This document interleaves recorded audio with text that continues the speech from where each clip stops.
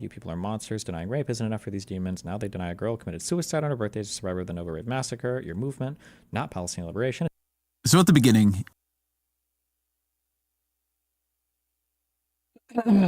what's going on, everybody?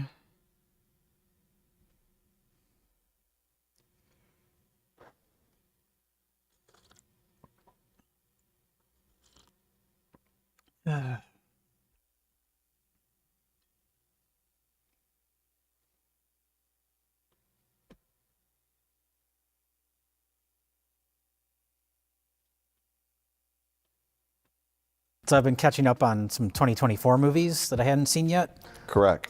So I watched just the two movies, most recent movies I watched before Breakdown, rewatching Breakdown, were Challengers, the Luca Guadagnino film, and Baby Girl with Nicole. They think I'm a dummy, but I ain't. But you kind of have to get... So guys, before I proceed with the video, this title is very real. I'm not promoting this group. I'm actively going against them, guys. I have genuinely... Have you ever tried meat flake copium supply? I don't think I have. What do you think of Amazon closing 7 warehouses in Quebec? Well, Quebec is a fucking shithole. It's terrible doing business there. They have the highest taxes in the entire country. And everything has to be done in French. They've basically outlawed English there, which makes everything more complicated, slower, stupid, confusing. So yeah, Quebec loves to ruin business in their province. been threatened by ISIS in the past, and this whole video is exposing them and giving information on how not to fall for their tricks and any propaganda online. This video is no way promoting these groups. It's very much the opposite. So if YouTube is watching, I am talking badly about these groups. These groups are a real threat to me in my daily life, and I'm talking bad about them, and I'm reporting them to the relevant authorities. And if you come across any radical groups online... David Chubby, you donate $20. Let me see. President Trump signs executive order to halt aid to South Africa and to resettle white South Africans as refugees in the U.S. I mean, it is... South Africa is terrible. Like, horrendous. It's kind of funny that he specifically said white South Africans. Executive order directs the U.S. government to halt all aid.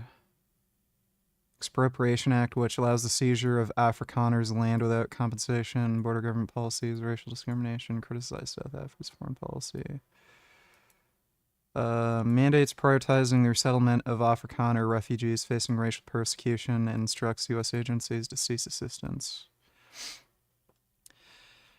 I'm not entirely sure what I think about this, because South Africa is absolutely fucked politically. Like, it's one of the most insane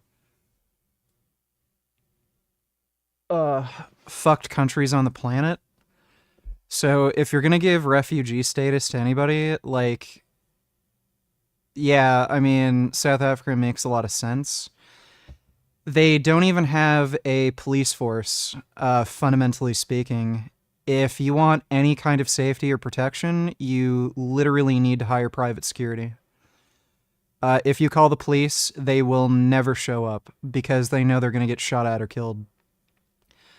So it's like they don't even have working electricity. They have rolling blackouts constantly every single day. Their government is insanely corrupt and horribly mismanaged. Like, it's basically a failed state. They are also complete fucking cunts. They're promoting Iranian propaganda, trying to defend, like, Hamas. They're hostile towards Israel, so, I mean, yeah. It makes sense to halt all aid to the country. Thanks for the donation, though, David Chubby. Appreciate it. Please check the link in the description to report them to the relevant authorities, because these people are very bad and they do hate us. But do watch. This is purely for entertainment. Thank you guys. God bless. Hey guys, it's Lord Miles here. I know you look at the title of this video and thinking, is this guy mad? And yes, I am, because there's no clickbait right here. In front of me is an ISIS website that I've infiltrated because you know what? They've betrayed my trust right now. ISIS and I had a mutual understanding. They would not bother me, I would not destroy them. But it seems like they've broken that trust. So if you look at my last video, I pointed out how they threatened me, and then I threatened them back with the Taliban, basically saying I'm going to turn ISIS into was. But now it seems like they've responded on their own little forum right here. I've got exclusive access, 2015 Vice style, and I'm going to basically go through there. And at the end of the video, we're going to do a little surprise, so you want to keep around to the end. Now my life is in danger by making this video right here, so I'm in the safest place, known as Afghanistan. I'm not in any unsafe radical Islamic countries such as England, France, Germany, or even Canada. So this should be fine, guys. Let's go and have a look. So first thing that happened about a week ago, this fellow DMs me and goes, hey Miles, I have access to an ISIS website. They just reacted to your latest video. Don't ask me about living how I got access to this rather questionable site. It's a long story. Just want to tell you. Teehee. Abu basically sent a screenshot to this group chat that looks rather questionable. He insults the Dean, and the Taliban let him have many bodyguards with 3 likes and 2 comments. Now that's pretty questionable. Now first, I didn't know if this was real or not. So what I decided to do was basically message back and say, hey mate, that's hilarious, haha. Because here's the thing, guys, I'm not scared of ISIS. I'm a hard Catholic person. If I die, I go to heaven because my God is the right God. If you're a Christian and think otherwise, I'm sorry, but you're a liberal. I don't care. But I basically told him, hey, thanks for letting me know. And I keep asking some more information. He gives me a website link right here, which is called Tech Haven, guys. Now this is kind of a libertarian access site where all everything's encrypted. I don't like the whole libertarian thing because it just turns out to be terrorists and pedophiles. He gives me exclusive access under this username. So I've gone under the alias of Abu. My money's on Strickland. I thought he won the first fight. Gummy. No. Off. Off. No. Down. But, you know, who knows? Could go either way. First fight was fairly close, but my money's on Strickland. Abu Hassan, with a fake email address, and the password, being a genius they are, is 12345 Abu Hassan right here, with a reason to join, because apparently the only way to join super exclusive terrorist group sites is to basically give a one-line response saying, I wish to support the Islamic State and watch the latest videos of our bros there. So we call them our bros, they're like, huh, real recognizes real, and they let you in the site, guys. So it's that easy to get onto one of these sites. It's terrible. As soon as I basically express interest in this site right here, the gentleman DMs me, and he sends me a dedicated video showing a screen recording of this site, showing it's all real. He explains right here that there are certain channels dedicated to weapons dealing from North Korea, Libya, all these terrible states, and also at the same time, bomb making, radicalization, propaganda, attacks on America, Israel, the United Kingdom, Germany, France, any Christian nation, any Jewish nation. It's not good, guys. And some sections as well talk about different groups. One of them, which I was quite surprised about, is India. They're trying to recruit a lot into India right now, basically showing that Christians and Muslims in India are not welcome in Indian society. The low caste as well are treated unfairly under Sharia law. So they should join this group and do some crazy acts to promote the Islamic State. Now the thing is, guys, I have threatened to nuke India in the past, plus I threatened to go to North Central Ireland and they banned me from India. Like, that's gonna stop me. Seeing this stuff here, it's honestly shocking, guys. And I think this lovely gentleman messaged me to warn me about this, because on this chat, they've been discussing me and my YouTube video about my very genuine threat and my 100k bounty to them. Now everyone's like, Miles, how can you pay that 100k bounty? ISIS killed you. Well, I always travel with at least 5k on me, guys. So the thing is, these go-fuckers, they don't have this, do they? Go-fuckers, come and get it. Come and get it. Come and get it. Come on, ISIS. Come on, come get it. Come get it. Let's interrupt the video for a second because I've got something to show you. Do you see that silly, folding-looking man over there? That's actually me, Lord Miles, in Afghanistan, and I'm packaging a bunch of authentic Taliban merch to ship to you guys from my store. If you look at the link in the description, you'll see a bunch of authentic Taliban merch being sold in my store, some new items, green headbands, wall rugs, and a million things in between. My items are so good, guys. So much so that scalpers are buying up my merch because I'm the only place you can get it, and sticking on eBay for 4 times the price. And you know what? People are buying it. So if you're looking for some authentic Taliban merch just for your collection, just for your autistic needs, link is in the description. It helps me out a ton. It supports my work. Traveling isn't cheap, so I really do appreciate any help, guys. And as a Catholic, guys, as a firm Christian who believes in Christ our Lord, I've also started selling some stuff that will go partly towards charity. I like to do some good deeds. So as you can see right here, I'm also selling the St. Christopher pendant. Now this is a cool metal coin, it's high quality, and St. Christopher is a patron saint of travel. So when you keep this on you, it keeps you safe. And a part of profit that comes from these pendants will go towards my upcoming charity that's launching in 2026, guys. So you get to support me and you get to support Catholic Christian values. God bless you all. Another reaction was sent to my video, and this guy is using some very silly name I can't pronounce, and he says, Salam alaikum brothers, I'm very mad at this kuffar called Lord Miles. Have you seen his videos? Do you like and subscribe? He's been placing a bounty on himself, exclamation mark. What do you think of his actions? Because I'm rather annoyed by him. I would like to correct your grammar first. The correct term is kafir, which is even funnier because you know you just got a Reddit ISIS member correcting everyone's grammar. And regarding the message you sent, it is without a doubt fake. Lord Miles is merely a person who just jokes around. Such jokes may indeed mock Mujahideen and Islam, and for that, the Mujahideen should do the exact, I don't know, kill him basically. But then one gentleman says, the most concerning thing about this man, about mocking the Mujahideen and actively receiving support from the Taliban to have weapons of protection. Apparently the Taliban are giving me arms. Not true, guys. Actually, the Taliban did promise me PKM, and we did shoot out on RPG one time. Never mind, long story. So guys, the thing is, I'm tweeting about this in real time. It seems like my tweets about infiltrating this group chat are going back into the group chat, and my little spy inside this group is now panicking because he's been found out a little bit. So not the smartest MI6 moments, but it seems like ISIS are generally watching my Twitter shitposts. That's quite the accomplishment, guys. I get a message from this big group. Holy yap. I didn't order a yappuccino at the cafe. Listen to this right here. I'm here to address an urgent matter. Recently, a cafe named Lord Miles made a rage bait joke video which mocks the Islamic State, creating fake articles articles within it and taking a random YouTube comment to support the threat narrative he wants to show, blah, blah, blah. I want whoever is behind his account to be treated accordingly to Sharia law. You know what hurts more than executions and beheadings? Words, clearly. So before I go into the website now, guys, I'm going to call up this gentleman and ask him about some information regarding his infiltration, how he managed to do it, and what he recommends I do. So my man, you've just given me an ISIS group chat login information alongside, information that ISIS basically is aware of me, doesn't like me, and actually wants to kill me. How the hell did you get into this? Like, how did you infiltrate ISIS? How did I do this is very simple, but at the same time might seem complicated. Because of the internet, right, you get all sorts of people. How to say this? You get like LARPers, right? People who pretend to be like, from organizations, blah, blah, blah, I play a lot of like military games, okay? And I met this guy who was playing Roblox, and he was like an ISIS LARPer. So was his buddies that I met later on. So me and him kept on chatting, and then he added me to a few like Roblox, like military games and community. Frank has a new video out today. You going to watch it or wait for Sam to arrive? Also, who are you watching the fight with? Probably ask yourself, Avi, Nick, and another friend of mine. We'll finish this video if Sam shows up, or if he's here already and announces himself, we'll, watch it then. But otherwise, we'll finish this video first, then watch it. Thanks for the donation, Jason Bloomy.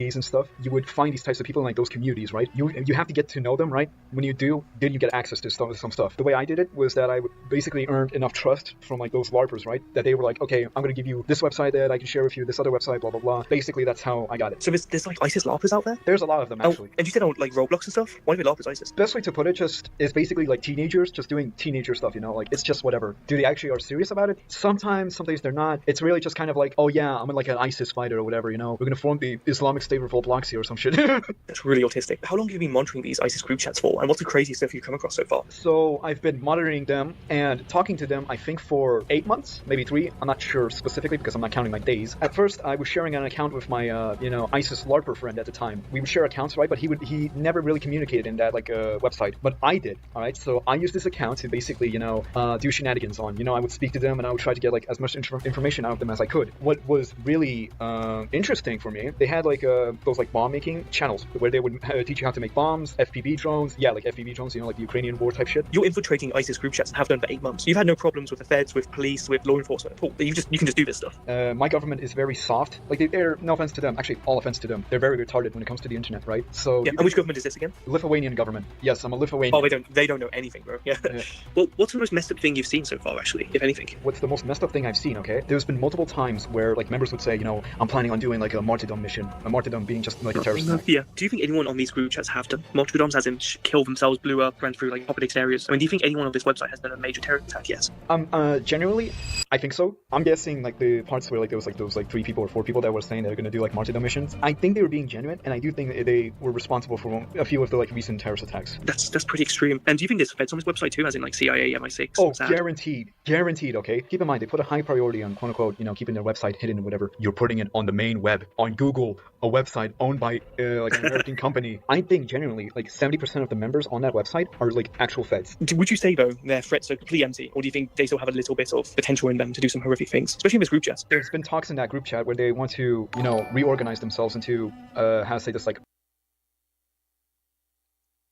The Gyno King Somali Burgess. Men are approximately 624% more likely to separate from a woman if the woman gets sick. If a man becomes terminally ill and his wife becomes the caretaker, there is a 2.9% separation rate. If the woman is terminally ill and their male partner becomes the caretaker, they leave at a 21% rate. What is going on there? That is alarming, shocking. When people have gone through and interviewed these men, what they will say is that they're no longer getting the emotional intimacy. They're no longer getting the physical intimacy. And as a result of no longer getting this thing, they're out. So why men though? They're over 600% more likely to leave a terminally ill partner than women are. There's a I'd have to see the actual stats on this, but there could be a variety of weird reasons for this. One being men have more savings or investments. So when they get ill, it is just more practical for a woman to stay around than for a man to stay around. Disproportionate. I have no idea what data they're referencing, though. The amount of the relationship that's placed on the physical side of the relationship, right? Men.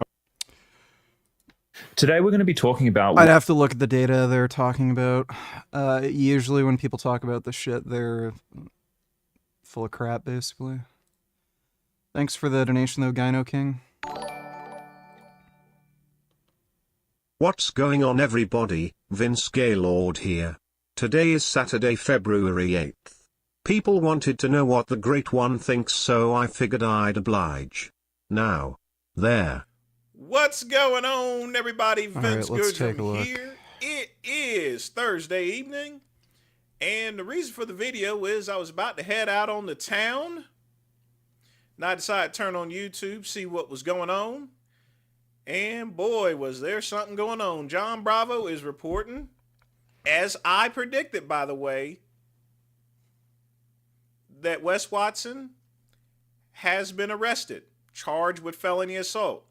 And folks, I told you guys that he was going to be arrested. A lot of people didn't believe me.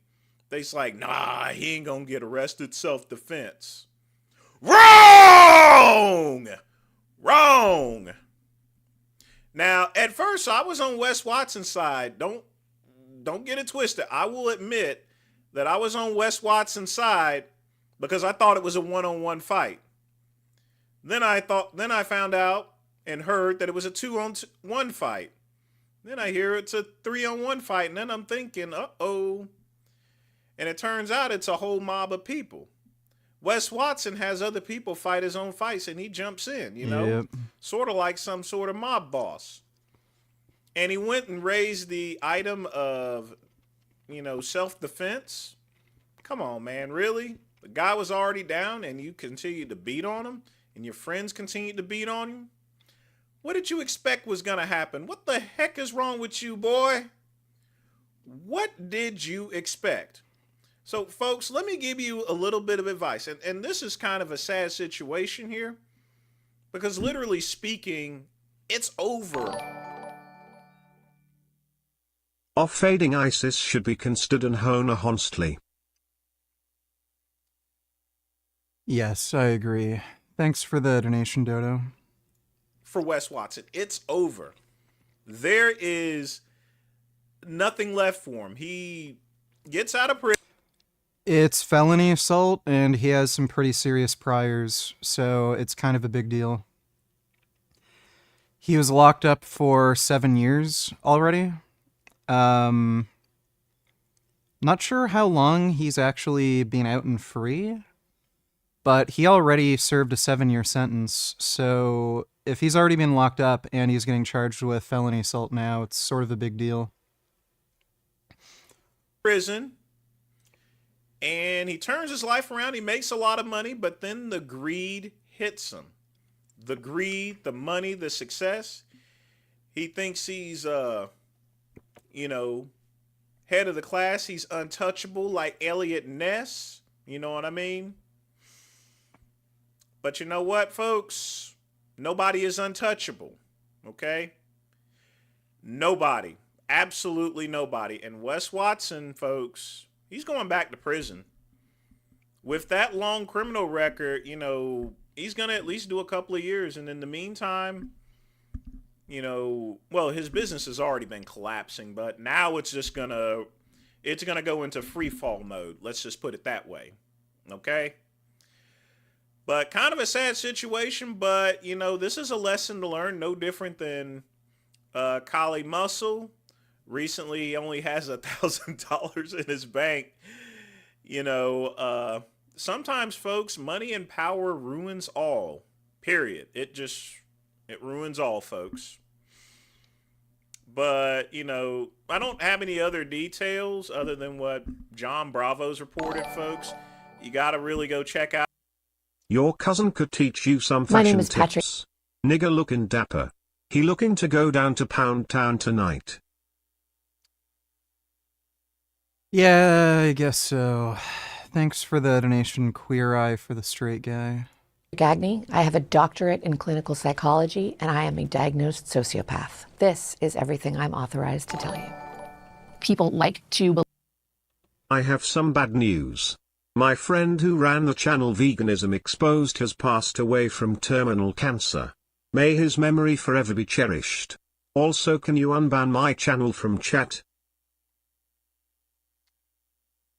Did he really?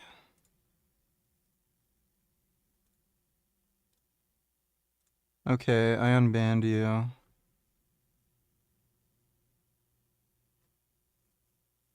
Well, that's good to hear. Thanks for the donation, John. VG lazy with donos lately? What the fuck are you talking about? If somebody sends me links that, suck and are boring, like, it's funny, you all fucking whine and complain, why are we watching this? It's boring, ugh. And then when somebody links me something boring and I just, like, don't watch it or skip through it, why are you skipping it? Believe that sociopaths are one-dimensional serial killers because, in a way, if every sociopath looks like that, then sociopaths would be easy to spot. You won't have to worry whether you're married to one or living next door to one or having birthed one, when the truth is most sociopaths resemble normal people.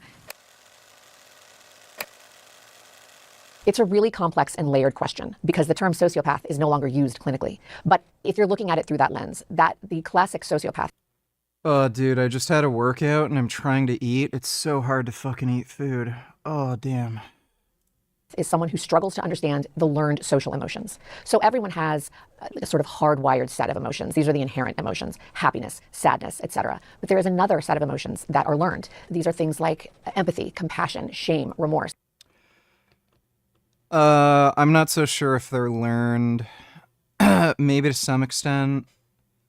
Like, through socialization, you learn to understand how other people feel, but yeah, I think it's debatable how much that's actually learned.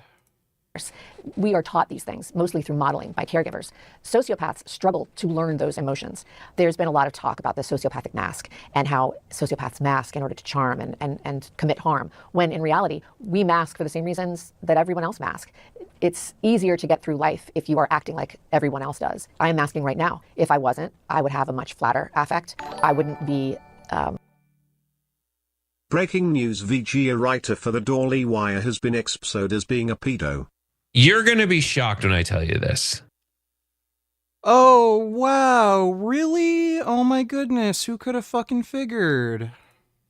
Would you believe it? What if I told you if someone who was so wildly another anti-trans, anti-grooming right-winger was arrested for child molestation? Like, by the way, the only reason they do this is to make up for their own guilt. Like, all these people who are insanely homophobic, they're fucking gay. They want to suck cock, and they just feel guilty about it. So they try to get rid of that guilt by just accusing everybody else of it, you know, preaching about how bad it is to be gay. Like, same shit here. Molestation charges. That's right. Put up the damn picture. 39-year-old Floridian. Yeah, that guy looks like he'd be a pedo. Aaron Craig Gleason is a conservative writer who has published pieces in outlets like the Daily Wire and the Federalist, two of my favorite publications. He wrote at least 2 articles for the Daily Wire, which has removed his author page. But as of now, his author page on the Federalist website is still live. One of his pieces on the Federalist was a review of Sound of Freedom, an anti-sex trafficking film that he deemed a, quote, call to action. In the review, he wrote this: "It's about the children, lost, invisible, children who suffer in the depths of hell every single day. While the rich and powerful try to indoctrinate us with critical race theory and other ideological moralisms, true victims suffer in literal cages and chains. The current culture war is all about children. Children are the most important thing in the world. We cannot allow our world to be dominated by child sex abuse. We must help." To quote the film, quote, "God did a video of pride marchers, some of whom were..." Not surprising. 2645. Kind of like Frank being homophobic and talking about Ram Ranch. Yeah, exactly. That's exactly the idea. Thanks for the donation, Queer Eye for the Straight Guy. 2645 donate $2. Go to 2645. Hassan said, what is needed for him to go vegan? Okay, let's get it. All right, this is the... This is going to be bad. Either risky or stupid in a 1-hour format. Unreal. Oh my God, this is so good. Wow. Listen, instead of being in here trying to debate, okay? Debate me, a man who eats 1.25 pounds of straight white chicken breast every single day.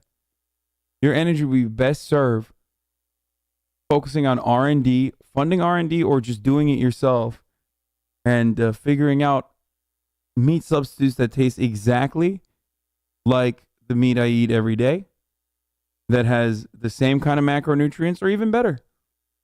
Okay? That is at the same...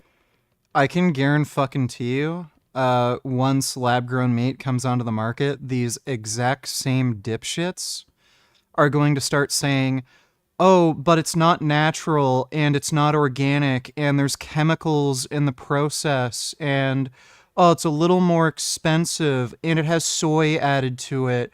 I heard soy is bad for you. None of them care.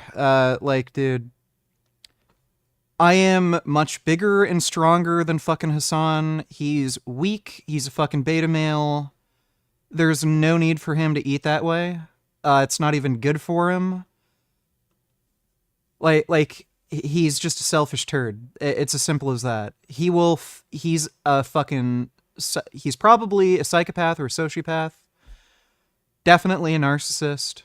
He will fuck over anybody, lie, harm other people and animals for his own personal interests. He is just not interested in being vegan or making any ethical decisions. He's just a fucking turd. Thanks for the donation, dude. Vegan donate $2 start at 1:30. Good evening from Washington, D.C. I'm Michael Steele in for Chris Hayes. Learning more and more about this, quote, capable group. It was just yesterday when one 25-year-old Musk staffer who had sensitive access to the Treasury payment system quit his job when the Wall Street Journal connected him to a social media account full of racist hatred. He was apparently posting stuff like, quote, I was a racist before it was cool, and you could not pay me to marry outside of my ethnicity, and normalize Indian hate. And get this, Elon Musk is mad that the staffer had to quit. Go figure. He attacked... Yeah, Elon Musk is a racist white supremacist. The journalist even who wrote that story, folks. Oh, but it gets better. J.D. Vance, you know him, the Vice President of the United States, posted that he agreed with Musk. And apparently, so does Donald Trump. Yeah, ironically, J.D. Vance is also a racist, white supremacist, white nationalist, even though he's married to an Indian woman.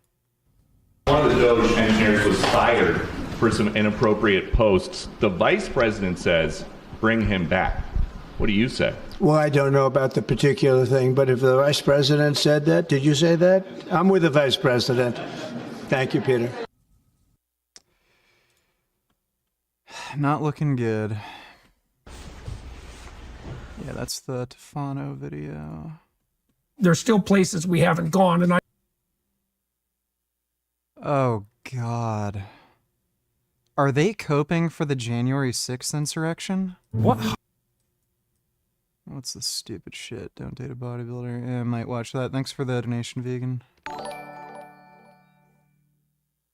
Frank just uploaded a new weird video. Yeah, somebody just linked me that. Thanks for the donation, Billy Mitchell.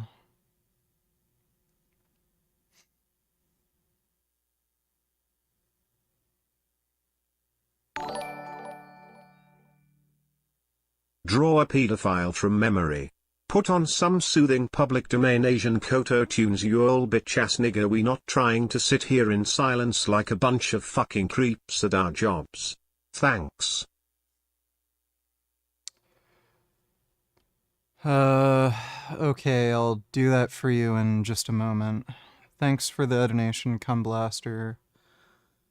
Ironcaster. If drugs should be legal, then should fentanyl be legal, even if it kills almost everyone who uses it? It does not kill almost everyone who uses it. If it did, please explain to me how anybody's making money selling fucking fentanyl. If your clientele dies after using it, you're not going to be able to sell it, right? And on top of that, if it's legalized, then it's going to be regulated and people are going to get reasonable, safe doses that are accurately dosed. And it's not going to be laced in other drugs. And you're going to know what you're fucking taking and be able to use responsibly. So is it better to just make all of these drugs illegal and then have a black fucking market that's controlled by organized crime that ends up shooting each other and shooting cops and normal people on the fucking street, and then anybody can get a hold of it? They don't care if they sell to children or vulnerable people, and they don't even dose it properly, so you might take like a mammoth dose without realizing it. They'll cut it into other drugs, and then you end up getting a ton of fentanyl deaths. Is that better than just legalizing it and getting rid of organized crime, nobody's shooting each other, and if somebody has an interest in using fentanyl, they can actually take a dose that they can handle? Like this stupid dad logic, you want people to do drugs? Go fuck yourself. Ugh, Sound of Freedom was such a bigoted movie, it's a shame it somehow managed to spawn a sequel, Tilted Sound of Hope, by the anti-vax nutjob Letitia Wright. I've never seen it. I've heard it's pretty retarded.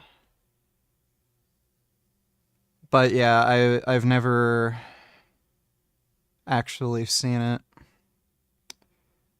Isn't it basically like Taken, but they tried to make a more realistic spin on it almost, and it's like a documentary kind of thing? Thanks for the donation, Dodo. Hold W. Pnen accountable. In your 38 years as a judge, is there a certain case that you still think about today? I get upset even thinking about it. I felt crumbled at that moment. I've never forgotten that. To this day, and I was on the bench for 38 years, I still think of that case.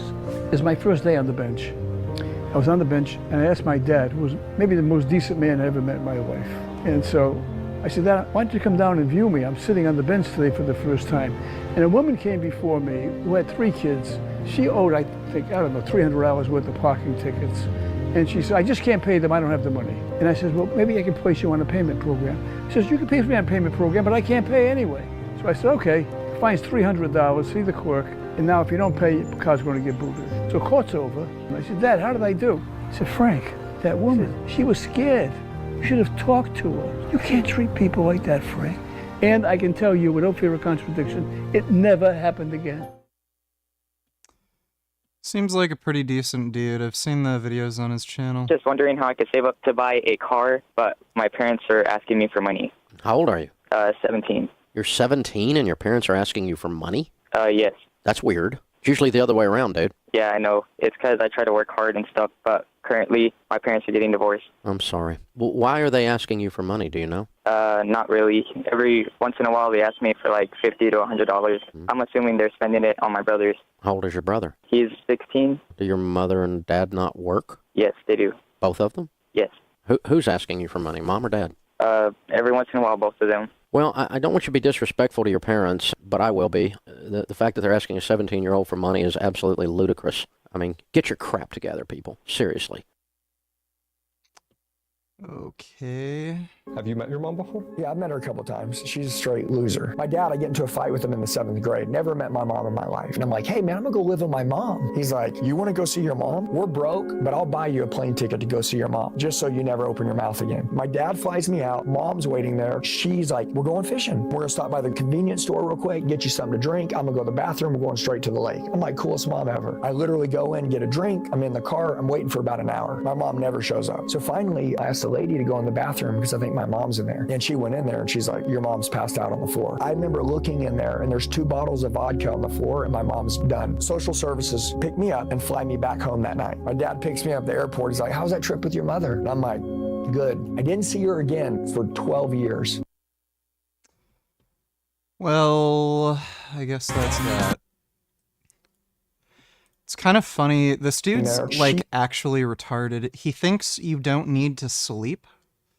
He tells his employees, like, what's the problem with working 100 hours a week? You've got like 4 hours per day all to yourself when you come home. he literally doesn't think sleep is necessary. He also makes a big deal about all of his employees having visible abs, and this guy's on steroids, clearly.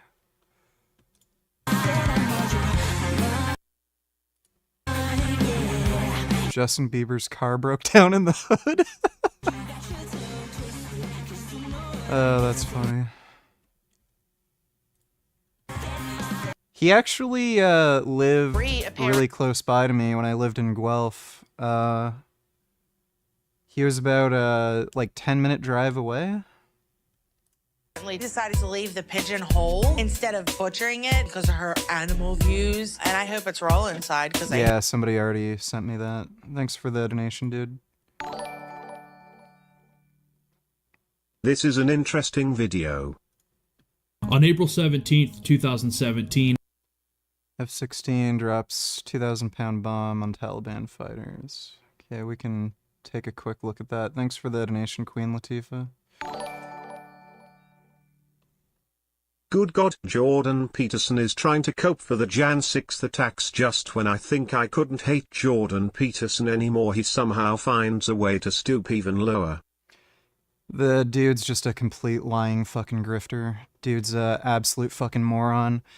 And, like, of all times to try to defend Trump, like, this guy's, like, you know, making tariffs on Canada, talking about annexing it and shit.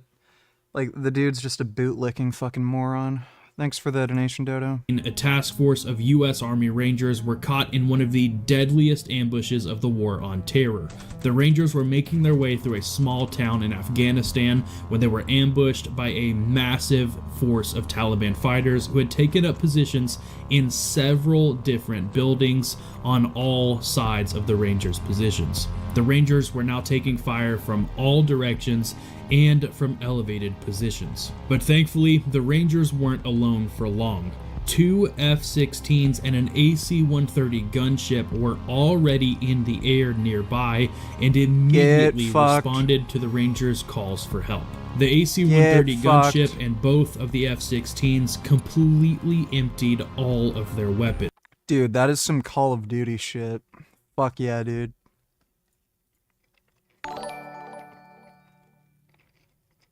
Hello VG. Hope you are great. When will you take steroids? Excited to see how much vegan meat you can pack on once you start juicing. What kind of dosages will you take? I think you should take more than just test to maximize gains.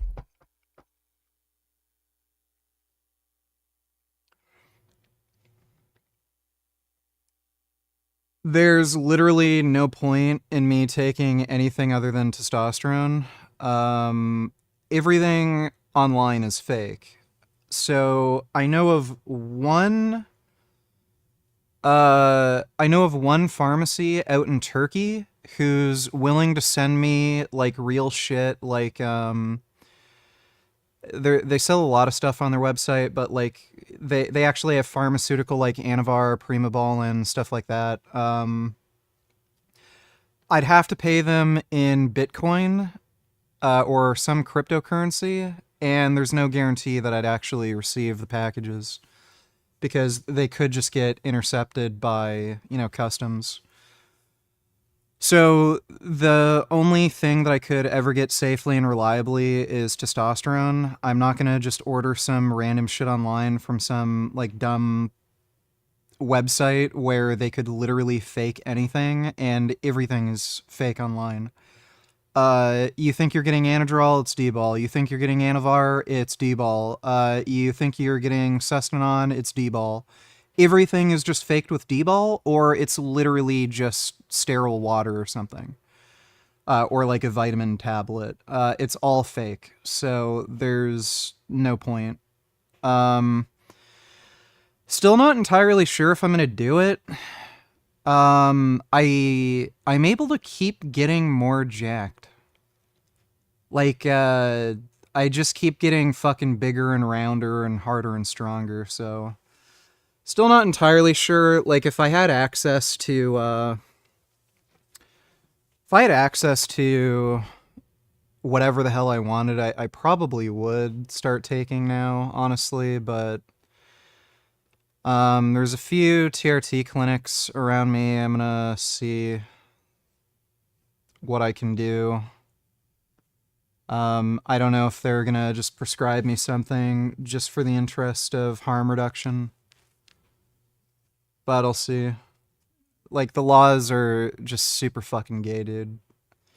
Like, you can buy alcohol, you can buy cigarettes, you can fucking kill yourself, give yourself lung cancer, liver disease and shit with nonsense that has literally no benefit to you. But if you want to take steroids, get stronger. Oh, that's illegal. That's dangerous. Steroids are dangerous.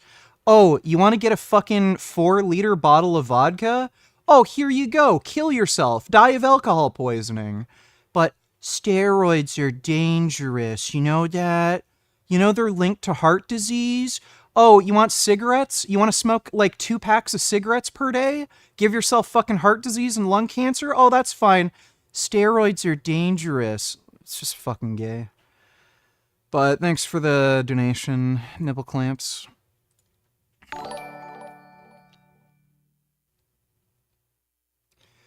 Hood fights donated $2. Justin Bieber in the hood, cuz. White boy. Shout out that arrow, I'm hit. Need you right near me. I try to maintain. So don't mind if I turn away. Yeah. Yeah. Okay. Oh, okay. You know? Yeah, he actually balls. 13, 14, 15, 16. They literally made him do fucking push-ups. You know what's up? Inside, let me know. No. What you mean? Blood, fuck that nigga, both. Oh no, blood. Okay, they don't know how to fight. Yeah, shit going on. Handle your business, man. Smoke section.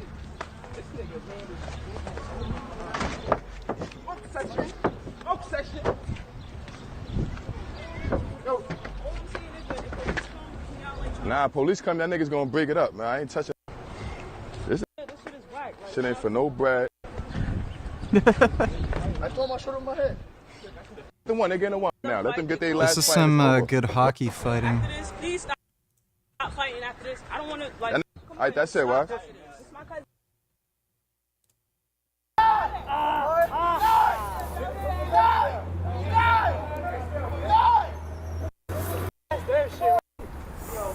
my God.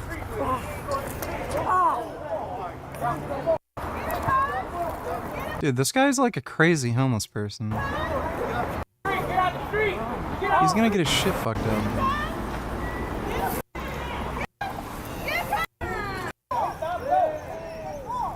Okay, these aren't good.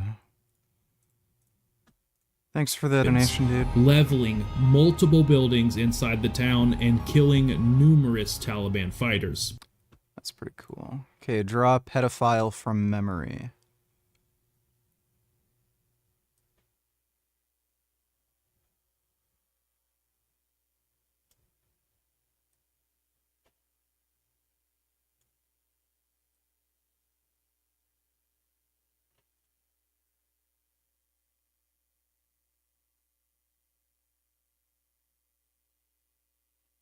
Ah, fuck.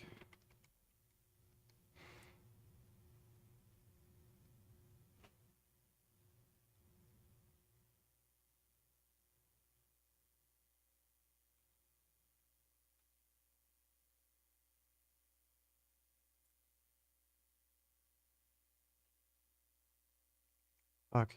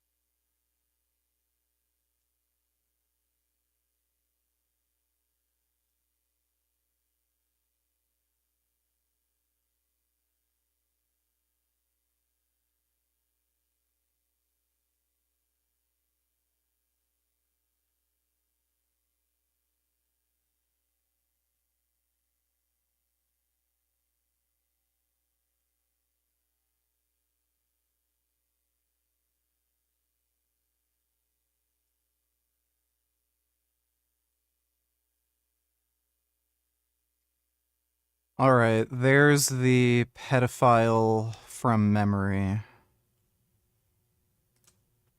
Hope you enjoyed that drawing. Let's see, Frank. So most of you guys know I was botched a little over a year ago now, getting plastic surgery for my eyes, left to completely fend for myself by this psychopathic doctor. And a lot of these doctors are sociopaths, but 99% of them just think of you as a quick paycheck. They don't care about you. They don't care if they mess up the surgery. It's disgusting and despicable, because after they mess up, they will protect themselves at all costs. And I don't know any other patients or any other victims of these plastic surgeries that have gone as far as I have in regards to spreading awareness and letting people know how they were treated and how horrible their experiences were. So I was able to find some doctors that were able to reverse the damage done to my vision. I still have bad vision. I can talk about that in another video. But lawyers, on the other hand, don't want anything to do with this case. Both lawyers and doctors are secret society members. They're in the club, and they will protect each other at all costs, unless you yourself remember. But he's talking about a secret society of Jews. That's another discussion as well. There were 3 or 4 lawsuits, I can't remember, against Dr. Taban in the California State Court. And I did reach out to those lawyers, but they didn't want to help me, so I can only assume that the people that those lawyers did help were secret society members. Now, due to the statute of... He means Jews. And by the way, the idea that a lawyer wouldn't take up a civil case... They're getting paid whether they win or lose. So chances are Frank asked them to do it for free, and then they're like, yeah, get fucked. Or he made it obvious that he can't afford to pay them.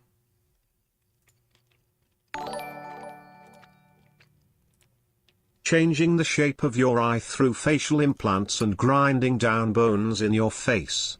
Sounds like a great idea where nothing could go wrong. Yeah, anybody with any fucking sense would know that is a very, very risky procedure, and you're probably going to get fucked up. But Frank's retarded, and he said, I did all this research. You don't need to do any research. No, that's just a stupid idea. Thanks for the donation, Majin Buu. Of limitations on medical malpractice in California being 1 year, I don't really have a choice but to file the lawsuit myself and represent myself pro se, which is kind of despicable. There's no chance. Really?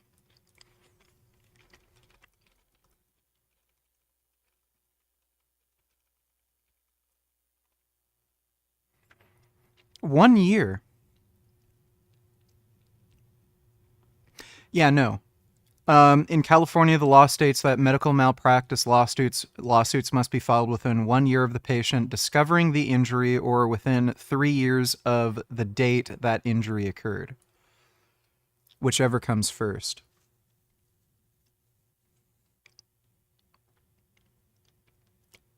That's a very short time frame. You know, this guy destroyed my face, basically ruined my life. I don't want to do YouTube anymore. I'm barely running my businesses, and now I have to, try to write up a lawsuit to get some remediation for this craziness. And we did make a video a month or 2 ago about how... Is he putting up a fucking dono goal or anything? No. I'm surprised. How all of these judges are dismissing my other cases, but who knows, maybe we'll have to get you guys to support me, and I'll have to hire people to stand outside these doctors' offices and these courthouses to hand out flyers, because these people are absolutely disgusting, and all they care about is how much money they can make and how good they can make their own lives at the expense of other people. So this guy literally has a meat business where he fucking murders animals for money, and then he's saying, these people are disgusting, they'll hurt people for money. Really? Oh, you don't say, jackass. I'm just gonna kind of go over the lawsuit a little bit. You guys can read this yourself if you want to. I mean, you might need like a membership to the legal sites, but if you just Google Tufano v. Taban, you'll see like the courts, the cases were filed and all the motions and everything. And this is really just explaining factually what happened, truthfully, and just by doing that, it checks all the boxes for medical malpractice violations. So there's a lot of like legal literature, and that's what most lawyers and judges know, like all the relevant court cases that have happened. But I mean, it's really a bunch of nonsense. They'll reference one thing from a case from. Yeah, I just thought of this. One of the reasons why some of these lawyers might not be willing to take up the case is probably because he signed a liability waiver, acknowledging potential effects from the procedure. So like strabismus, it was probably in a liability waiver that like one of the possible outcomes is you'll have strabismus. So if he was warned ahead of time and he signed a document, chances are he has absolutely no case. 19. Like, especially if the liability waiver was specific enough to mention the exact, side effects he has no fucking case. 86 and use it to dismiss your claim. It's completely ridiculous. It's really stupid. And they can just kind of do what they want. But hopefully we can get this to trial and remove any sort of judicial interference. Dude, is he like drunk? He's talking super fucking slowly and it's like he wants to take a nap. So Frank Tufano had surgery with Dr. Taban, discovered the injury several months after the procedure when he was supposedly recovered. Dr. Taban said he could improve Frank's appearance. However, after the recovery period, Frank Tufano was left near blind with severe visual impairment. Dr. Taban lied directly to Frank Tufano about the risks of the procedure, the expected results, and immediately after the procedure, when Frank Tufano was clearly deformed, attempted to lie and mislead Frank Tufano that everything was okay. Talks a little about the website, Dr. Taban promoting himself as an expert, but he left me deformed and near blind, so he can't be that much of an expert. He did 4 procedures in total, and one important thing to note is that no other surgeons in the world are performing this orbital decompression procedure for cosmetic purposes.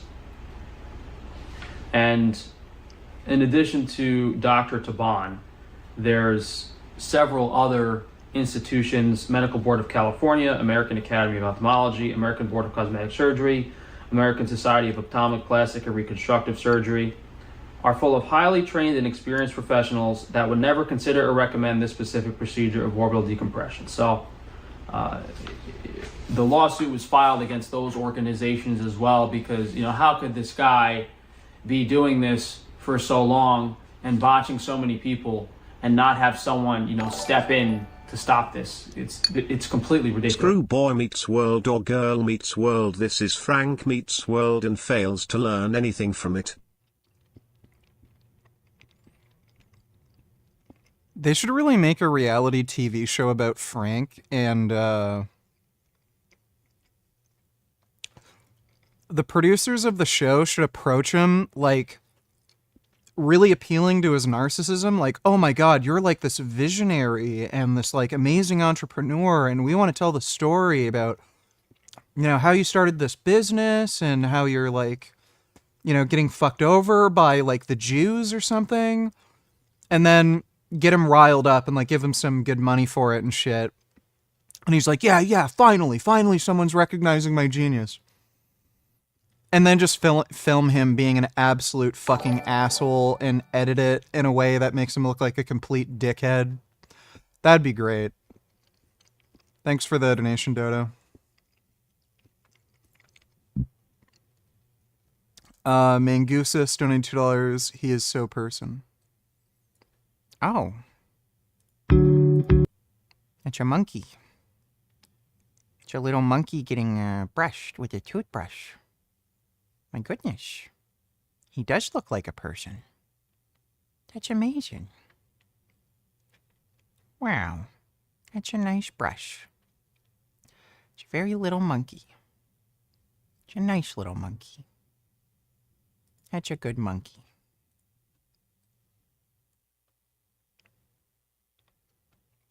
Oh. What is this? It's a sea potato. It's a sea potato on a surfboard. Oh my god. Oh. Oh my goodness. It's been 37 seconds since we left home. Oh. No, we're not there yet. Squirrel. Oh my goodness, I want a squirrel. Oh my god, that is amazing. I love squirrels. Squirrels are the best.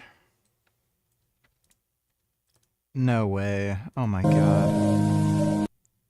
Yeah, this is why I'm gonna get killed while riding my motorcycle, some dickhead. That's exactly what's gonna fucking kill me.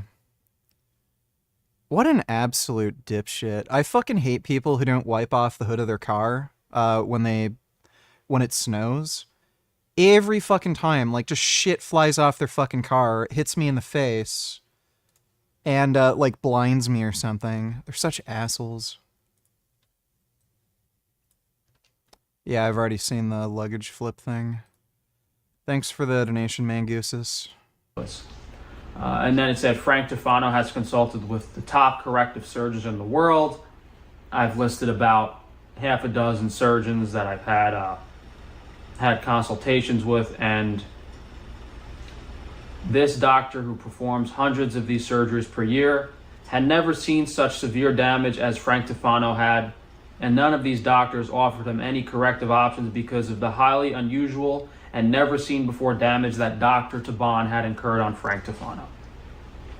So then I go and say how crazy it is that he performed this surgery on me. Then I explained how I had 5 attempted corrective procedures as of November.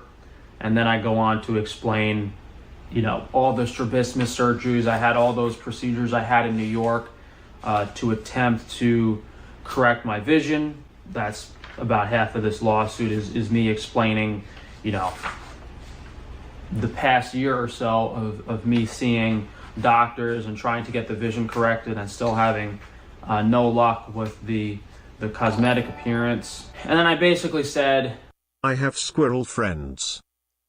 Let me take a look.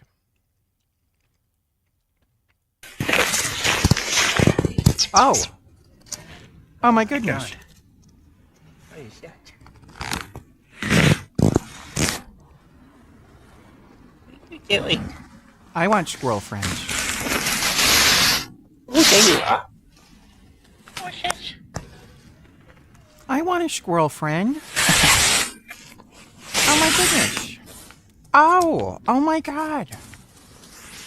Oh my That God. is a good squirrel friend. Oh my goodness. Oh my god. That's a fucking squirrel. Oh Jesus Christ. What is it? Oh my god, there's another squirrel. Oh Jesus Christ. Oh, so many squirrels. Oh my god. Oh, that's amazing. Oh, that's so good. Oh, I love squirrels. Squirrels are the best. I know. Those are good fucking squirrels. Thanks for the donation, Wandering Mason. Boof me, donate $2. Let's watch this random shit I found on YouTube in its entirety. Video unavailable. Thanks for the donation, Boof me.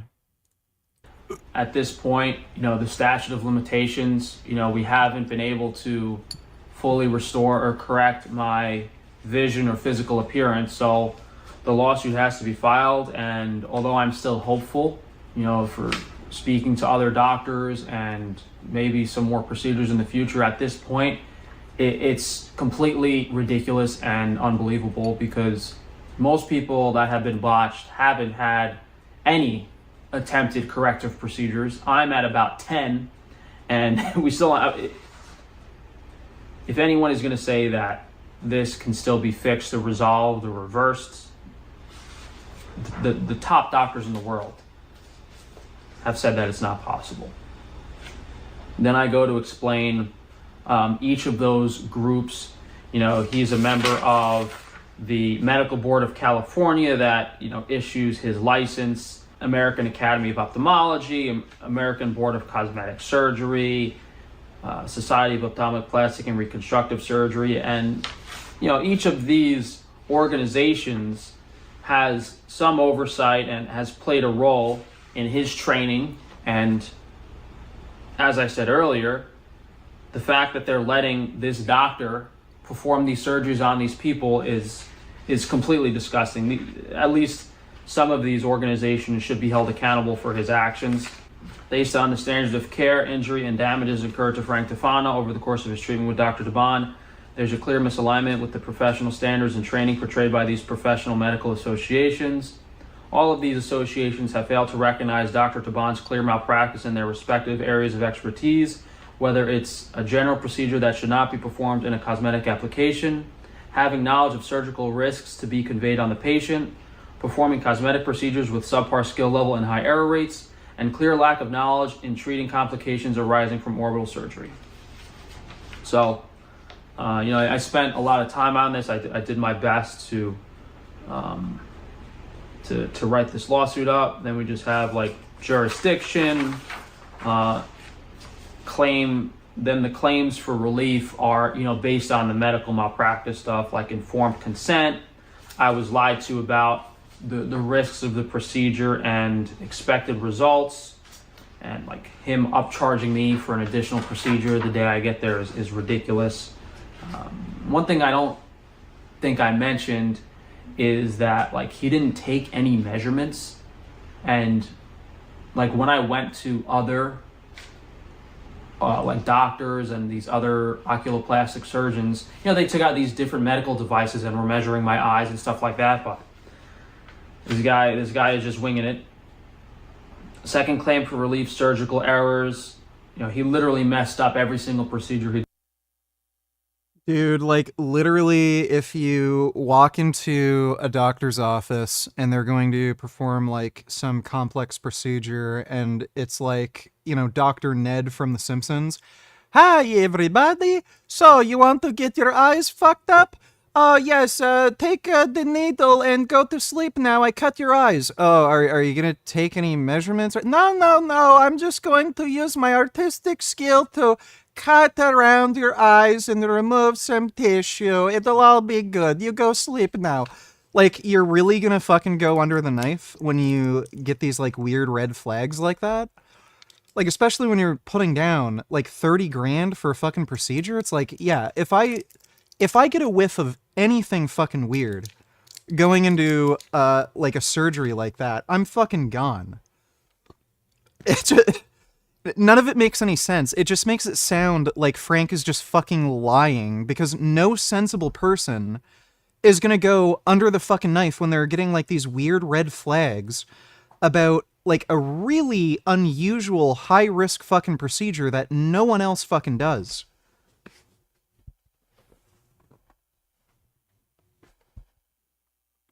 He did on me.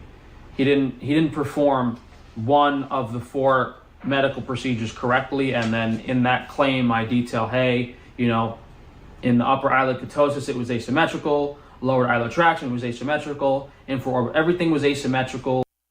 Is it Dr. Nick or Dr. Ned? Nick. Hi, everybody. Hi, Dr. Nick. Dr. Nick, this malpractice committee has received a few complaints against you. Of the 160 gravest charges, the most troubling are performing major operations with a knife and fork from a seafood restaurant. But I clean them with my napkin. Misuse of the cadavers. I get here earlier when I drive in the carpool lane. There's a crazy man with a scalpel in ER. He's demanding to see a quack.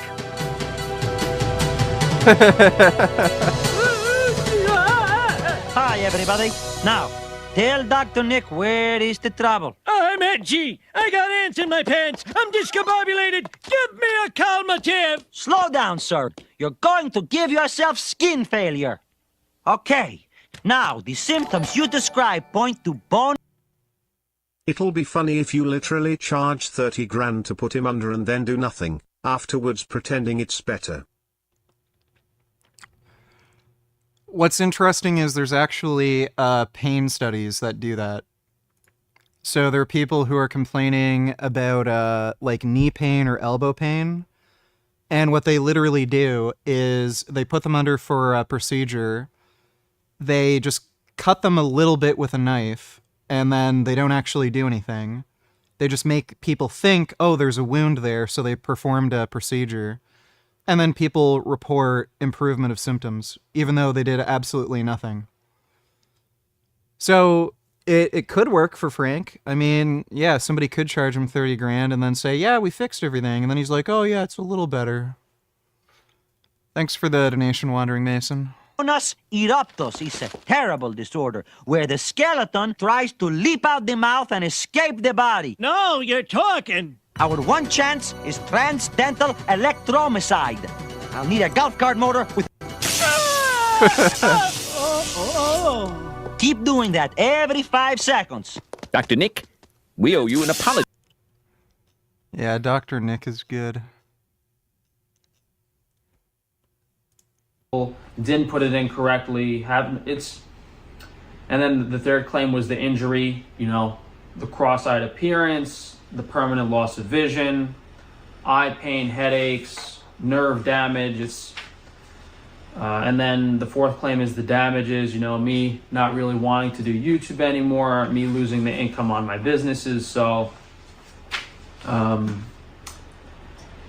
based on the projected income of the next 20 years on my business, these organizations owe me a combined amount Oh, here we go. of $485 million.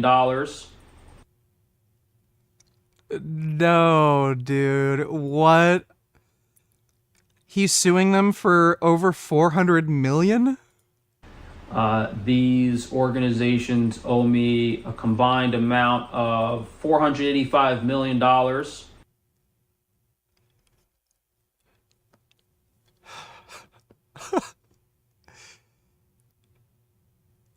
He's suing this doctor for $500 million. That's a little optimistic.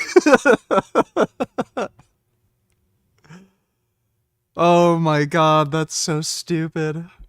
That is so fucking dumb, dude. If he were to say something like $250,000, you know, like 250,000, even like 1 or 2 million or something, like it is his eyesight that got fucked up. $500 million. Are you fucking kidding me, dude? No one's gonna take this seriously. I lactate soy $22. Have you ever seen this, lol? Then we'll bring this fool in.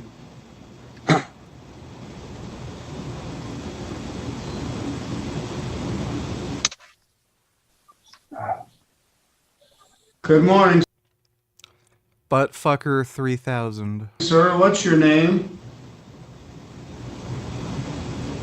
Me? Yeah, you. Yes. Nathaniel Saxon, sir. Your name's not Buttfucker 3000, you yo-ho. Logging into my court with that as your screen name. Why We'll would that? discuss that in a little bit. What kind of idiot logs into court like that? What's your name again? Nathaniel Saxton, sir, but I don't believe that I typed anything like that in. Well, that's what it says. Why, We'll I discuss that in a apologize. bit. That should not Yeah, be. you should. I'll put you in the waiting room. You can sit in limbo for a while and think about what you call yourself online. That judge sounds a little slow. Also, there are some glorious frames in this vid. Oh, Hyrax. In the mountains Oh my god, look how majestic. of Oman, a rock hyrax family are soaking. Oh my god. Look how beautiful and regal the Hyrax is. Perched up on a mountaintop. Oh my goodness. Up all the late afternoon heat they can get. They could also. Oh my god, they're so beautiful. Dude, I wish I could, like, communicate with animals. That'd be so sick. I could be friends with, like, literally every animal and tell them to, like, kill and eat people that I don't like. That'd be so dope. I could go to, like, a slaughterhouse and tell all the pigs to, like, as soon as they get out, just bite the living shit out of everybody around them and just tear them to pieces and have them, like, eat everybody, and then I could tell them to run certain areas so they can, like, avoid capture and then go to a sanctuary and shit. And I could tell all the cows to, like, gore their owners and crap. And then I could go to places like this and just be friends with Hyraxes. Be accused of having a bit of an identity problem. Oh my god. Oh, so beautiful. Oh my god. I want to kiss this little guy right on his forehead. He is so handsome. Oh my goodness, look at the little nose. Oh, those ears. Hyrax oh, look so like handsome. rodents, but their closest relative is actually an elephant. Oh my god. Yeah, it's funny. They share a evolutionary lineage with elephants. Oh and my although god. They're mammals, they need to Oh, bask to Jesus keep Christ. warm, Oh just my like goodness. lizards. Oh, they're so handsome. Oh, look at them. Sunbathing. Oh, they're so beautiful. Gives them a targets. Oh my god, I want to be friends with all the Hyraxes. Oh, look at them. On high alert. Oh, they are so good. Oh, what handsome little chubs. Thanks for the donation, I lactate soy. You need to start taking finasteride before it's too late. Trust me, I know. Please listen to me. Again, my hairline has not changed in 10 years. I don't think there's any urgent need for me to take finasteride right now. When I take a shower, the only hair that falls off my body is, like, from my chest and, like, I guess some pubes or something. But whenever I see hair after I shower, it's all, like, chest hair. So, I'm not too worried about it, but I probably will take it eventually. Thanks for the donation, finasteride gains. Hope this makes you chuckle.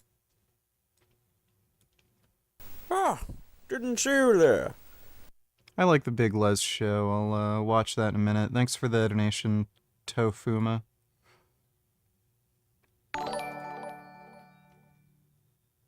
Surgery is simply cope. It's all dependent on genetic baseline. Even kek celebrities with millions of dollars get botched.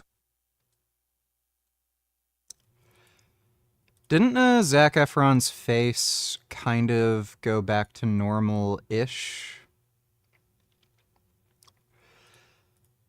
Yeah, I mean, Zac Efron was already a good-looking dude. If you're already good-looking, there's literally no point in plastic surgery. The technology isn't at a point where you can make, like, a pretty good-looking person who's, like, 7, 8 out of 10 into, like, an 8, 9, 10 out of 10. It's really more for people who have, like, obvious, like, deformities, basically. So if you have, like, a massive overbite or something, like, yeah, plastic surgery can fix that. If you have, like, a huge asymmetry because like some muscle in your face or something was malformed, you know, plastic surgery can fix that. If you have like excess skin from weight loss or something, you know, like plastic surgery can fix that. But if you're already good looking, you're not going to improve anything. You're just going to make it look like you had plastic surgery. What does Zac Efron look like now? I know his face was weird. He says he broke his jaw. That's fucking bullshit. He had plastic surgery. So yeah, he looks more normal now. He got some fucking procedure on his jaw. But, yeah, he did something to his jaw. I don't know exactly what. I'm assuming he got, like, some sort of cheek filler and maybe an implant or something. That's why his jaw looked so fucked up and he had, like, handsome Squidward going on, but I think he likely got some sort of revision or something. Like, he did something. You don't look like handsome Squidward from getting your jaw broken. He was clearly fucking lying. Thanks for the donation, Cyrex. Cum Blaster, Ironcaster, donate $2. Since I have to do your fucking work for you, next time you draw something, put on this good-ass playlist. Video unavailable. Oh, you're gonna do my job for me? Get fucked. Thanks for the donation. Wandering Mason donated $3. Let me see. Oh. Oh, yes. Kiss the Chihuahua. That's a good Chihuahua. Kiss him. He loves his kisses. Yes, kiss the little Chihuahua. That's a good Chihuahua. So nice. Oh, yes, he loves his dad. That is a good Chihuahua. Thanks for the donation, Wandering Mason. Street Vegan donated $3. You should bust in my pussy and on my thighs. I cry when I can't have sex with guys. And my pussy and on my thighs. Dude, System of a Down fucking sucks. They're one of the worst bands of all fucking time. All of their music is shit. Like absolute dog water. It's the kind of horse shit where it's not like you can just ignore it. It's like, it's not something I'd listen to, but if I'm just driving, I can kind of just tune it out, sort of. Like, it is just ear cancer. Annoying horse shit. System of a Down just fucking sucks. I don't know why so many people like them. Like, everyone's a fucking retard. Thanks for the donation, Street Vegan. My name is Charles Charlington, the narrator/storyteller for The Big Les Show. Today, I will be telling you the story about Leslie's epiphany while he was experiencing the effects of Sassy's Tripper Snipper sandwich. Let's see how this story wraps up.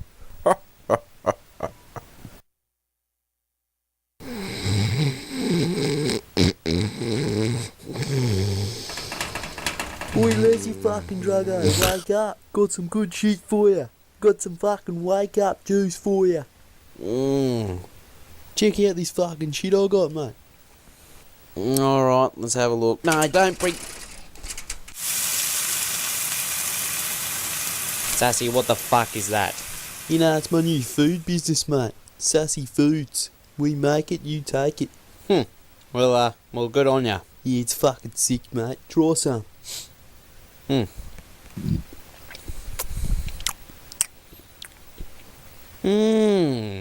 quite nice, actually. Yeah, it's called the Tripper Snipper. Why's it called a Tripper Snipper? Because it trips you the fuck out, and your whole life gets snipped from reality. Plus you hear the sound of a whippersnipper in the back of your head for like 7 hours or so. Sassy, what's in it? Oh, you know, the use. Speed, weed, heroin, cocaine, mushrooms, clean, petrol, battery acid. Come blaster, iron caster, donate $2. Look here, you snarky little fuck.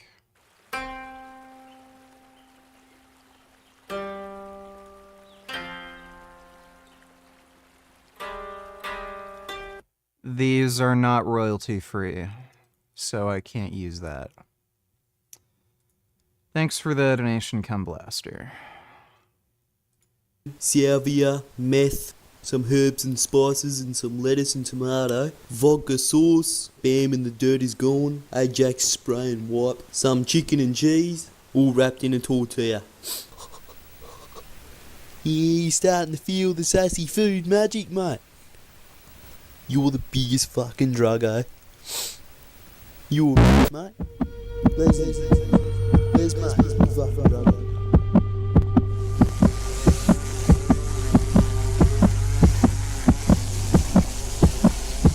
I'm going back to Kingdom Come. Go back. Didn't you know? You will never be a king. You're not my brother, Leslie. You're a fat oaf. Fuck you, Les. You're not my father. Hey mate, can I borrow $4? Is you alright? It's only drugs.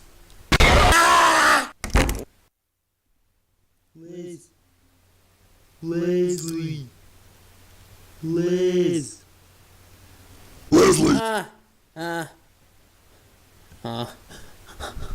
Oh, good afternoon, sleepyhead. Afternoon. 11. That was not good. Split between each of the organizations, Dr. Taban at 33%, Medical Board of California at 33%, and the remaining 33% split between the 3 supervisory boards. So, who knows what's going to happen? I mean, as I've said several times, like this was the only option. None of these lawyers wanted to help me, and yeah, I could take out a line of credit to pay a lawyer, but There you go, I knew it. He was trying to ask a lawyer to work for free on the basis that they'd get a percentage of whatever he won in the lawsuit. And obviously none of them are going to do that because the prospect of winning is really low. So he just admitted it. He can't afford a lawyer. It's not that they weren't willing to work for him. the whole scope of everything, if a lawyer sees that, you know, this YouTuber social media personality was severely disfigured and butchered with clear medical malpractice against the top eye surgeon in the world. What Frank Tufano believes he would look like after obscure looks maxing surgeries LOL.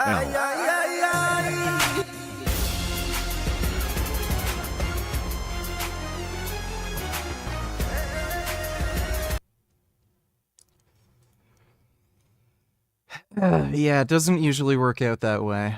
Thanks for the donation, Cyrax. Basically, the most successful and famous one. It's a no-brainer case. Like, you're gonna make a lot of money off this doctor because what he did was clearly wrong, and he has a lot of money that you can get from him. Like, to me, from the perspective of a lawyer, this is a no-brainer case. And the fact that no one... Nope. You were warned about the side effects ahead of time. You probably, even if you weren't warned about it verbally, guaranteed, without question, he signed a liability waiver.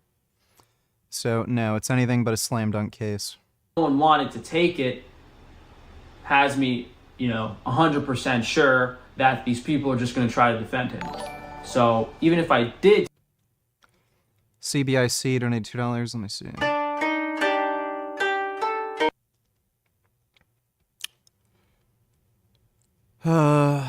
Okay.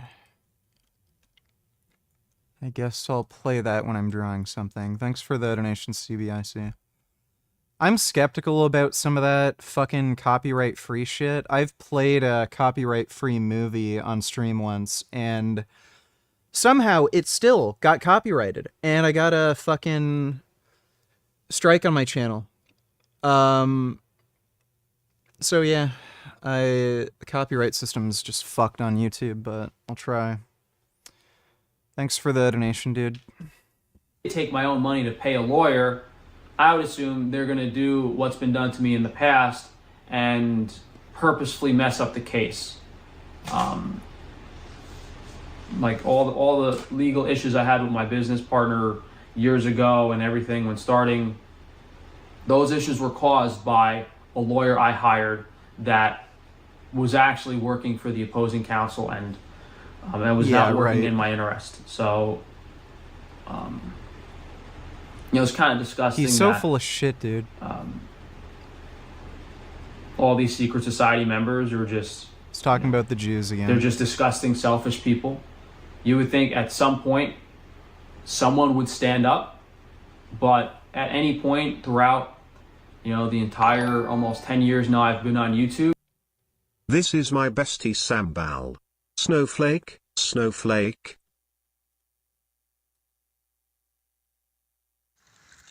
Oh.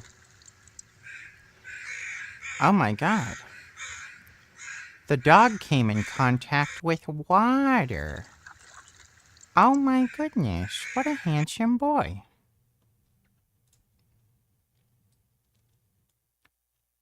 Oh my goodness, so handsome. Oh, that is a good doggo. Oh my goodness. So pretty. Wow. Thanks for the donation, Street Vegan. There hasn't been one. I'm the only person I know with any sort of integrity and honesty that is on YouTube, because the actual people like that don't make it too far. Don't make it too far in this world in most cases. So we'll see what happens. Well, thank you so much, L. Is retarded. Highly retarded. I'd like to hear about January 6th as well, because there's a huge story there that we haven't even delved into. So is it reasonable to leap to that? Pretty much. Okay, let's do that. Yeah. Okay. So in the middle of all these lawsuits, I have this burning passion for 2 to 3 years just to keep speaking publicly. And one of those days of speaking publicly happened to be January 6th in Washington, D.C. My perspective was it was another speaking engagement. I spoke January 5th in Washington, D.C. I spoke January 3rd in Florida, January 10th in Florida. But the 5th and 6th, I was scheduled in Washington, D.C. Where were you supposed to speak? January 5th, no problem, Freedom Plaza. January 6th, scheduled to speak on the east side of the Capitol with a permit. There you go. With a permit. People don't know that. So I was there to speak. When Who were you speaking with or to? I don't know who organized it. I had a team at that point, and there were about 20 speakers, including incoming Representative Marjorie Taylor Greene. Dude, just look at this description. This is a clip from our recent podcast release with Dr. Simone Gold. In it, she recounts her experience the day of January 6th as someone who was really there. This is one of the most, well-recorded events in history. There were a ton of people's cell phone cameras. There were a ton of police with body cams. There are security cameras all over the fucking place. We know exactly what happened. Who gives two fucking shits what this dumb bitch has to say?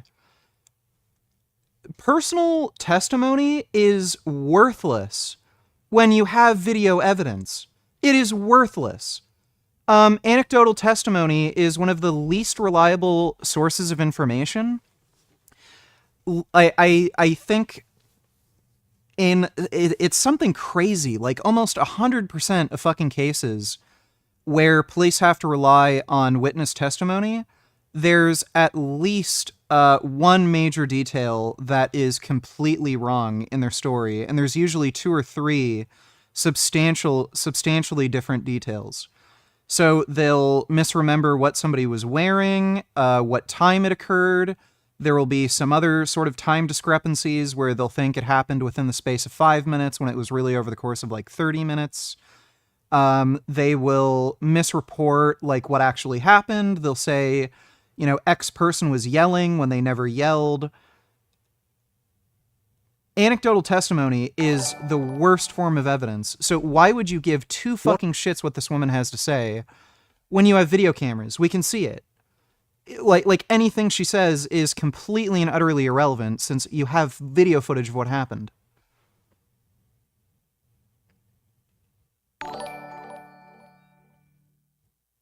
What do you think caused Rich Piana to have necrosis and scar tissue in his brain? I thought steroids mainly cause heart disease and liver kidney scar tissues and necrosis there. Brain necrosis is very rare. Well, it was probably a result of an ischemic stroke. Thanks for the donation, though, Cyrax. And Paul Gosar, another representative. It was a pretty high-profile speaking opportunity. People were, of course, speaking about their concerns that the election was stolen. My lane was to speak about medical freedom. I had a prepared medical freedom speech that I did the day before, no problem, Freedom Plaza. And I was intending to do the same thing on January 6th, the east side of the Capitol building. It's called... Who the fuck is she? She's an anti-vaccine activist. So she's just a crazy, absolute whack job, known for spreading COVID misinformation. Before her arrest and guilty plea for participating in the 2021 United States Capitol attack, she gained attention when a video of America's frontline doctors press. So she pled guilty.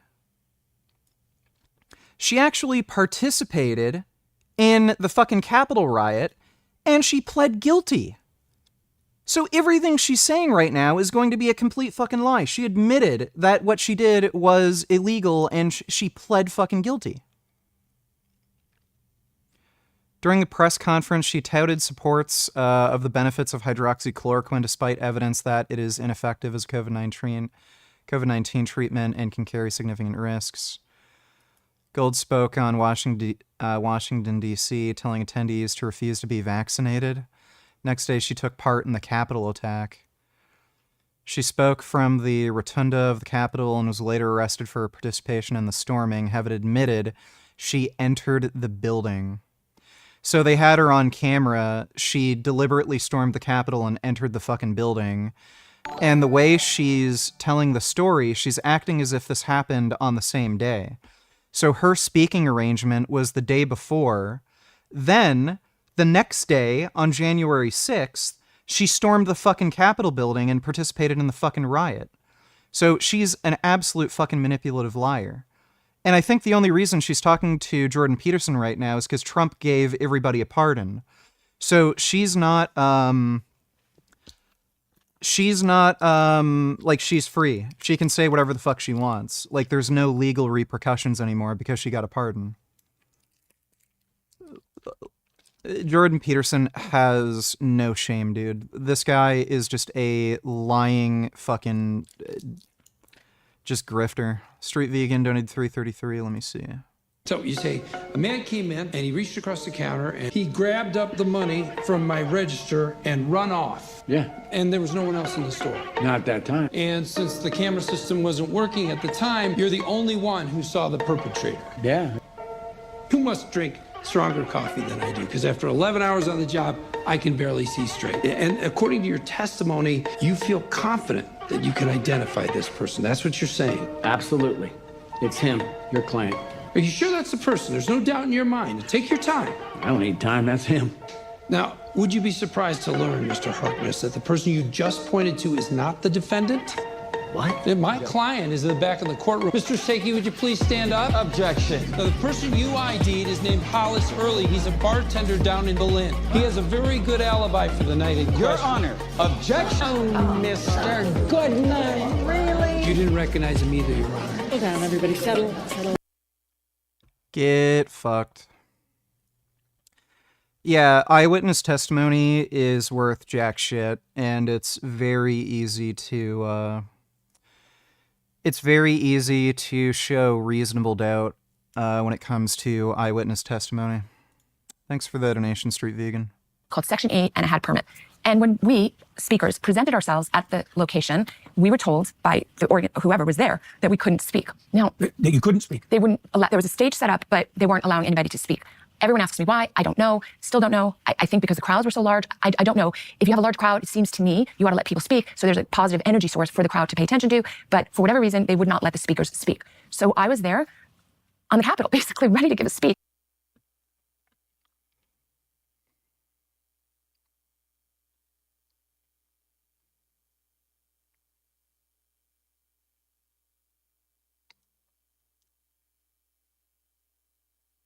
She's lying. On January 5th, 2021, Gold spoke at a rally in Washington, D.C., telling attendees...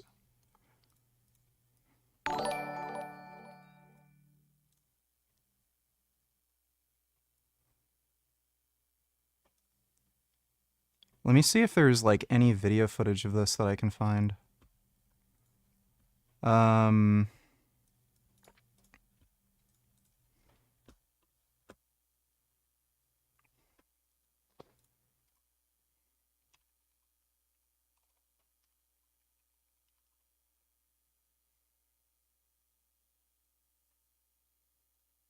Dr.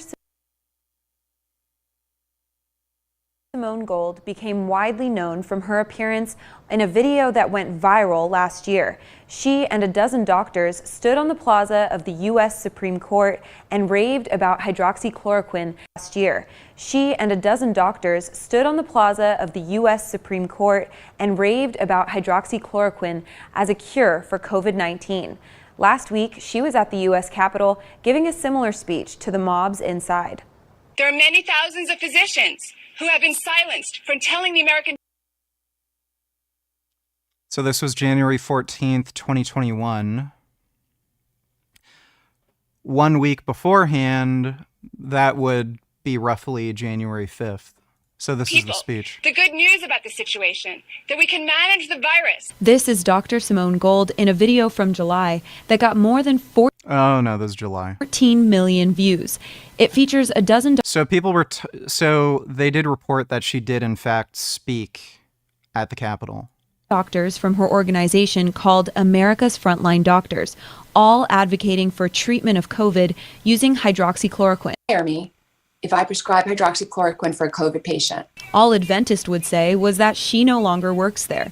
So she now spends all of her time traveling the nation, insisting this treatment can cure COVID. So by the way, for any of you wondering why a medical doctor would be anti-vax and like quit their job basically and travel around the country talking about how vaccines are dangerous, there's a very wealthy billionaire who is a massive anti-vaxxer. He's one of the, well, he is the biggest donor to these anti-vaccine groups. He literally pays these people hundreds of thousands of dollars per speaking event. So she's probably, like, there's a very high likelihood this woman, just for speaking at this one event, is getting six figures. She may be being paid like 300K just for one speaking event. So that's why this woman's doing this. She's getting paid very, very handsomely by this rich billionaire who's a massive anti-vax idiot to basically quit her job, pretend as though she's a medical doctor. She technically was, but this is why they do that. There's huge, huge money in the anti-vax movement. And there are doctors that end up getting poached by this billionaire who tells them, hey, I see that, you know, you're on the side of justice and you're trying to fight for children. Like, as soon as they get a whiff of some of these doctors saying, I'm not sure if this vaccine is a great idea, this billionaire goes out of his way to pay these people massive amounts of money to go to anti-vaccine conferences. So that's why they do it. COVID. She says she went to D.C. last week to speak at a rally for health freedom on the east side of the Capitol.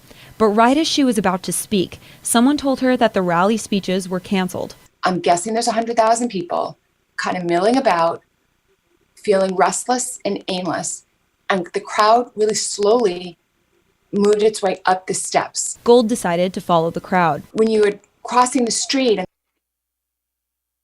Yeah. So there she is, breaking inside the Capitol building. The light turns green and you go. I mean, there was like 100,000 people there, and like people are kind of going up the steps, and you know, it's just you go. I don't know. There wasn't anything else to do.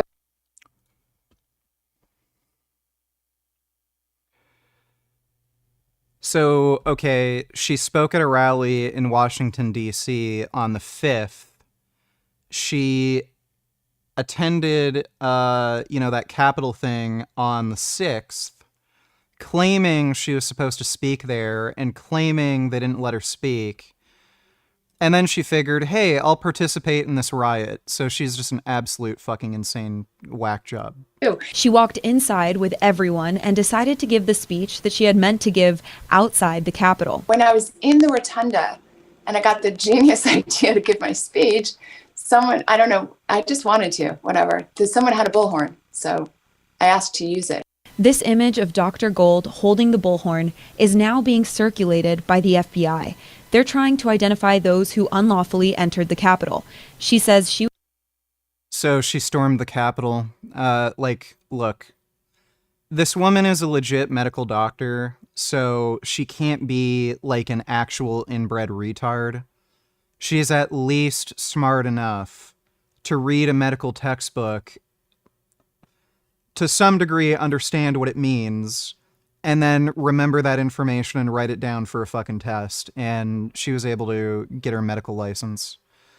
So it's not like, oh, what's going on here? Oh, people are going in? Oh, okay, I guess I'll follow them. Like, no, she knew exactly what she was fucking doing. So she participated in the riots. So here's the lying, gaslighting bullshit about to come. Bunny, donate $3. Let me see. How do I show her I have a sense of humor? We have to practice it first. Yes. I have a joke. There is a chair. The chair walk with the shoes. La la la la la. You walk on the street. The chair is walking. Right. Yes. Well, it's a funny image. Yes, it is nice. I should tell this joke? Probably not. That was harsh. Thanks for the donation, Bunny. Wandering Mason donated $3.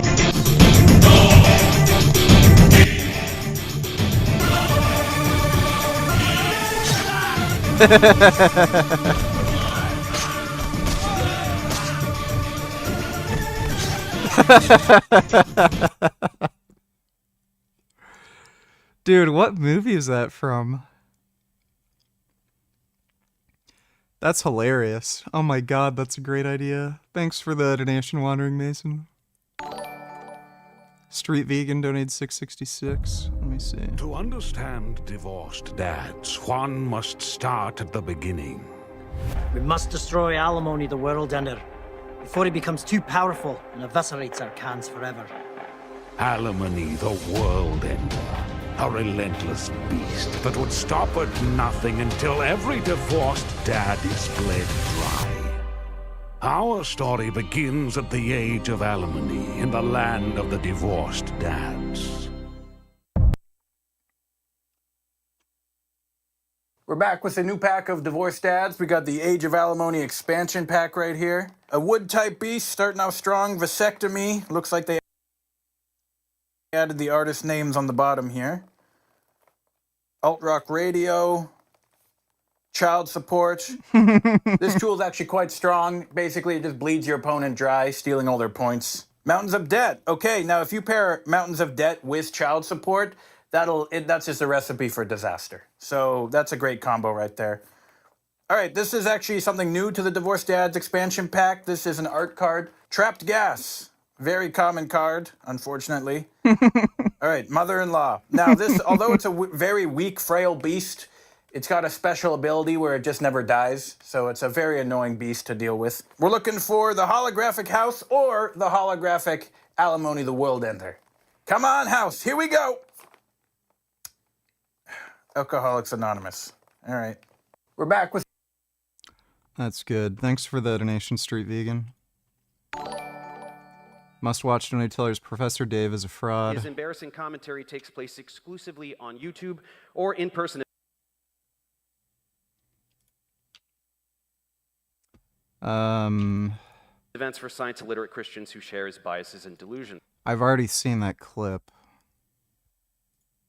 I think Professor Dave annihilated that dude, and we were already watching this video. Thanks for the donation, Must Watch.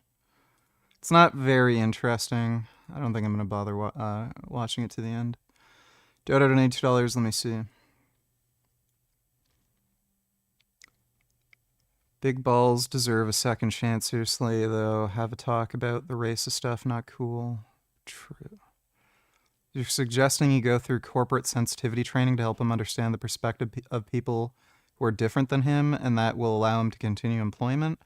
Just imagine if you had already offered a 1-hour program that did just that. He might not be in this position. It would be full speed ahead for Doge. Who needs these distractions, right? Maybe it's a good idea to institute such a program. Yeah, seriously. What a fucking idiot. Imagine finding out the hard way that some of these diversity inclusion courses might actually be useful for your employees. Keep my Fira's name out of your mouth, N-word. I love Hitler. Now what? Yeah, State of America. Watch the end. How would you feel if it was your country?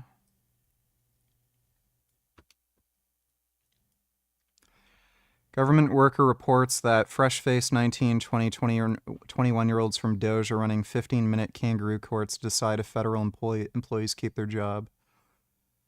What in the fuck? I was nervous and reticent to come up here and speak just for retaliation purposes. I just wanted to share some things that are going on at my agency. In the last week, we had Elon Musk in our building, and after he visited the building, he called for a 50% cut of the entire agency.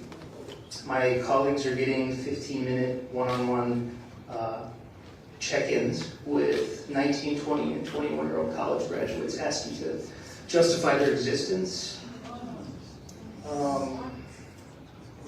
Supervisors are being told not to tell their staff anything, withhold information. And today we got word that supervisors must now fill out a justification form, and that there's going to be just a 30% rank and yank with all staff in my agency. And to top it all off, one of Musk's top lieutenants and his wife and young child have shacked up on the 6th floor of our agency and are living there. The hallway's been blocked off with a special access list.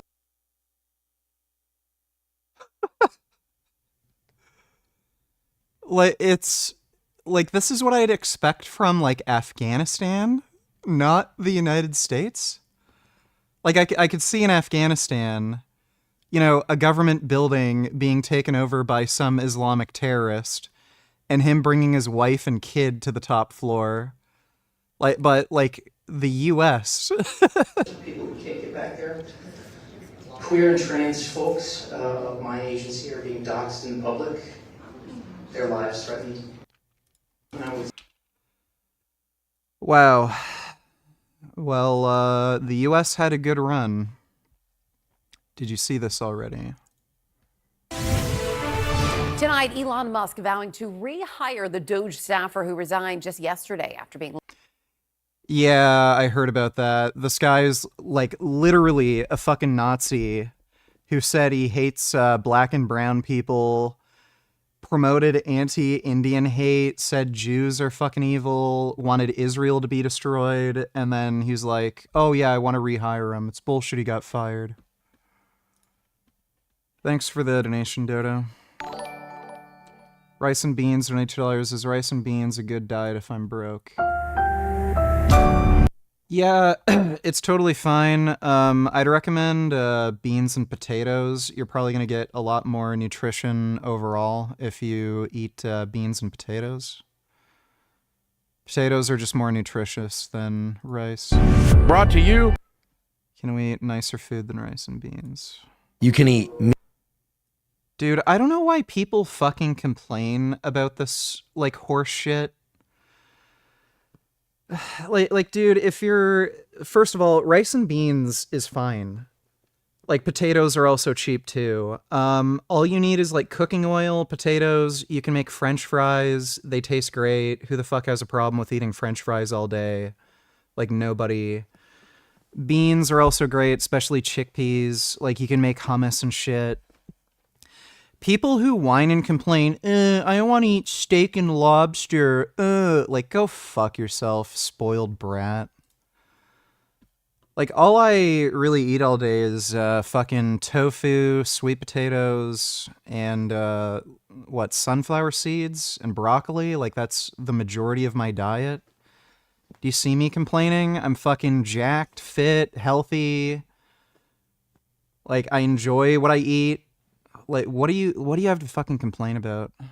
And I don't have to spend a fuck ton of money on groceries either. Thanks for the donation, Rice and Beans. We'll watch those clips in a bit. Wandering Mason donated $3. Let me see.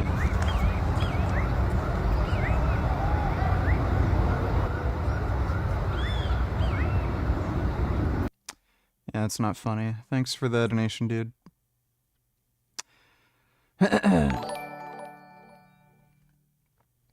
I had Jordan Peterson. You live in Canada. Please harass him in public and debate him like you did with Dr. Gregor.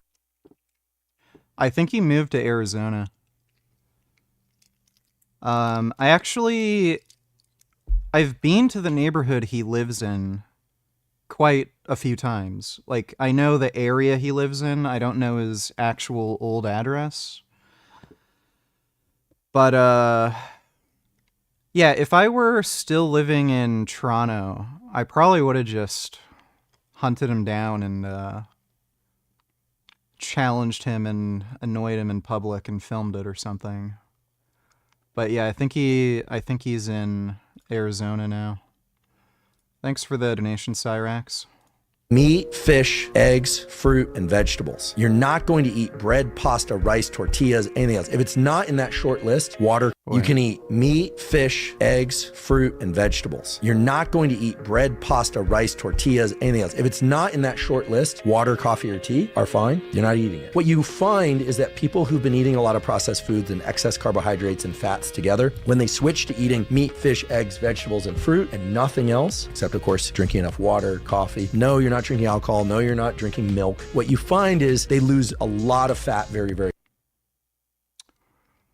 They'd lose a lot of fat very quickly if they just stopped eating processed food. I don't know what's wrong with pasta, assuming you're not adding like cheese or something to it, or like meatballs and crap. You can lose plenty of weight just fine eating pasta or rice. Huberman's a fucking dumbass, dude. Just an absolute retard. Let's see this. Buy the EveryDollar app. Start budgeting for free today. Today's question of the day comes from Paula in Georgia. My son's school is running a food bank, so I sent him with some highly requested items, such as peanut butter, canned soup, and tuna fish. When my husband saw them, he insisted we don't donate quality items like these, and instead only donate rice and beans. I'm aware that you've told people to eat beans and rice if they're on a tight budget and cannot afford to indulge in nicer foods. However, I also know that you value generosity and giving, and I didn't see anything wrong with donating something other than beans and rice. Do you believe that the same principle applied to those on a tight budget should also be applied to recipients of food banks? Oh, brother. I don't mean to laugh, but That's it's funny. just so silly. That's silly. It's silly. Yeah. Number one, when we say beans and rice, honey, it's a metaphor. Yeah. A metaphor is a representation philosophically of an actual item. I am not suggesting that people only live on beans and rice. I am suggesting that you quit spending so dadgum much money on food, especially eating out all the time. So probably prime rib is not on your list, or lobster tail, but possibly even some hamburger helper might make the list. You don't have to just literally do beans and rice. It's a metaphor. I think this guy was just looking for an excuse to be a tightwad, be a cheapskate. He didn't have to look for an excuse. He already was. I mean, goodness gracious. And it's not like tuna fish is that big of an upgrade from rice and beans. I mean, come on now. And here's the deal. I mean, what we're talking about is you limiting your consumption so you can create margin. Yeah. To move ahead. We're not talking about those poor people don't need any good food. What in the world, dude? Terrible. Seriously. Yeah, that's horrible. Yes, they need some good food. Send them some good food, you cheapskate. Your wife is right. Your son is even better. Yeah. Learn from them, sir. Yeah. Oh, my gosh. If you're going to give something away, be generous with what you're giving. That's right. Golly. I'm going to give you a car, but it doesn't really run because you can figure that out for yourself. What in the world? You know what?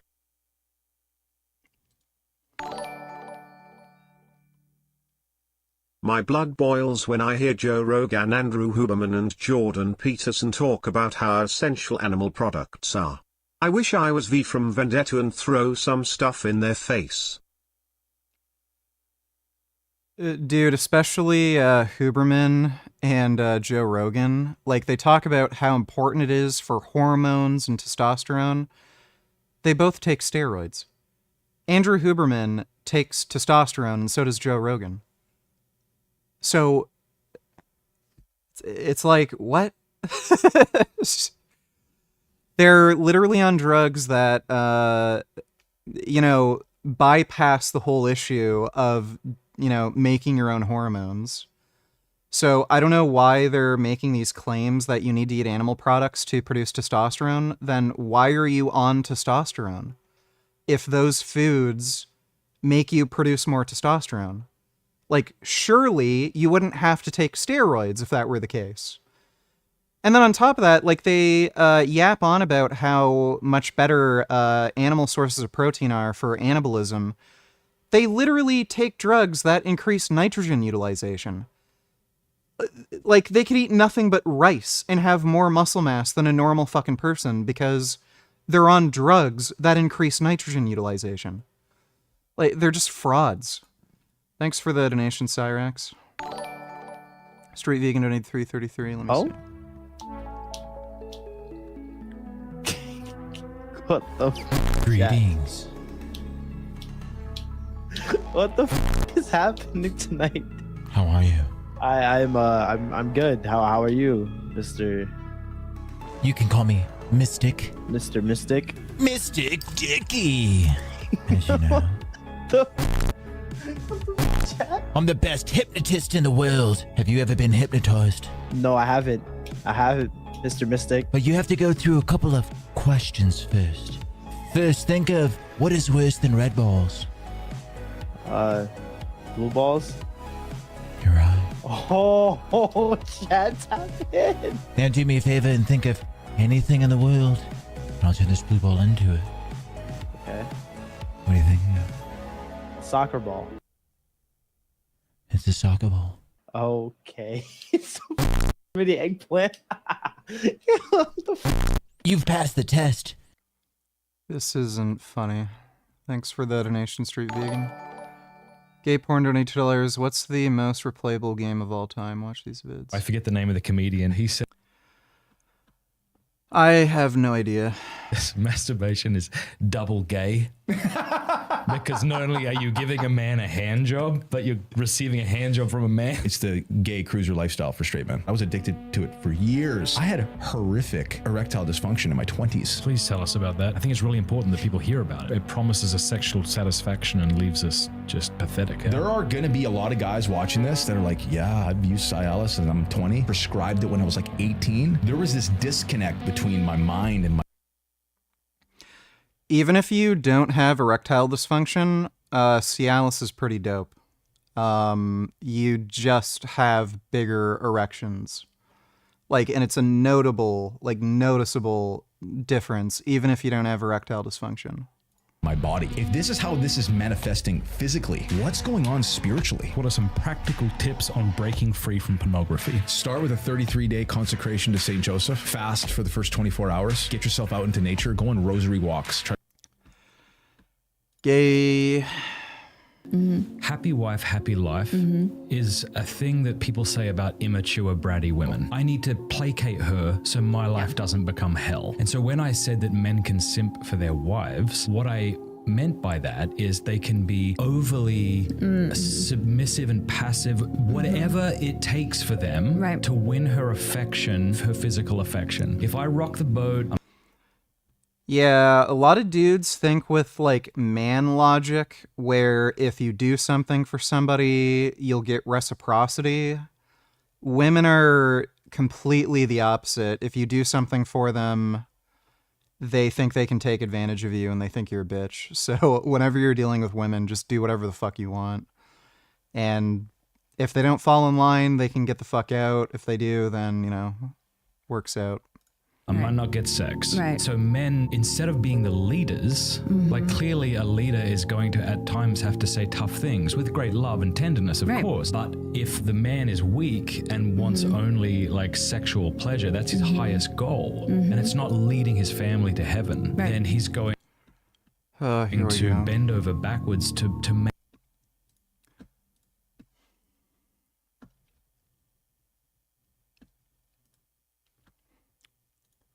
Low. Now, do we know what the long-term effects are? Obviously, we don't. We haven't had the COVID-19 for of COVID. You know what? I'm not watching this. Thanks for the donation, dude. So I said, well, I'm speaking. And so I scampered up to the top of the steps and I started speaking. But I have 0 microphones or anything. And of course, within a minute or two, I stop because no one can hear me. There's a lot of people and I'm standing at the top of the Capitol steps and people are pouring in by the second because Trump had finished speaking and everyone was walking over. And I'm telling you, every minute had another 1,000 people showing up there because that was the time Trump had stopped. And so I'm just standing there and I'm kind of smushed against the wall. And all of a sudden, the doors open from the inside. And I was swept into the building. This is... She's lying. There's security camera footage proving she's lying. She was never swept into the building. We literally just saw it. all on video. I can't imagine what they would say about me if there was no video. Because you can actually see on the video that Then why did you plead guilty, you dumb bitch? She's lying. I kind of tumble and I almost fall into the building because there's a surge behind me. No, she's lying. She was literally just walking in. And I find myself in the Capitol. And I don't understand why ex-vegans claim after X amount of years they got symptoms and one single animal meal fixed their symptoms. It's not even possible for a nutritional deficiency to away after one meal. Some even claim veganism gave them psychological problem. Well, they're full of shit and they're complete liars. So, yeah. How come these Yet another girls are able to rate themselves but apparently you can't rate Jasmine and yourself? I'll take a look at that in a second. Thanks for the nation, gay porn. Yeah, all these ex-vegans are just fucking liars, dude. You'll also notice that women are overly represented with the ex-vegans. That chick who was like obsessed with me and shit, what was her name? Jane Michaels? She's an ex-vegan. And she's also just fucking crazy. She was doing some live stream where she was talking about numerology and crap. And she was giving the most bullshit excuses. She was saying she couldn't eat enough and was like too skinny as a vegan or some crap. These women are just fucking lazy. That's all it really comes down to. Like anything that requires the least amount of like effort or any like minor inconvenience. Like there's that other fucking dipshit, that Asian chick. What was her fucking name? She did the stupid beauty vlogs. Hitomi. Same kind of thing. She travels a lot. She goes on, like, she's literally on a permanent vacation. You know, she'd complain, it's so hard to find vegan options here. Everybody puts eggs in things. And then, what do you know? All of a sudden, she starts eating animal products again.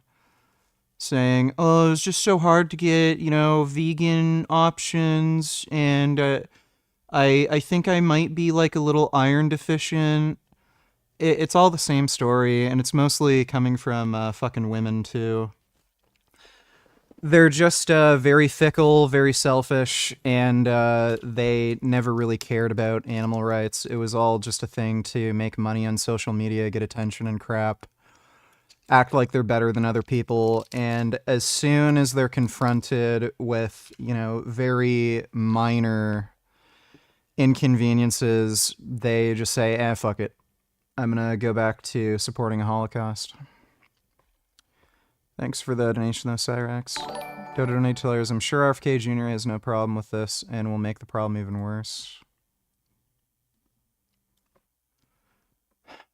Sane government would never do this. Former dean of Harvard Medical School. NIH cuts billions of dollars in biomedical funding, effective immediately. Researchers say it would hurt facilities that work on medical issues such as cancer research. Elon Musk contends the old policy was a ripoff. Yeah, sure. Well, the U.S. had a good run, you know? You guys were the lords and masters of the world, you know, leading in science, technology, innovation, human rights, but guess that all good things have to come to an end eventually. Did you know Trump created a sovereign wealth fund, but what is the point if we don't have a budget surplus? Yeah. It's retarded. Thanks for the donation, Dodo. Please skip to the punchline at the end. Oh my god, wait, he's on TikTok. He does magic. What the frick is this?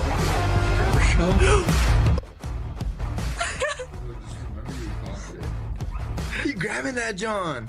Oh, pull it out. Oh my! No. Yes. Hey now. There was no punchline. Thanks for the donation. Stifler asked everyone to rate their looks on a scale of 1 to 10. You can't pick 7. Starting with you, go ahead. I would give myself a realistic 6.5. Fuck the USA tariffs. You Canadians can just make business with us Germans. Trump can go fuck himself. Yeah, I mean, there's plenty of people who want to buy Canadian oil and gas, so... It makes no sense, dude. None whatsoever. Thanks for the donation, Cyrax. Yeah, dude, this chick is a whale. She's... Like, I don't want to give a number on anything because it's all subjective, but, like, she is an invisible woman. Men are not paying attention to her when she walks down the street. Okay. Oh my god. Rude to Andrew. Okay. I'm sorry. Yeah, dude, we could hear. We heard that, Andrew. Oh, I'm sorry about that, man. We can see you too. I was laughing at something my chat said. If you don't agree with my 6.5, that's okay. That's your opinion. What about you? I've been working on my body and like going to the gym every day, eating healthy, so I'd say a 9. She's cute. Like, again, I don't rate people on like a 1 out of 10 scale. It's just they're either attractive or they're not. And then when you make comparisons between people, I can say I find them more attractive than that person, but there's no way of like objectively rating beauty. Like, even if you're just looking, like, even from your own personal subjective perspective, it's very fucking hard to really rate somebody's beauty on a scale of 1 to 10 from your own, like, biases. Because, like, you know, somebody might look better and then you might think they're, like, so fucking amazing, they're the best person you've ever seen. And then, like, somebody else comes along and they're more attractive. Or they just have different qualities that you also appreciate, but you're not really sure. Like, not one person is more attractive than the other. But she's cute. I like the way she looks. 10 because I want to get there. I'm like, I feel confident in myself. That's why I say that. I'm not everyone's like 10 or 9 or 8, but I get it, you know. How long you been sober? Almost 3 years. Oh, okay. And I work, you know, I eat health. So I'm like, I feel confident in myself and like where my body's at and everything, where before I would have looked in the mirror and said a 0. So 10? 9, because I'm still working on getting exactly where I want. Also, I want to have the chat rate you on something. Chat, rate her voice on a scale of 1 to 10. Because I think a lot of guys kind of like the more raspy I've voice. practiced it for music. Oh, you practiced the raspy like voice? 6 years ago, it kind of, you know, like that the Elvis movie where he just like kept that voice. Yeah. That's kind of like what happened to me. I don't know. I've had like some videos in shows where girls will have a bit more of a raspy voice. A lot of guys really like the raspy I've voice. heard So I'm curious. So what is it? One in the chat? How about just, I don't know. Do you guys prefer raspy? I don't know. Whatever. What about you? I rate myself a 10 always because I look better and better every single day. Yeah, I don't really like the way she looks. Land whale women only have one positive aspect, big fat ass. They are good for a quick doggy fuck. Skinny fit women are harder to get into bed, fat women are easy for quick pressure release. Fat women do not have, like, nice butts. It's just cottage cheese. Like, there's some thick girls, you know, but, like, land whales, no, they don't really have an ass. It's just a blob of cottage cheese. Thanks for the donation, Klecker. Day, regardless of what happens, and I need to always think. Great day. I don't want to come off vain, but I also don't want to feed into that question because I feel like he likes to just see women like either degrade themselves or look arrogant. So I'm just gonna leave that to God. Wait, who's he? Whoever Stifler is. Oh, Stifler? Yeah. Steven Stifler. Stifler. Yeah, but I think I'm beautiful inside and out. So 10? I wouldn't say 10. That's kind of vain. But I'm not gonna rate myself because I don't like that question. Dodo Donatillers, how was Jasmine's butt when she was fat? She still had a nice butt. Like, she wasn't ever land whale fat. So she still had a nice butt, but, yeah, like, when we first got together and she was fit, she had a really nice ass.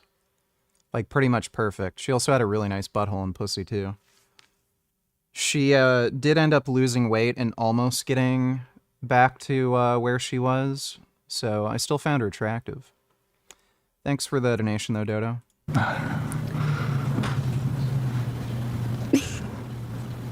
If you did like the question, though, what would you? Oh my God, I'm Do you have a number in such your a head goblin. that you know is an answer? No, I don't. I wasn't talking about ass shape, I was talking about size. You LOT if you wouldn't fuck land whales, doggy. The bigger the better.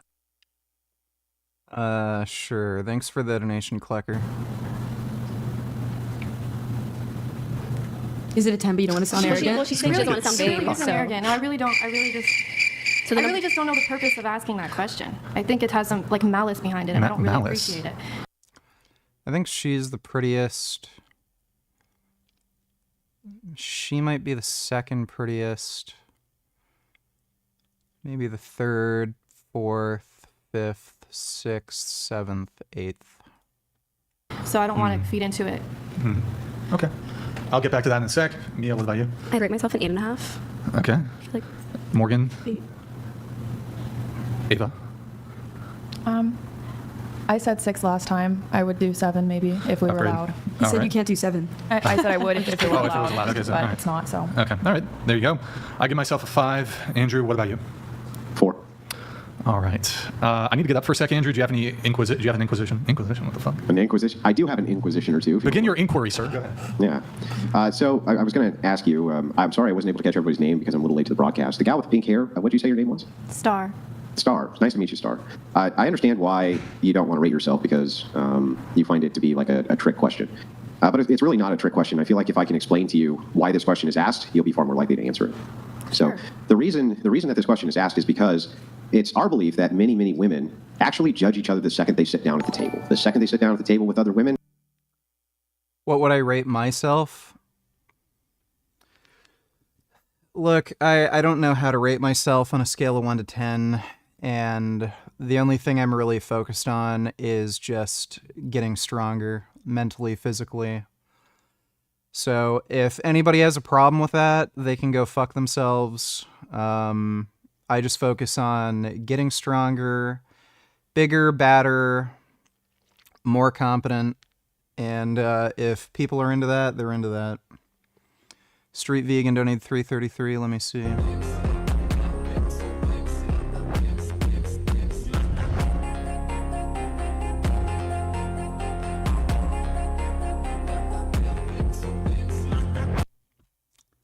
Okay, great. Thanks for the donation, dude. And if we can get a full camera view of the room real quick, can you raise your hand if this is correct, that you have either experienced this or done it yourself, which is okay. You've gotten in a room with other women and you immediately, rate their looks. Yep. Right. So because we know that this is true, because that is the number one most common answer, we feel like when we ask this question to you guys, you don't actually want to hurt any of the other gals' feelings who might be there. And so you answer perhaps dishonestly, even though we know the chances are.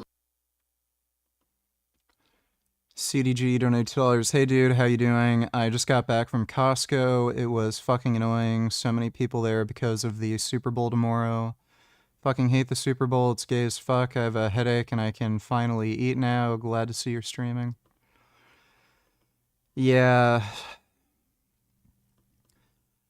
Football fans are also particularly annoying and stupid. They're all chicken wing eating scumbags. Football fans have to be the absolute worst. Thanks for the donation though, CDG. Pretty good that you've already been comparing yourself to probably every other woman who's sitting at that table. So that's what the purpose of the question is. Not really a trick. It's just to kind of assess which gals are going to be honest with us and which ones are not going to be honest with us. That's really what the point of it is. Oh. Does that make sense?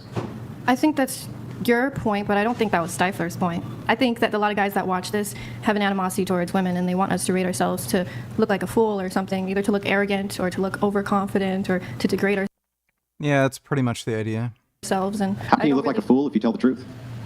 I just don't think rating myself is something I owe Stifler.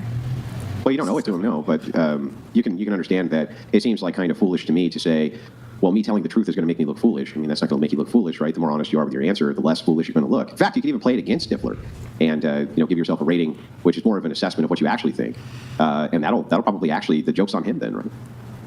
Well, just doing social media, I just don't respond to comments that I don't want to, and I don't want to respond to his comment because he seems weird. Okay, well, let me ask you a different question. Who would you say, No, I can't stream while watching the fight.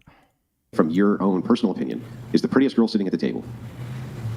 The prettiest girl sitting at the table? Definitely her.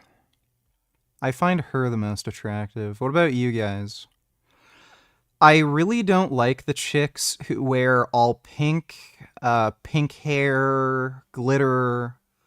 I hate that shit. And I also don't like women who look weak. So very dainty kind of looking chicks. I like people who look, competent and strong. They don't have to look like a bodybuilder or anything, but they have to look like fit, like they can do something. When girls just look dainty, weak, and like just, I don't know, go for a pretty look, I can't stand it. I just don't appreciate weak-looking bodies. I never understood the American football hype. 90% is just commercials and then just a couple of minutes of the game with just tackles. Soccer at least is 90 minutes play and it's more exciting to watch and more unpredictable. Every goal means something. Soccer is fucking dog water. I would argue soccer is probably more boring than football. Football is remarkably fucking boring, but soccer might actually take the cake with boring. They just kick a ball around, and like one goal is scored the entire game. It's fucking lame. I think they need to like shorten the field and maybe make it wider and like just have more shit happen, because it is so fucking boring, dude. Most sports are just bullshit anyway. Like, they're all bullshit. Soccer, football, baseball, they all suck dick. It's really only combat sports and motorsports that are really the least bit interesting. Thanks for the donation though, CDG. Or not CDG, Cyrex. CDG donated $2. Girl on the left in red with big boobs and cute eyes and nice strong John hair. That chick. Yeah, she's probably the second most attractive there. I really like the way she looks, though. Thanks for the donation, CDG. I don't know what's the point of you asking that, because I think Okay, well then let me ask is you more a different question then. Between myself and Brian, which one do you think is better looking? Damn, bro. Why you gotta I mean, none of you guys are my type, so I don't really see it that way. Yeah, no, I mean, that's fine. We can both be ugly. That's perfectly I acceptable. do like white guys, but just 21-year-olds maybe, Christian. Yeah, no, that's totally fair. He's an Orthodox Christian. Oh, Yeah, but the point of the question is just to assess, like from your own subjective opinion. Yes, we're not your type. Maybe we're both ones. That's totally acceptable too. Right. Not going to hurt our feelings, I promise. Even that comment there just gave me like bad vibes. I just know the vibe. I know the energy behind it. And I don't feed into negative energy like that. What's the negative energy? She's fairly smart, which I appreciate. Like, they're playing a game, obviously. Intuitively, it's not good.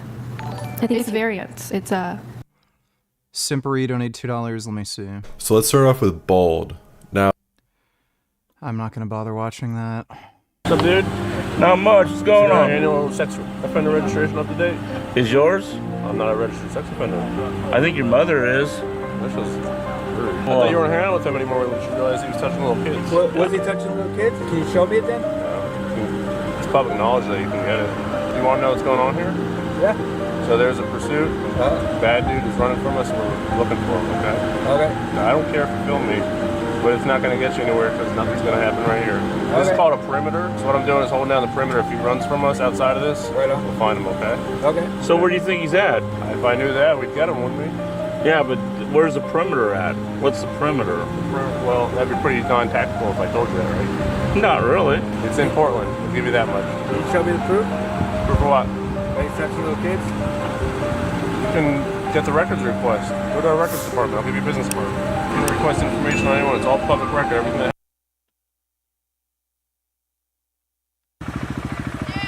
Hey! Get your hands off of her! Get the f away from me! I have my daughter! You get the f away from me! Back the f off of my daughter! Right now! Get in the f***ing car! Get in the f***ing car! You're on camera, bro. I'll take this to the cops. Don't keep walking up to me. Stop walking up to me. Babe, go. Get her out of here. Right now. I love you, bug. Don't worry, I'm going to the cops. I got you. I got your license plate, mother... I am sorry that I scared you. You didn't scare me, you scared me. Okay. I'm sorry that I put you in that situation. Okay? Look at me. I will not stand there and watch a man put it... My king, I present our finest village idiot as tribute. I'll look at that in a second. Thanks for the donation, dude. His hands on a woman. Okay. I'm sorry I put you in that position, Bug. That's fine. I'm proud of you. Oh, thank you. That's a good guy. Here he comes. I like them big. I like them chunky. I like them big. I like them lumpy. I like them round with something. That's still not very good. Thanks for the donation, Street Vegan. Look at this asshole pitbull owner only putting a leash on his pit bull after he fucked up a cat. He should also be put to sleep.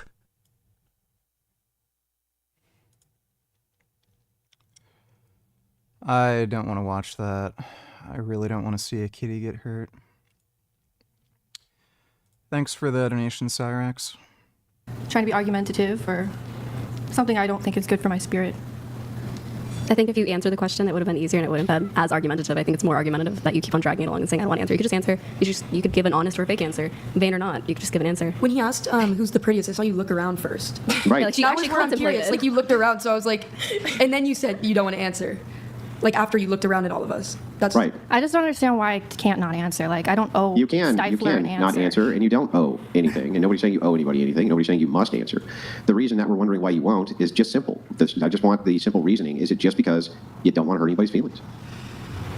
I know, because answering the question wouldn't hurt anyone's feelings. Okay, are you pretty? Not prettier than.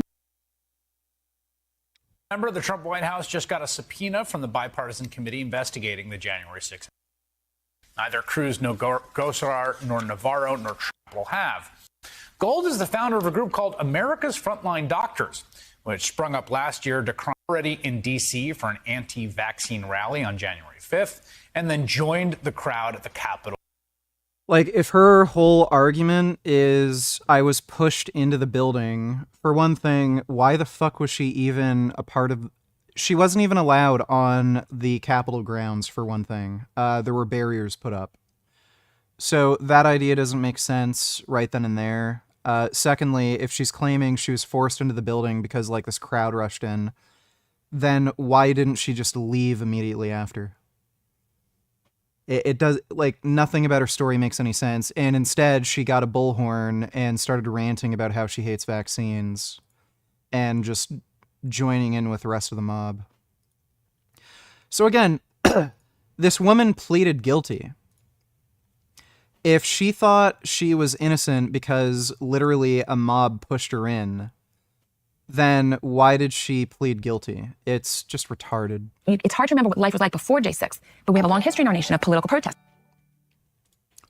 Vegan donate tellers, football, soccer are much better when women play it.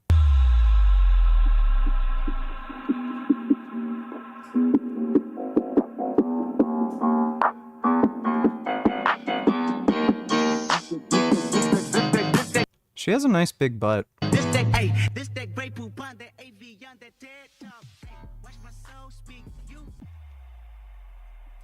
Yeah, she has a nice big butt. Were you ever attacked or insulted in public by a right-wing person? Do you have a story or know someone who experienced something? No. Yeah, no one's going to, like, assault me or pick on me in public. It just, like, I'm over 6 feet tall, big, nobody's doing that. The only people who'd probably be willing to are, like, Muslim extremists, and they'd probably, like, attack me with a knife or something.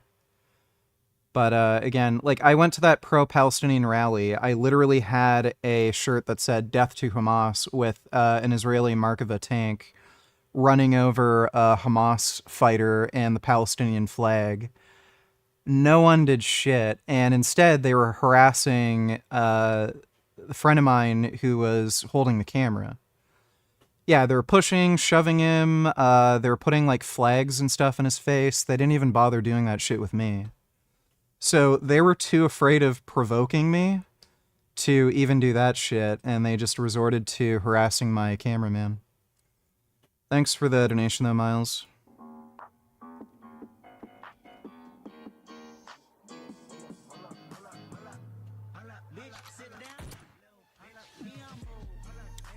Are you kidding me? Dude, why are women such fucking pussies?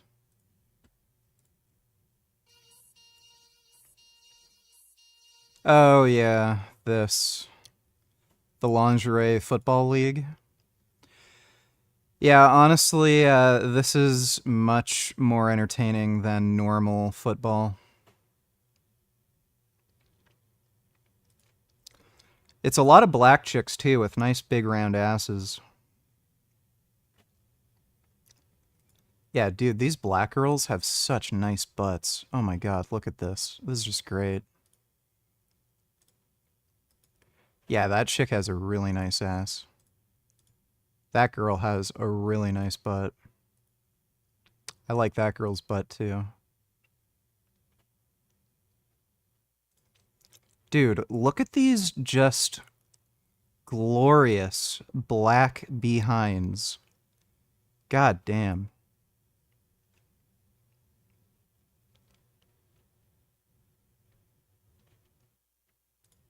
Yeah, that chick has a nice butt. That chick has a nice butt.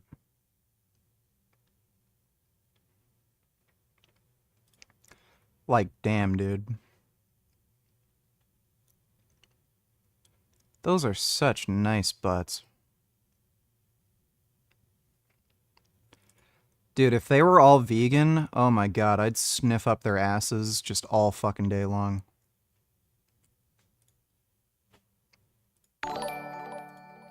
Damn, look at that. You are wrong, male soccer is best sport.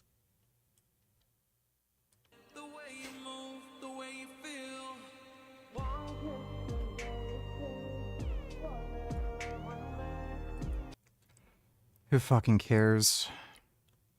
Whoopie diddly do. He kicked a ball into a net. Thanks for the donation, Miles.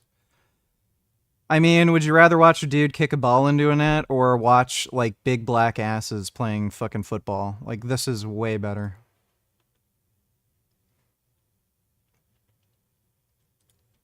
I like that tall chick there. She has a nice butt.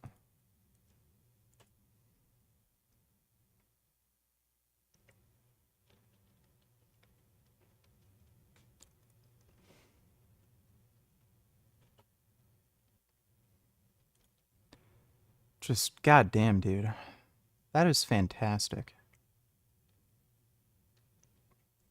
They all have really big titties, too.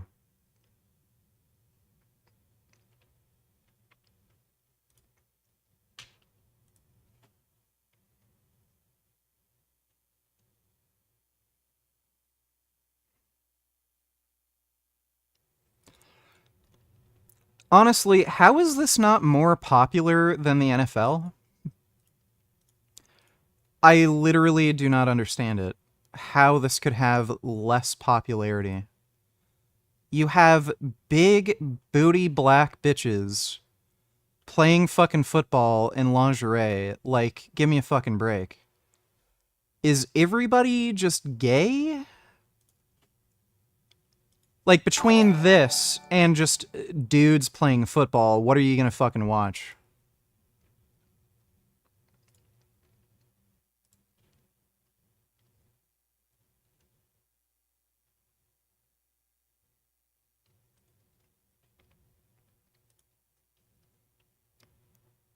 I just love their butts.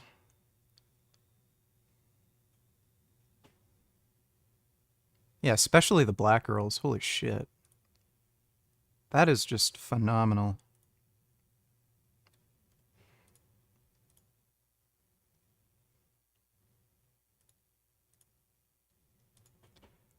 Like, come on, man. Doesn't get any better. Like, I love how it's just wedged right up their ass crack.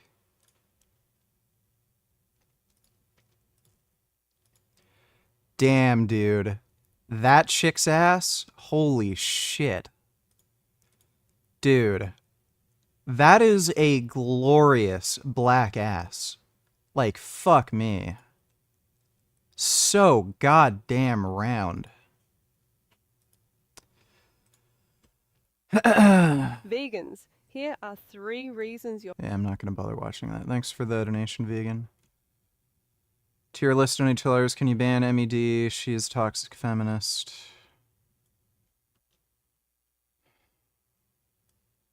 D, D, D, B, D, D, D, D, D, D, D, D, S tier. A, S tier. She's okay. B, C, C, D, D, D, D, D, D, S tier. D, B, S tier. D, D, S tier. D, A tier. Yeah, A tier. S tier. D, A. Who is that? Is that? I'll put that in C. There you go. Thanks for the donation tier list. Dodo donators, what a disrespectful asshole. He is disrespecting ancient Egyptian culture. I somehow have unrestricted access to all of the Great Pyramids of Egypt! Could not fucking care less. Mr. Beast's content is just garbage, nonsense, brain rot. Couldn't be fucked. I guess everybody's just retarded. Thanks for the donation, Dodo. Now, when conservatives landed in the Capitol, standing there, everywhere I was very peaceful, completely peaceful. I find myself in the rotunda. It's beautiful. And I'm walking. So she's lying again. Just wanted to come brag on myself. 9 months ago I was laying in a bed getting 6 hours rounds of chemo. Today I just became the Arkansas Kickboxing League Muay Thai champion. No testosterone, nothing. Had testicular cancer Pt.2, so I also only have one ball. Well, sounds like that one ball is doing quite a bit of work for you. But congratulations, dude. That's a pretty big accomplishment. Thanks for the donation, Sky. So she's lying. Again, this is why you don't rely on eyewitness testimony. It literally doesn't matter what she says. There's video evidence of this. So everything she's saying is just bullshit. I'm walking between the ropes. I'm looking up here because it turns out there was video everywhere. I didn't know. And you can see me walking peacefully in between the ropes, looking around, and I've got my speech. Doesn't matter if you're walking peacefully. If, like, dude, if I break into a fucking, like, bank and I just walk around peacefully, like, what does that fucking matter? I broke in. Like, get fucked. My hand, and I think to myself, it is a fine idea that I should give my speech because this is a political day and let's give a speech. And there's a lot of people here. So I give my speech, and that is also seen on video. And it's kind of funny when I'm thinking back. So she's not denying that she broke into the Capitol. She is admitting she broke in. She's just saying, oh, I was walking around peacefully. Well, you didn't have a machine gun, Molotov cocktails, like no one's expecting you to commit a mass killing or anything, or blow anything up. The issue is you broke in and joined a fucking mob that was trying to commit an insurrection. Dodo Natillers, is it I could care less or I couldn't care less? I couldn't care less. Look it up, nigga. I'm pretty sure it's I could care less, even though that doesn't make sense in the context everyone uses it. Look it up. Okay. Well, thank you, Dodo. CDG Donate Tellers, can you tell us your opinion on masturbation, pros, cons? Is there any pros to no FAP or reducing it to an infrequent amount? The vast majority of people do not have like issues with masturbation. So for most people, there are no cons. If you have an addiction to pornography, if you have sexual dysfunction related to pornography and masturbation, then by all means, don't masturbate, but most people do not have a problem. It's kind of like saying, like, never ever eat junk food. Ever. Don't ever eat a bag of chips. Don't ever eat ice cream. Like, if you're a fat fuck who has, like, very low ability to control your appetite and shit, that may be good advice, but for somebody who's normal weight and has healthy eating habits generally, and just occasionally treats themselves, like, what good is that advice? So it's like the same sort of idea. If you don't have sexual dysfunction or an addiction, why would you bother doing NoFap? Thanks for the donation, though, CDG. CDG don't need tellers. It's I couldn't care less. Just think about it. If you say could care less, then you're implying you care to some degree. This is the opposite of what people usually mean when they're telling you that. Yes, I realize that. Thanks for the donation, dude. I have to go take a piss. I'll be right back.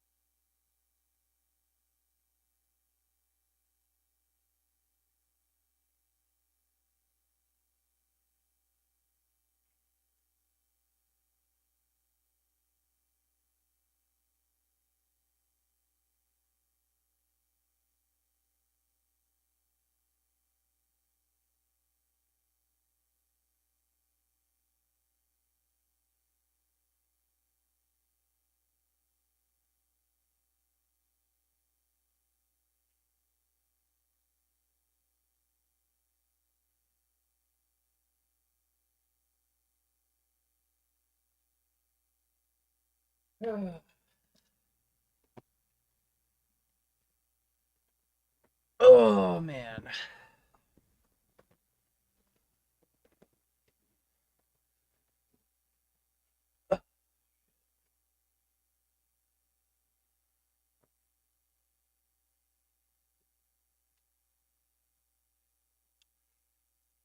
Nice try.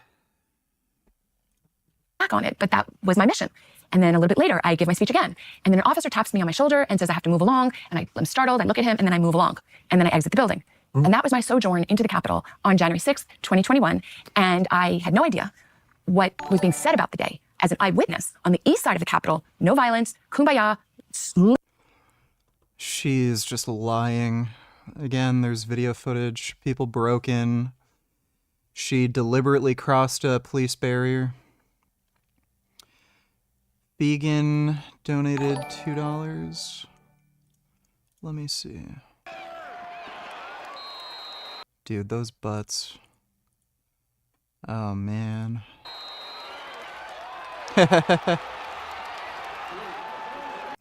Dude, these butts are just great.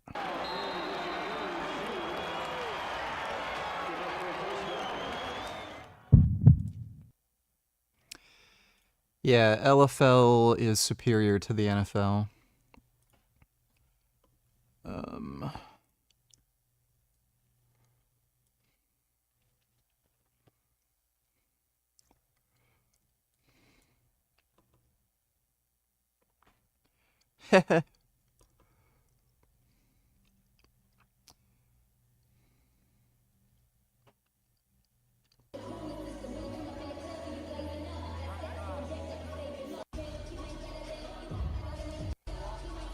I approve.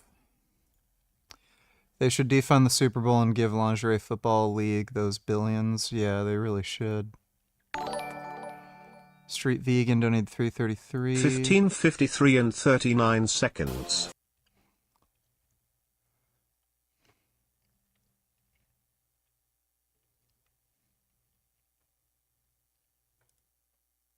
$790, $77,791, $77,792, $77,793, $77,794, $77,795, $77,796, $77,797, $77,798, $77,799, $77,800, $77,801, $77,000.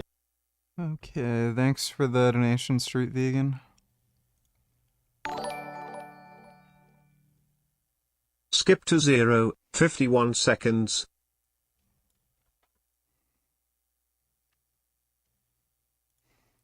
Well, that's a sad sight. You will not replace us! You will not replace us! You will not replace us! You will not replace us! You will not replace us! You will not replace us! You will not replace us! You will not replace us!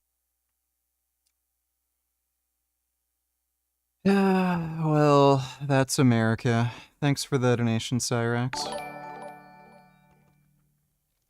Right-wingers dislike immigrants in the UK, but the women are so damn sexy. Yeah, there's a lot of immigrant women who are fucking hot. Maybe just let in the women. Thanks for the donation, Wandering Mason. Literally grandmas singing Kumbaya, moms with strollers. And that's what it was. It was very large. It seemed more like the energy of a sporting event or a concert, large. And that was it. And then we leave and we got dinner and I didn't have any news on it. Did you think anything of it after that? No. So I didn't. And I was in DC another day and I'm always working and I'm just typing away and people are saying it's something. And I'm like, no, it was nothing. And I'm just typing and I meet friends that night for dinner. And the friends are very, very, very alarmed. Dude, she's totally full of shit. This was a massive, insane news story. It went live immediately. There's no fucking chance she didn't hear about it. She's just lying. When I said we were at the Capitol, and they said, oh my God, there was an insurrection. It was an insurrection. I'm like, and I start laughing. Like, what are you talking about? Like, I just thought, I was like, no, I was there. Like, not. Yeah, if you were there, you would have, like, she's just so full of shit. no, what are you talking about? And they were very, very worried for me. And I'm sitting at dinner and I get a message on my phone, and there's a picture of me. Dude, this is like a Chinese dude saying, oh, I was just at Tiananmen Square. Nothing happened. It was just a peaceful protest. And, I just chanted a little bit. And then, when the police told me to leave, I left. Like, it's just clear fucking bullshit. Like, again, security footage doesn't lie. She's just clearly a manipulative fucking liar. If she was there, she would have seen everything, and she knows she's full of shit. And even if we go along with her stupid bullshit story that she's just completely ignorant, guess what? This was a massive fucking full-blown news story. If she checked any social media on her phone at any point in the day, she would have realized it was a huge insurrection. On the FBI's most wanted list with my picture. That's night. CDG donated $2. Top 5 fruits, top 5 vegetables. If you had to pick, what you could eat for the rest of your life? Apples, cherries, blueberries, raspberries, blackberries, and vegetables.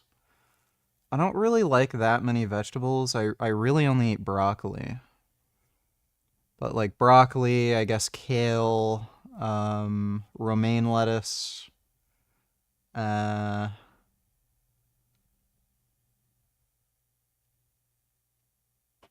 maybe bok choy. Bok choy can be good with some things like Chinese food.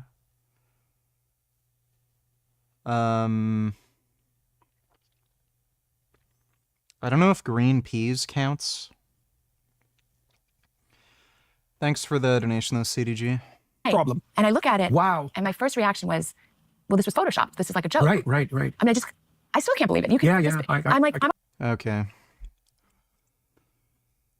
So Jordan Peterson brought on an insane fucking grifting quack who lies about everything. She's getting paid, hundreds of thousands of dollars by some billionaire anti-vaxxer to go to speaking events. And she's lying about absolutely everything on January 6th and her involvement in it. And he is just platforming this woman, giving her absolutely no pushback. He's basically Joe Rogan at this point. Hobby makes a guy undateable. Anyone who works out. Dad bod or fit bod? Fit bod. Now, remember. I don't like men who work out. Do you prefer fit bods or, like, out-of-shape bodies? I like fit dudes. Woman logic. This is how a woman's brain works. You should think of women like how they think the way a dog thinks. You know how, like, when you throw a ball for a dog, and then the dog will bring the ball back, and the dog will want to hold on to the ball, but they also want you to throw the ball so they can catch it. So they'll literally say, like, no take, just throw.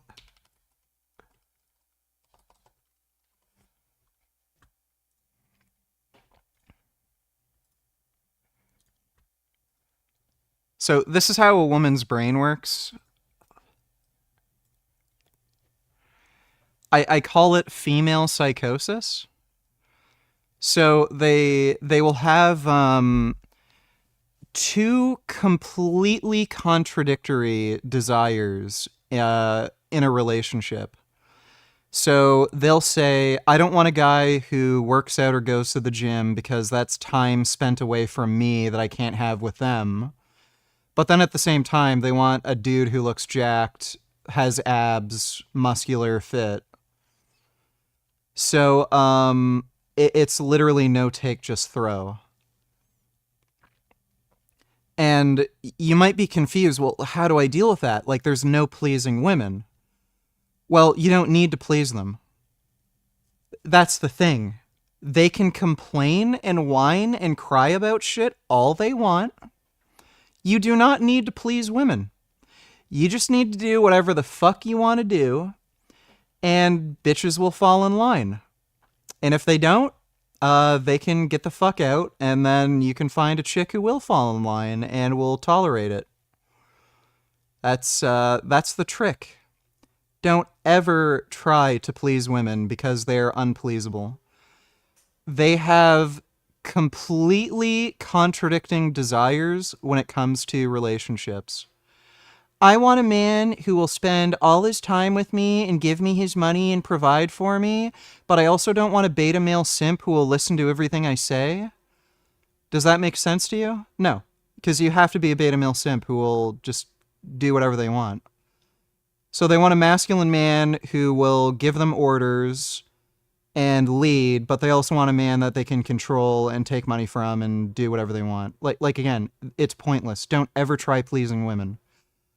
Just do whatever the fuck you want to do for your own personal benefit, and if women have a problem with that, they can get the fuck out, find some beta male simp who will listen to them, and then they'll get bored and they'll say, you're not man enough for me, and then leave, and then they'll go on to the next relationship and repeat the process, and then they're going to wonder why when they're like 45 they never manage to have a long-term relationship and have kids.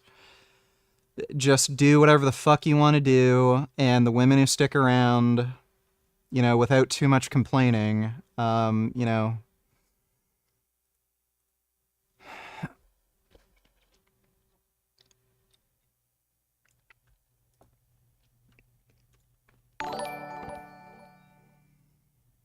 React to this VG.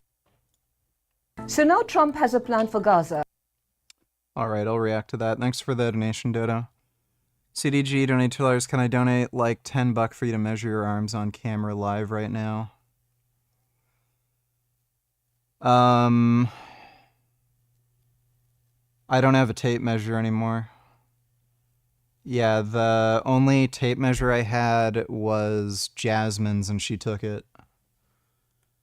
I only have a retractable tape measure. I don't have like a soft one that I can wrap around my arm, so I wouldn't be able to do that right now. But last I measured, my arms were 18 inches without a pump. Thanks for the donation though, CDG. Vegan, donate $2. Women's sports better.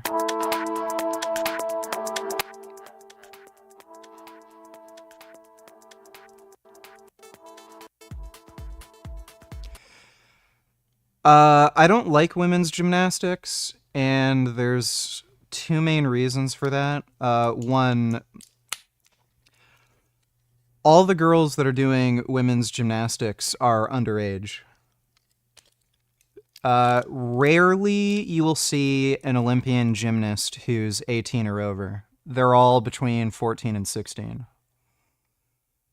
So that's a little bit of a problem if I want to whack off. They're just too young. Like, you can see these, like, they're literally kids. You can see the girls in the background. They're literally children. And, there are sexier girls in other sports, like, that are of age, too. So, yeah, like, women's track and field. Way hotter girls. And they're of age. Like, they're legal. So,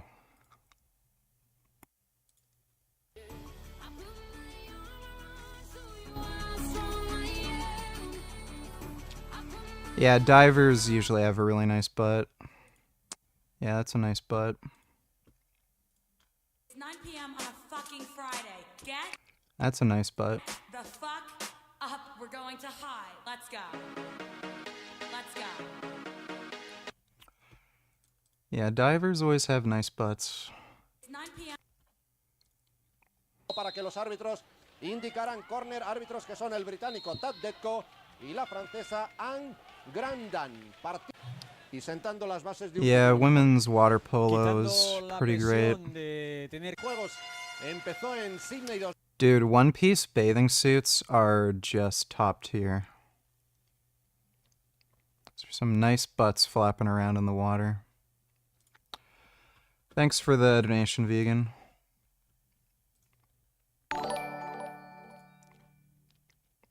I noticed Slavic men always got a strange look that makes them look subhuman compared to their female counterparts. Why do they always look subhuman with fetal alcohol syndrome? There's a very high likelihood they have fetal alcohol syndrome. Russians in particular are massive alcoholics. Alcoholism in Russia is like insane. I think the last time I checked, it was like 60%. Let me see. Percentage of Russians with, all right, who are alcoholics. It says 16.29%. This is based on the, like, whatever the survey is.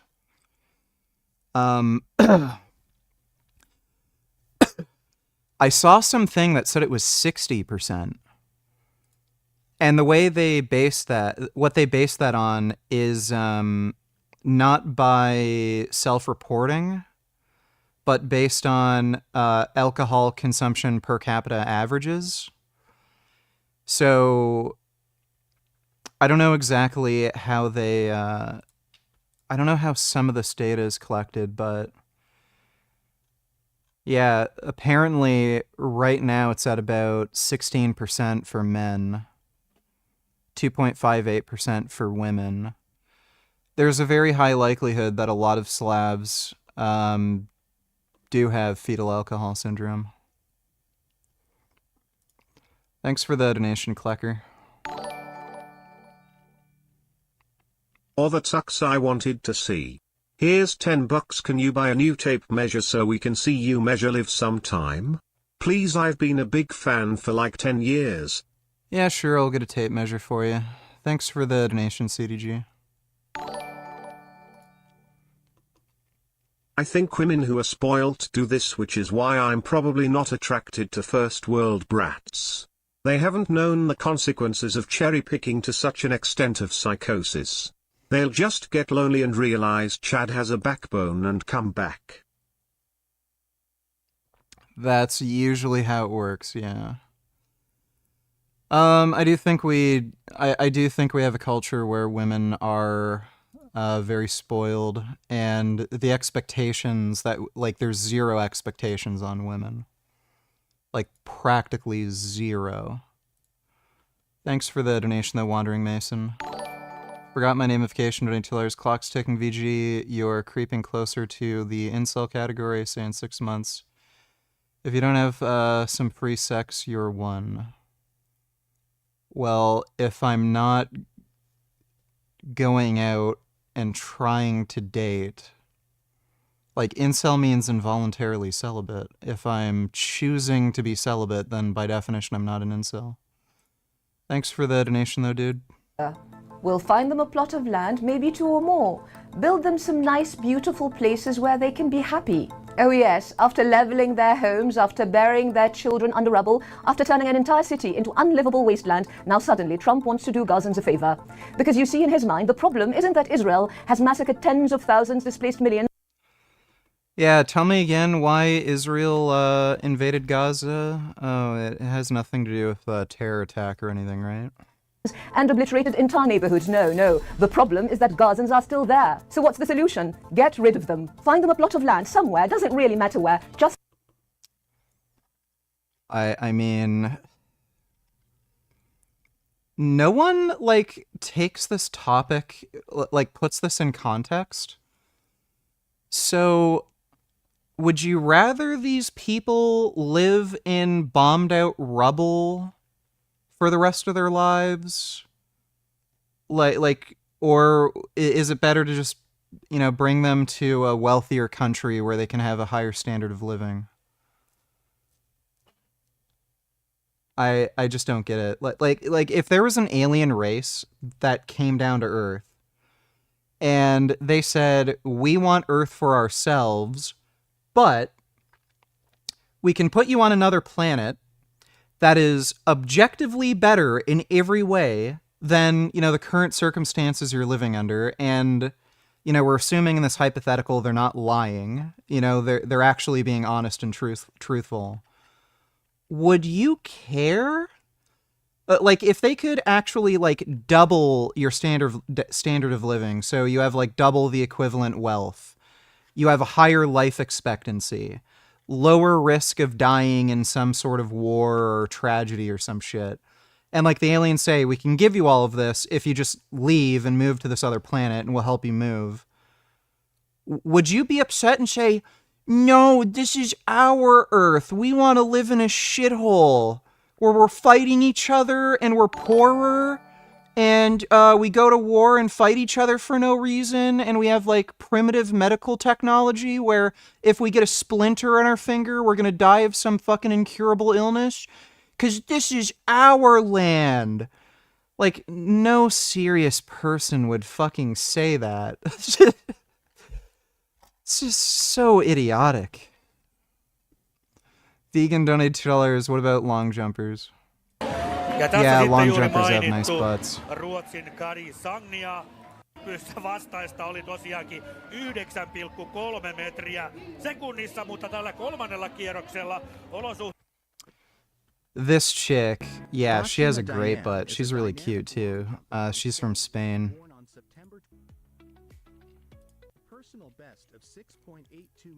Yeah, dude, black girls' butts are just fucking phenomenal.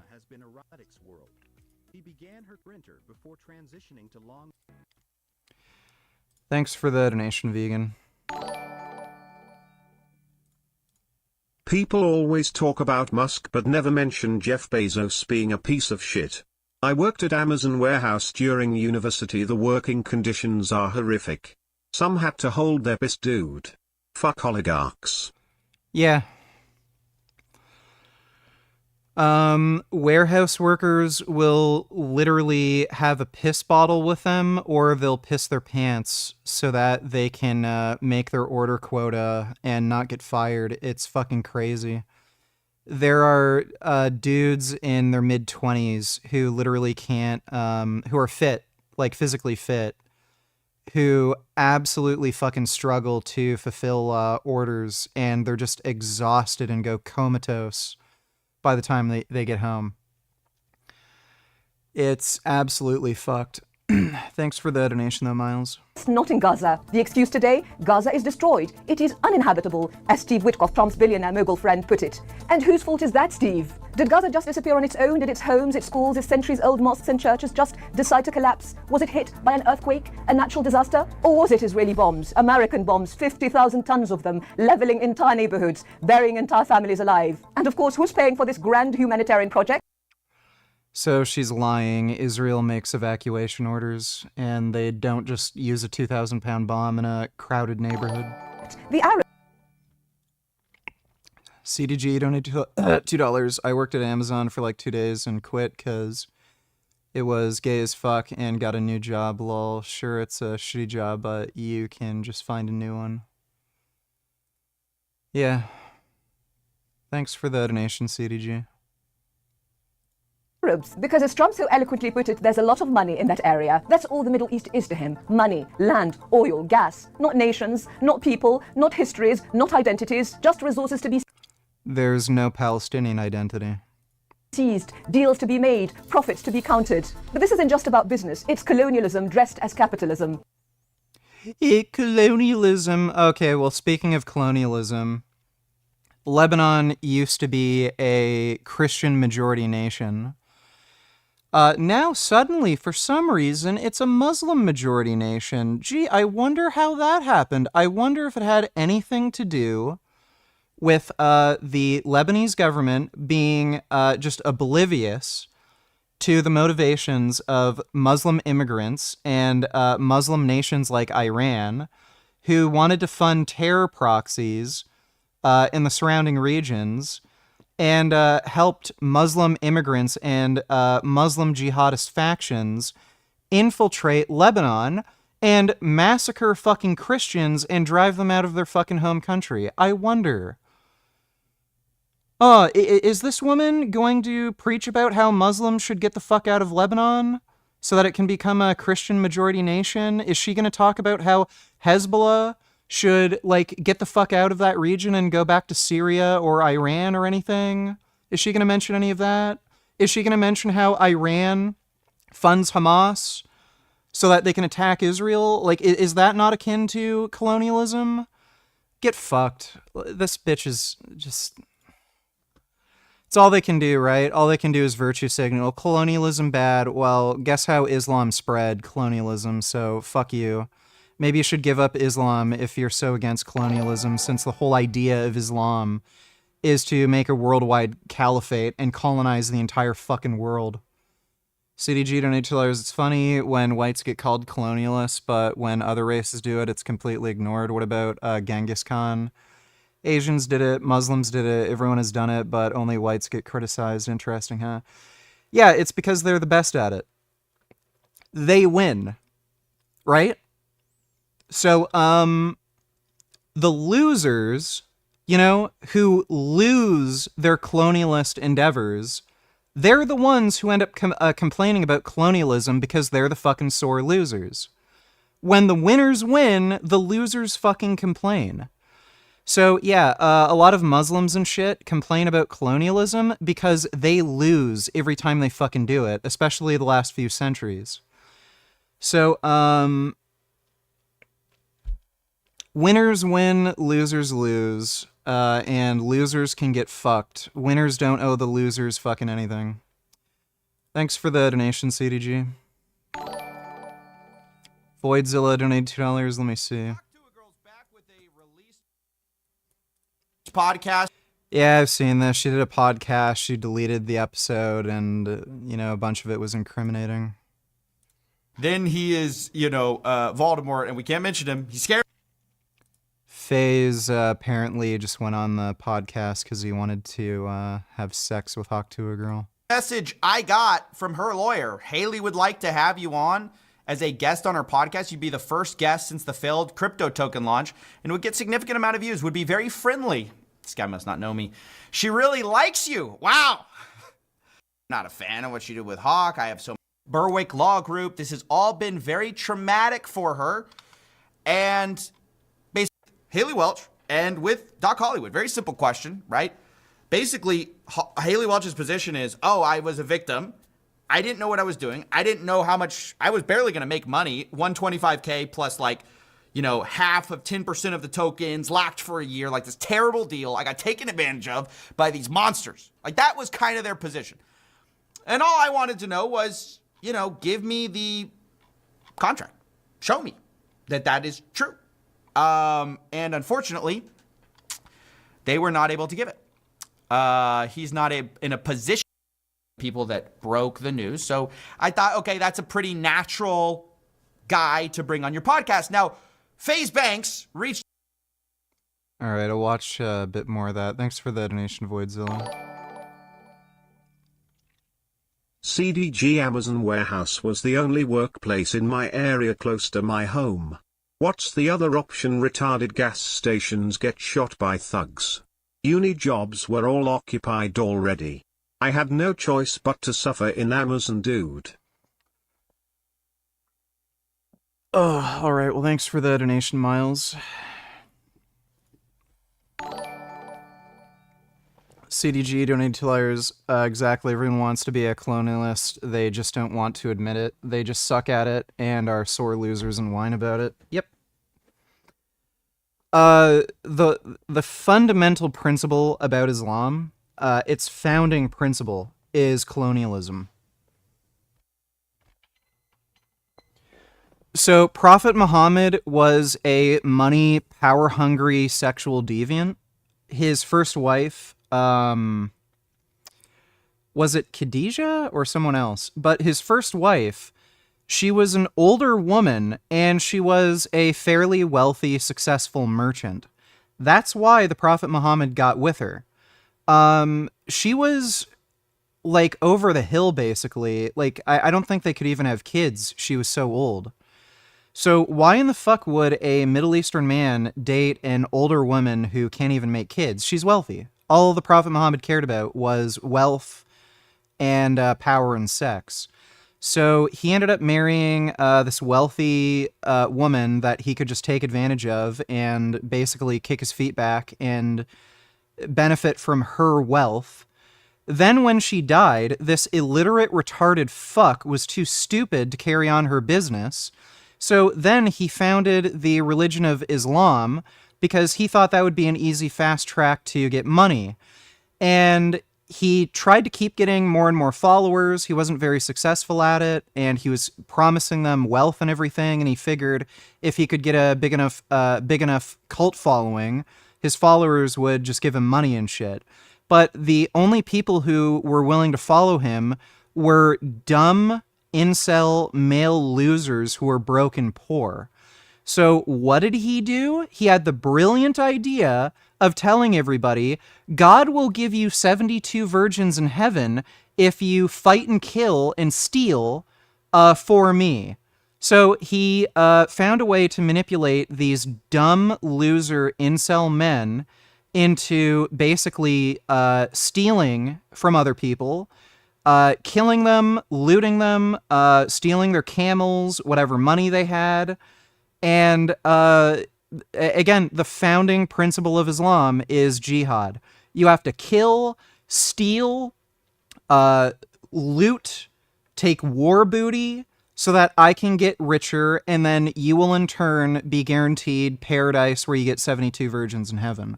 The whole fucking fundamental principle of Islam is colonialization. And the worst form. Prophet Muhammad ordered genocides of tribes, and he would keep slaves, and he would allow women to be kept as sex slaves and shit. So if somebody has such a huge issue with colonialization, they shouldn't be Muslim. They can be Christian. There's nothing in Christianity, like at least if you go by the New Testament, that demands colonialization. There's nothing in Hinduism, Buddhism, or anything that has anything to do with colonialization. So they're just totally full of shit. Muslims are just losers. They can't win any wars. They're all fucking broke. Every Muslim country that hasn't reformed, they're all poor, broke. They have sanctions levied against them. They can't make any fucking money. They can barely produce electricity. So they're all losers. And they're the ones that are preaching about how, oh, colonialization is so awful. Yeah, it's awful for you because you suck at it and you keep fucking losing. And every time you try to fuck over better, wealthier nations, you fucking lose. So no shit you're complaining about colonization. But if they had superior weapons, technology, culture, and they were able to go to war and win, they'd have no fucking problem with colonization. Just look at all the fucking Muslim apologists online. They're very much pro-colonization. Look at Muhammad Ajab. He's saying, oh yeah, we need more immigration. We need Muslims to immigrate to the UK, the rest of Europe. Muslims need to keep breeding so that they can outpace the white population and replace them. They're pro-colonization. All of them. So they're totally full of shit. Fuck him. Dr. Taliban donated $2. You know what's ironic? Frank complains about Dr. Taban and him being part of a Jewish society, but I did some searching on his biography, and the origin of his name, Meir Taban, turns out he's originally from Iran. How ironic. That, for one thing, that doesn't sound like an Israeli name, so that should kind of tip you off, but yeah, the guy's clearly Persian. So he's claiming an Iranian Persian is part of a Jewish cult? Like, it's just fucking retarded. Thanks for the donation, Dr. Taliban. CDG donate tillers. Yeah, dude, you could have went to a university in a better area, lol. Okay, thanks for the donation, CDG.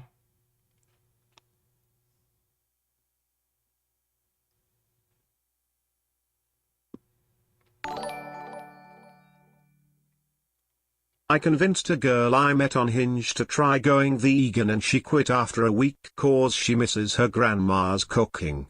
I tried reasoning with her and even got her to watch Dominion but still didn't care. I blocked her. Hopefully she kills herself. In Minecraft.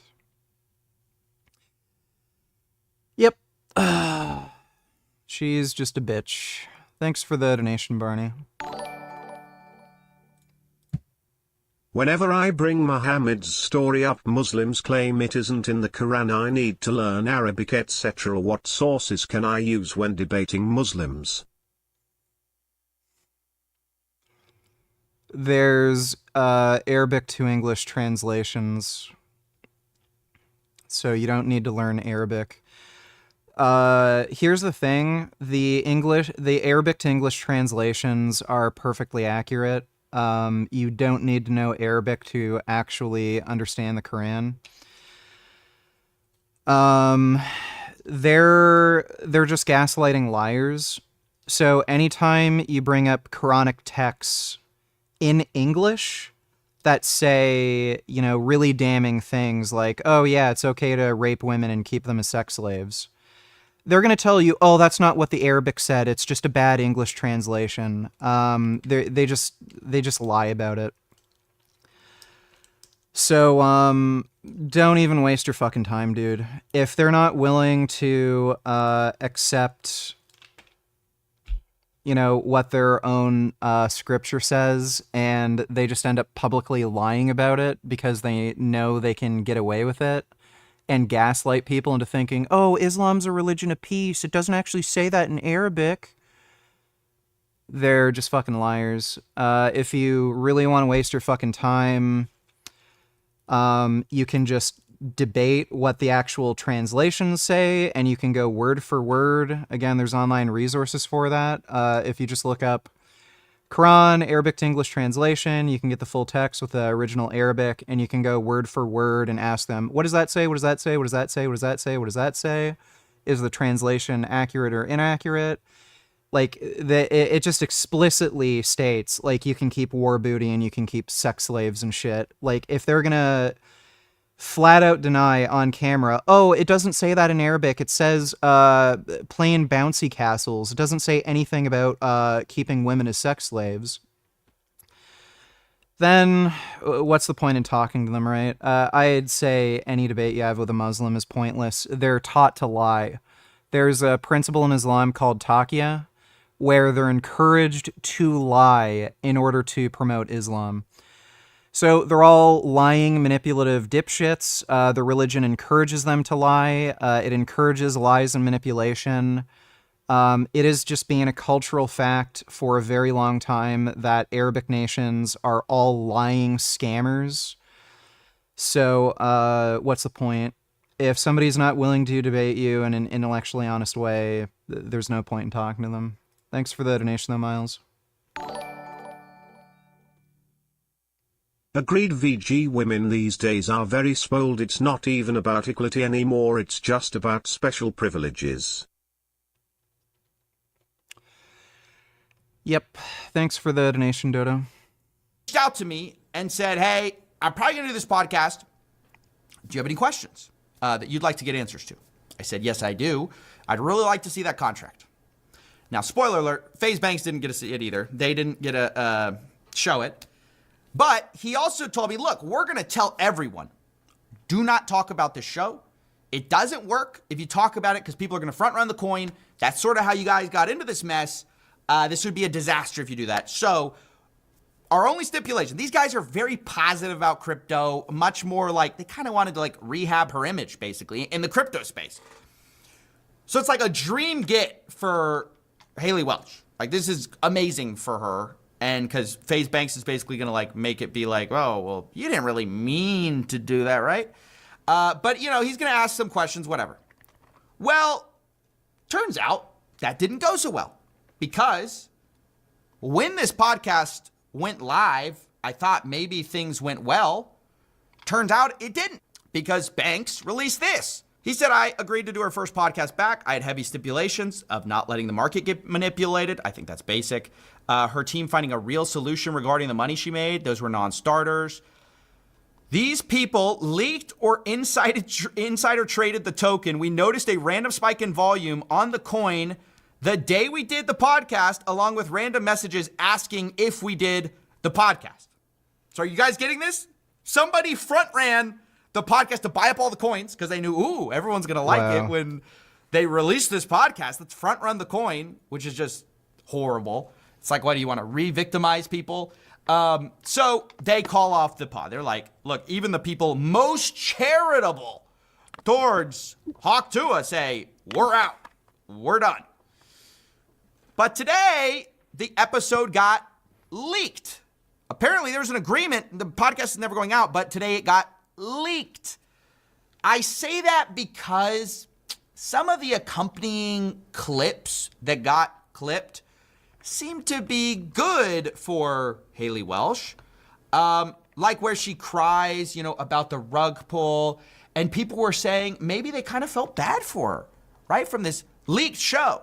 Here's Dexerto saying Haley Welch broke down in tears while talking about the alleged rug pull of her. I want to start by saying thank you to all my true fans and all the people that actually watch my stuff and they keep up with me. We're trying to sort out all the pieces and stuff to get all this figured out and make everything right. Oh my God, I'm gonna cry. No, don't cry. Don't cry. Don't cry. Everything's gonna be good. We're gonna be good. No, you're not. FaZe Banks canceled the episode. Are you guys getting that? He was like, I can't be a part of this. And they posted the clip. I can't believe it. That's unbelievable. Do y'all understand how insane that is? How this idea got brought to me, it was supposed to be like what do they call it, a long-term coin. And the guy that ran the account, he was like, oh, we're going to change the way everybody thinks of crypto. Crypto's going to be a good place. And I feel really bad for all the people that got affected by it, and it just didn't go the way I planned. That's right, guys. Haley Welch is very sorry. She wants you to know she did not intend it to go that way. Well, she's full of shit. You can see how she reacted after this all went down. Like, she couldn't be fucked. And that podcast clip, yes, it wasn't supposed to go out, but it just leaked. We don't know how. Like, her tune totally changed when her reputation got dragged through the mud. She didn't even realize how bad this looked on her. I approached, of course, the guys behind it, and they said it was an editor mistake. Oh, oops. Yes, the guys who interviewed us thought we may have insider traded the coin, but this guy says he vouches for the internal team, saying it was none of them. And Better, which is Jake Paul's team, I guess, no way they would ever do something like that, guys. Believe us, we will likely never know the info leak. The clip posting leak today was an accidental by Better's editor who had the episode in the Don't ban Islam, only allow hot Muslim women in. If we ever broke up, I'd never be sad. Think about it. I don't think she's Muslim, and she's also fat.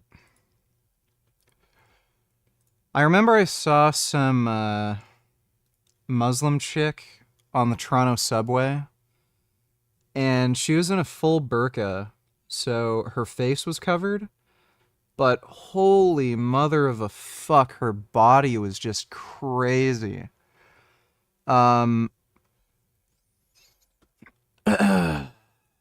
Some crazy person in chat. Yeah, even with the burqa on, like, that could not fucking hide her smoking ass body. She had some of the nicest tits and ass I've ever fucking seen. Dodo donate $2. Can we watch Ben Shapiro's book reading animation again? Remember that one where he wrote about a hypothetical black man named Yard? Can you find that video? I want to watch it again. I'm not going to bother watching it again on stream, dude. We've already seen it. Thanks for the donation, though. The rise of Chinese AI chatbot DeepSeek has taken the world by storm. But it's part of a wider trend. Chinese apps are rising up. DeepSeek is a fucking joke, dude. It's just a leaner fucking chatbot that's based on machine learning from other competitors. It's just a big nothing burger.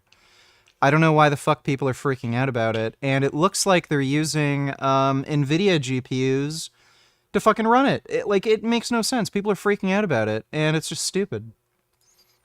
Woke atheists call show $2. Call these woke atheists, debate them on veganism. I don't know why the fuck people are literally linked me my own live stream. Thanks for the donation, dude. The charts around the world. TikTok, CapCut, Shein, Temu, to name a few. And it's not just on our phones. China is becoming dominant in many... Temu is a fucking joke. So Temu is basically a scam. It's a way of selling really shitty, inferior scam products while getting, finding like weird loopholes to get through tariffs. So all the shit on Temu is like under $60 or something, and they find weird shipping routes. So they'll ship from Hong Kong or neighboring countries, even though it originated from China. And it's just like the scam way of selling crappy products that are shittier than shit that you'd find on Amazon that just scam people into buying them. Like, Temu isn't anything.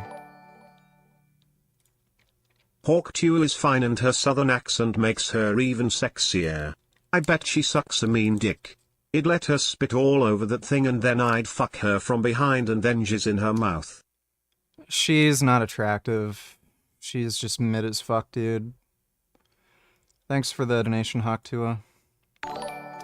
CDG donate tellers, please don't skip. It's a funny vid and short. This guy made a huge mistake when he decided to take the world's strongest man's waddle bottle. What are you doing? Because during a press conference... Waddle bottle?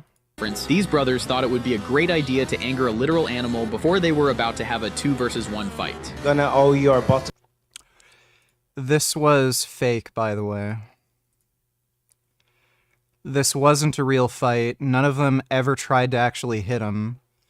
And the ref stopped the fight after just one single dude went down. It was just a joke. And Eddie went out of his way to not hurt them too much. This was a complete fake bullshit. Thanks for the donation, CDG. Woke Atheist call, show donate tellers, call them. This country, you know. 37 watching.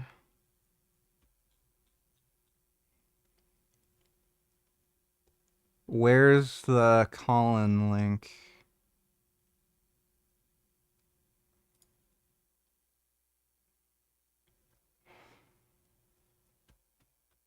Okay.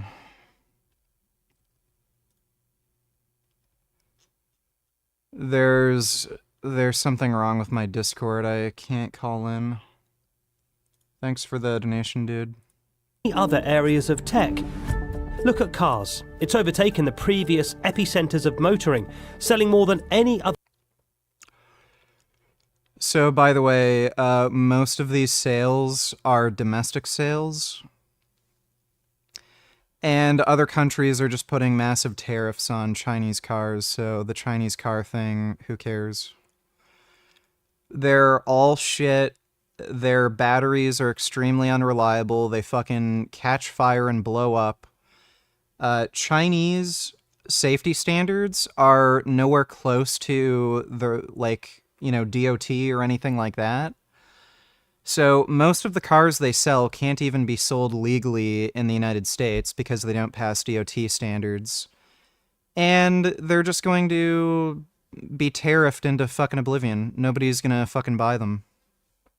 So who cares? And they're electric. Nobody fucking wants electric cars.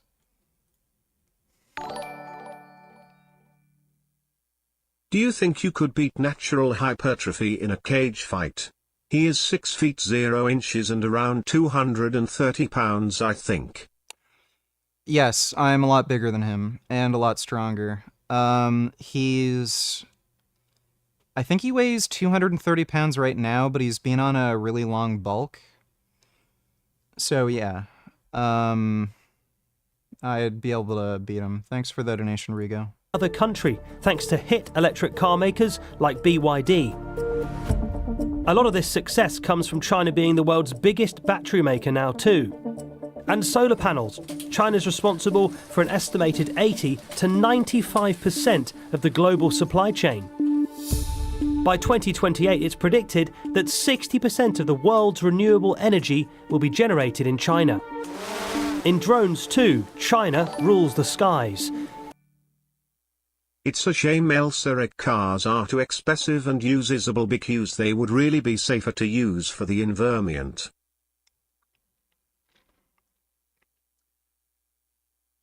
Well, they suck.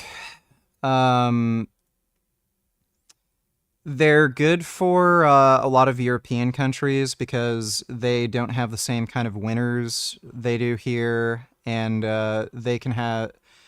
There's not as much urban sprawl, you don't have to travel as far, and it's much easier for them to upgrade the charging infrastructure. But in really large territories, like Canada, that goes through really bad winters, where the charging infrastructure just fucking sucks, they're absolutely fucking terrible. Thanks for the donation, though, Dodo. Next time you hear that buzzing above your head, there's a 70% chance it's a DJI drone made in the US in some areas of quantum computing development. And it's the same picture in AI. Chinese AI firms now issue more patents than any other country, and the rise of DeepSeek shows it's capable of challenging the dominant US giants with products too. Dodo, why is your grammar so fucked up? Ha ha ha. Alright, thanks for the donation, Klecker. So how has China done all this? Well, it's all part of a long-term plan. None of this matters.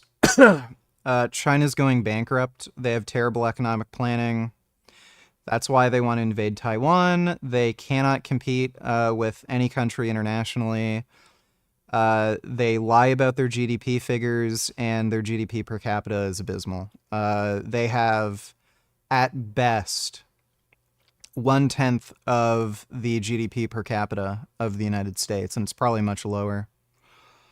Like, again, these people are living off of fucking gutter oil. They literally can't even afford cooking oil. Like, we're worried about a fucking country that literally has to make food from the fucking sewer. So whatever, yeah, nice. You make drones that can go buzz, buzz, buzz around the sky. You're all fucking poor.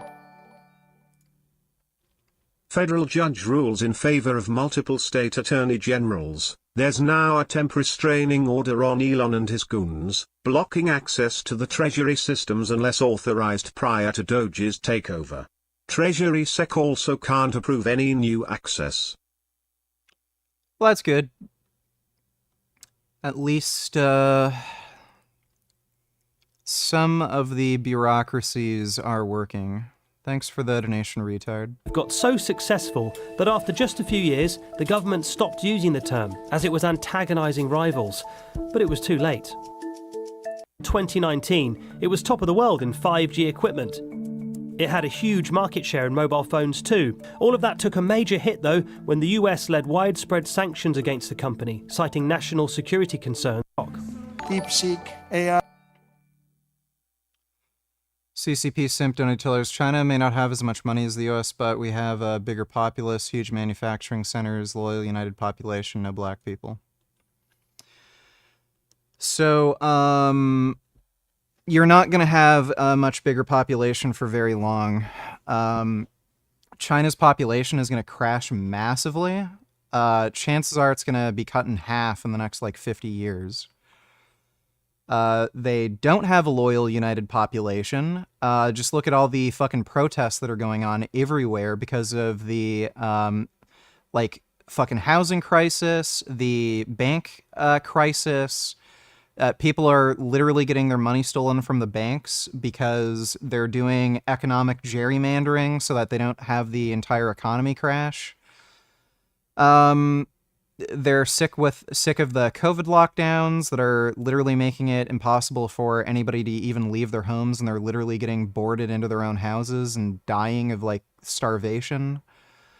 So, no, you don't have a loyal population, and yeah, you don't have any black people. Maybe you'd be good at sports and be able to win a gold medal at something. Thanks for the donation, CCP. CDG, you donated $2, let me see.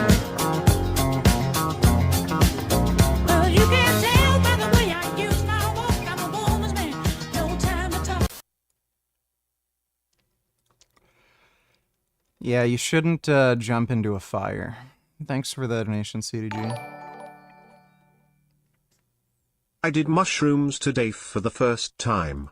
A microdose. Didn't feel anything. Guess I'll try a little more next time. How was it your first time?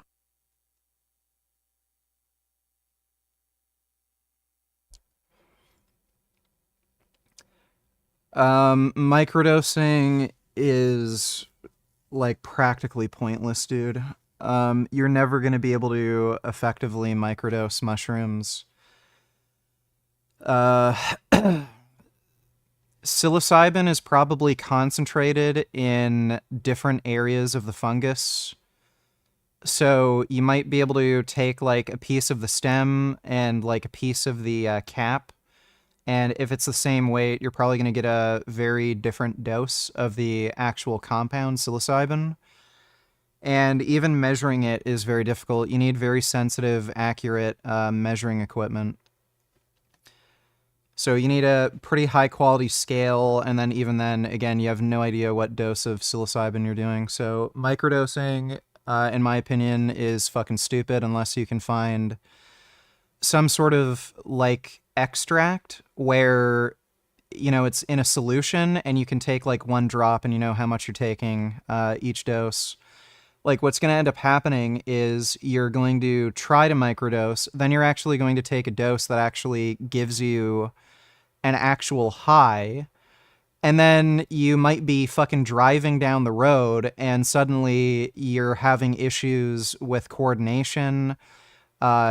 Mushroom, like if you're on a mushroom trip, it can also be very, very hard to concentrate. So you might think you took a little tiny bit in the morning, it doesn't kick in until like an hour or two later, and then you're driving on the road. It's super dangerous. I wouldn't recommend doing that.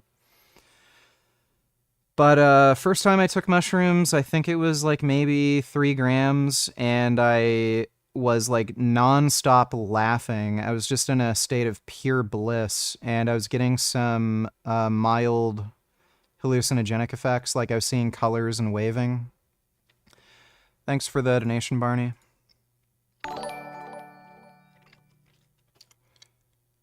Reputations, donate $2. Do you support reparations? And if so, do you think you personally deserve them? I mean, I'm not necessarily for or against them. I think it's an extremely politically unpopular thing to do. So, I would definitely not recommend a democratic... I wouldn't recommend a democratic prospect of ever running on the idea of reparations because it's just so politically unpopular. There's a very, very easy way to deal with reparations, and we've basically already done it with indigenous people. So the original idea with reparations was to give a certain amount of land and like 2 farm animals to black people, and I think the equivalent monetary compensation today is estimated to be somewhere between $20,000 and $30,000. So if like all you have to do is just create some rules when it comes to collecting reparations. So if you can track down your genealogy to slave owners that would have been granted reparations, then just give those people, you know, somewhere between $20,000, $30,000. And it would be basically nobody. So, you know, like maybe 1,000 people or something would get $20,000 or $30,000 across the entire country. So it really wouldn't do all that much. And a lot of people would have problems with it. So I don't think it's a really good policy to run on. It probably wouldn't have much benefit. But it's entirely feasible. Like, again, we've already done that with indigenous people. They have been given, like, their own land and territory, like reserves. They also do get money per month from the government. kind of depends on the state or country and area and stuff like that. And in Canada, if you're part of a certain tribe, you're also exempt from sales tax. So you don't have to pay GST, HST. So we've already done like a similar thing with indigenous people. The idea that it's completely unfeasible to give reparations to black people is just bullshit. You can very easily do it. The U.S. could certainly afford it. And it's just that there's so little benefit to be gained from it, and it's so politically unpopular. You're basically committing political suicide. Like, you're never going to win a presidency if you're promising reparations. The first human-made object that surpassed the speed of sound, and it's nothing else but a whip. When you crack a whip, its speed becomes twice the speed of sound. Yeah, I already know about that. The Joe Rogan Experience. I think that if you look at all those high-profile Yeah, look at that in a minute. Thanks for the donation, dude. Retard donated $2. Overnight, a federal judge blocking Elon Musk's Department of Government Efficiency from accessing sensitive Treasury Department records, including the personal data of millions of Americans. The judge issuing a preliminary injunction after 19 states sued President Trump and Treasury Secretary Scott Bessent, saying they violated federal law by giving Musk's team access to the data. Elon is doing a great job. Yeah. Somebody already brought this up, but at least there's some bureaucracies in place that are holding the ship together. Thanks for the donation, retard. Why are you riding a bike in frozen cold AF Canada during winters? Just get a cheap Korean or Japanese car, dude. The money saved is not worth freezing your balls off. Oh, yeah, cheap Japanese or Korean car. Oh, it's only $30,000. Oh, the monthly payments are only, $600 or $700. Oh, the insurance is only like $400 a month. Yeah, right. I'm probably gonna get a car eventually, but right now, I have vehicles that are perfectly fine and suitable for winter driving, so I'm not gonna waste my money and blow it on shit I don't need. Thanks for the donation, though, Brian Johnson. This video is funny.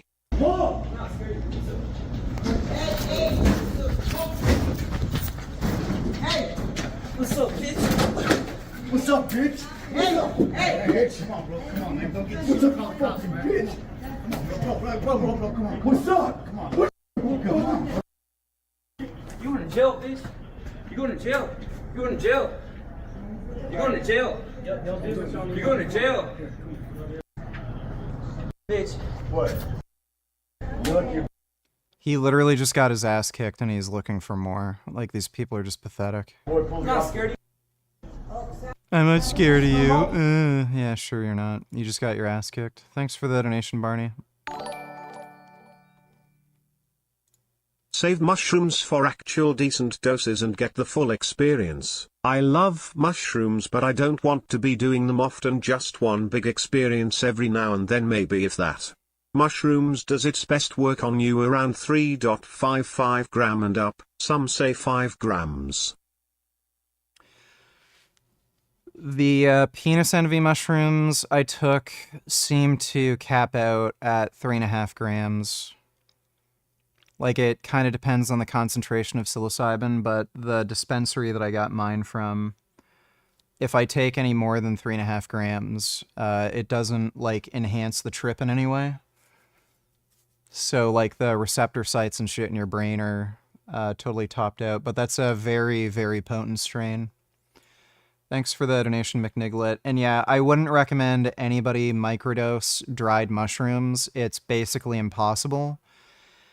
And there's huge safety risks. You're going to think that you took a very small amount, and then an hour or two later, you're going to be actually getting high, and then you're going to get super fucking distracted while you're driving, and then, like, crash. assassinations in that era, I think a lot of them are highly questionable. I mean, it doesn't just stop with JFK. We're talking about RFK. I don't believe that story at all. Martin Luther King, all of these people There's really, really sketchy things about all of them. And if we were conducting, the CIA was conducting basically an assassination program around the world. Yeah, I had a mushroom trip with Jasmine once. She didn't like it. And, to expedite U.S. foreign policy and imperialism, why would we not have been doing that here at home? Mhm. You know, I mean, we know that Fred Hampton was killed outright, the leader of the Black Panther Party. So all of these things are kind of make more sense when you look back at history and see how kind of out of control the CIA was at that time. Yeah, I mean, it only makes sense that they would want to get rid of certain characters. Barney, you donated $3. Let me see.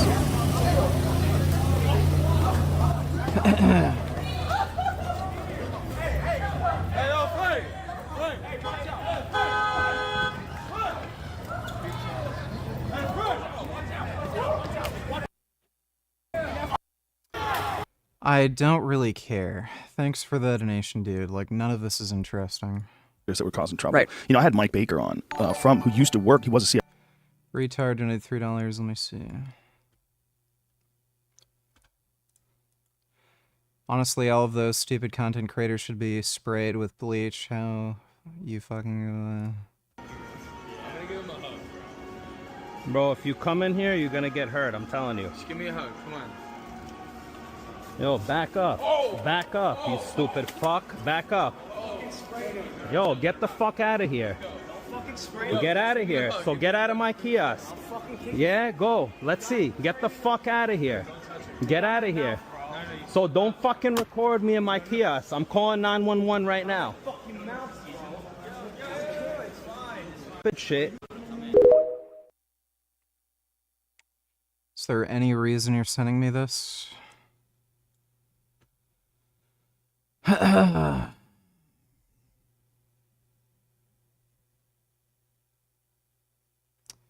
Explicit anti-Semitic attitudes are now much more common among young voters. Yep. Yep. Anti-Semitism is on the rise in young people, and you can blame shit like TikTok. Thanks for the donation, retard. CIA operative, and he looked into the JFK, or excuse me, the Martin Luther King assassination, and he said that one, more than any other one that he looked into, seemed like something was really, because James Earl Ray was like a loser, just like the shifty guy, and then before the assassination, all of a sudden he had money, all of a sudden it looked like he was being steered. And he went into great detail about it. I don't remember all the details, but he was shaking his head about it. He's like, that one, out of any one that I looked into, had the fingerprints of manipulation on it. Well, you know about his family, obviously, Martin Luther King's family, that had that civil trial and basically concluded that the U.S. government had to have been involved for the circumstances to have happened the way they did. And if you look at how Martin Luther King at the time was considered the most dangerous, quote-unquote, Negro in the country, that's what the government was saying about him. I mean, he was hated, he was loathed, he was trying to basically implement like a poor people's campaign to occupy D.C. Barney, donated $3. Don't care. Thanks for the donation. To give poor people economic rights. That was really, really threatening, I think, to the establishment at that time. Also, you know, it's hard for us when we're thinking back about that era. I mean, we weren't really, I mean, I was born in 67. You were born after that. It wasn't, we don't understand that era. That's 100 years after slavery. Just 100. A person's lifetime. A person's lifetime, yeah. Kind of crazy. Right. You know, and things still hadn't been resolved. And then when you look at it now, I mean, Juneteenth, they had the congressional hearings and they're talking about reparations. And you see just the different polarized sides of how people look at it even today, whether or not reparations should be given or whether or not there should be any sort of effort to rectify the Just thank God TikTok is going to be banned soon. Yes. Presumably anyway. Thanks for the donation, Dodo. obvious.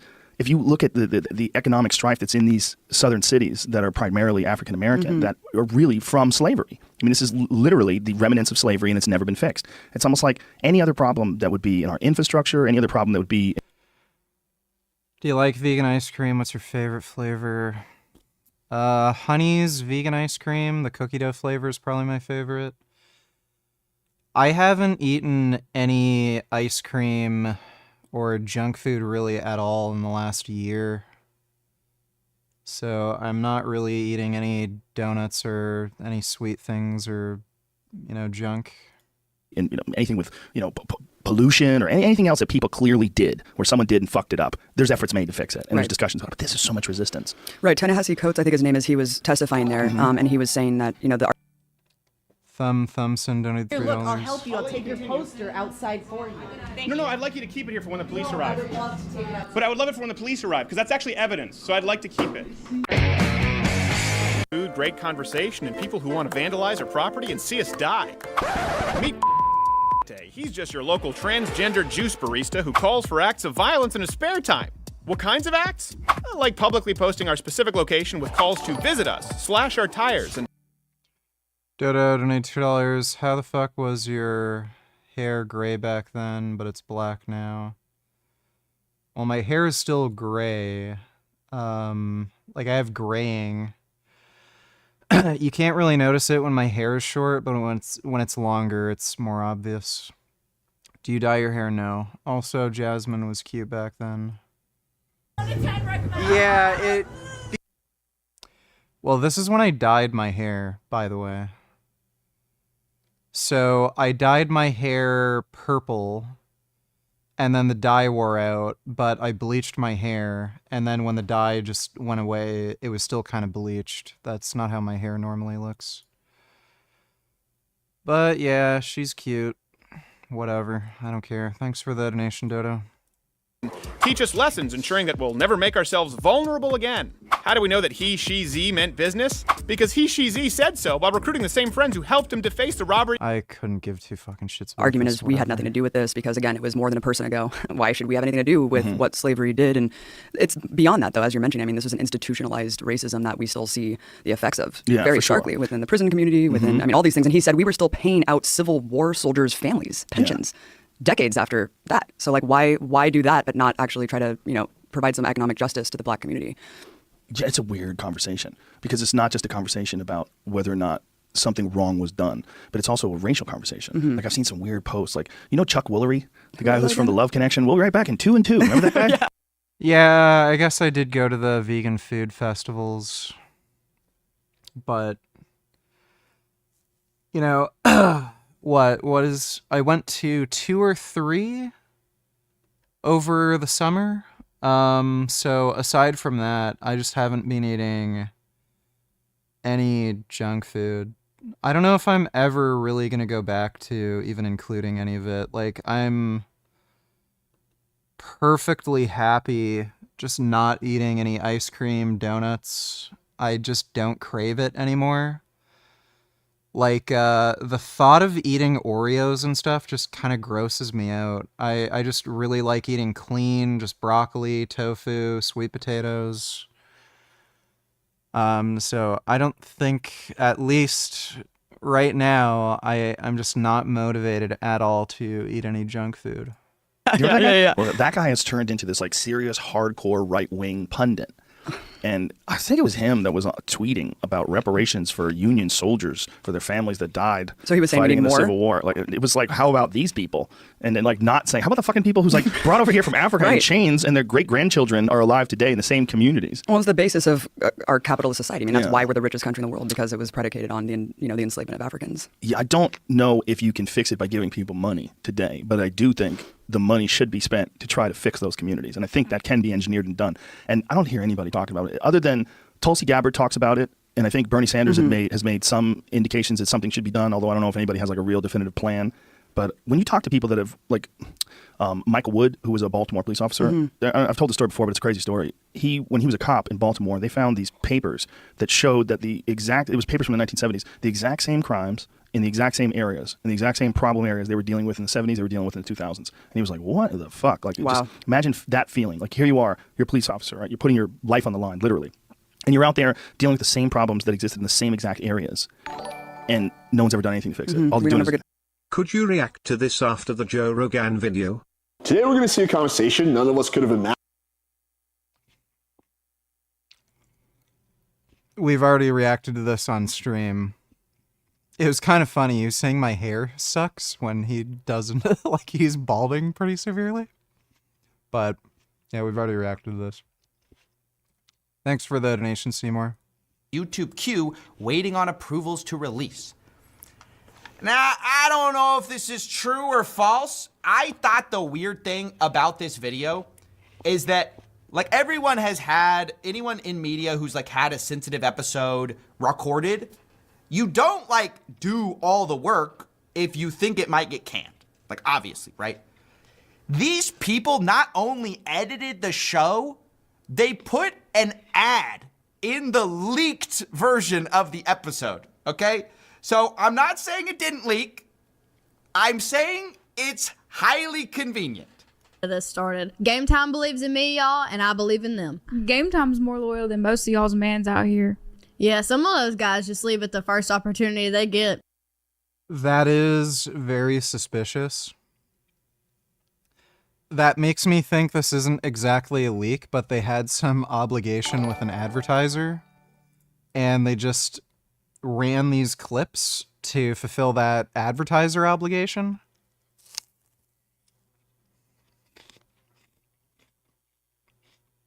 $21st donate $2. Hey buddy, since you're divorcing Jasmine, this is fair game to react to right now. Don't fucking skip. Blah blah blah. How is this? No, I'm not gonna bother. Thanks for the donation, dude.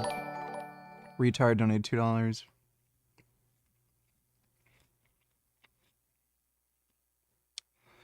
Elon confuses melanin and melatonin. No greater evidence against white supremacy than an idiot like Crystal. He is Jewish, not white.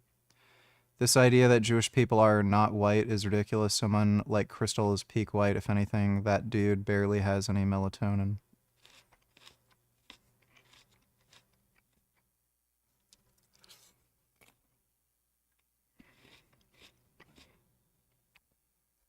You know, it's so funny how all of these white supremacists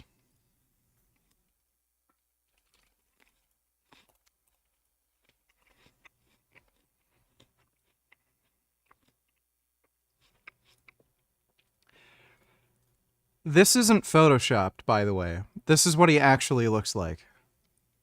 These white supremacists are so stupid, mentally incompetent, physically incompetent. Like, they're literally fat, out-of-shape retards. And then they're claiming they're the superior race. Who's that fucking dipshit who basically got blacklisted by Hollywood because of that crazy white bitch he was donating? Or dating? I don't know why I said donating. He played what was, he has that new fucking bodybuilding movie. What is it?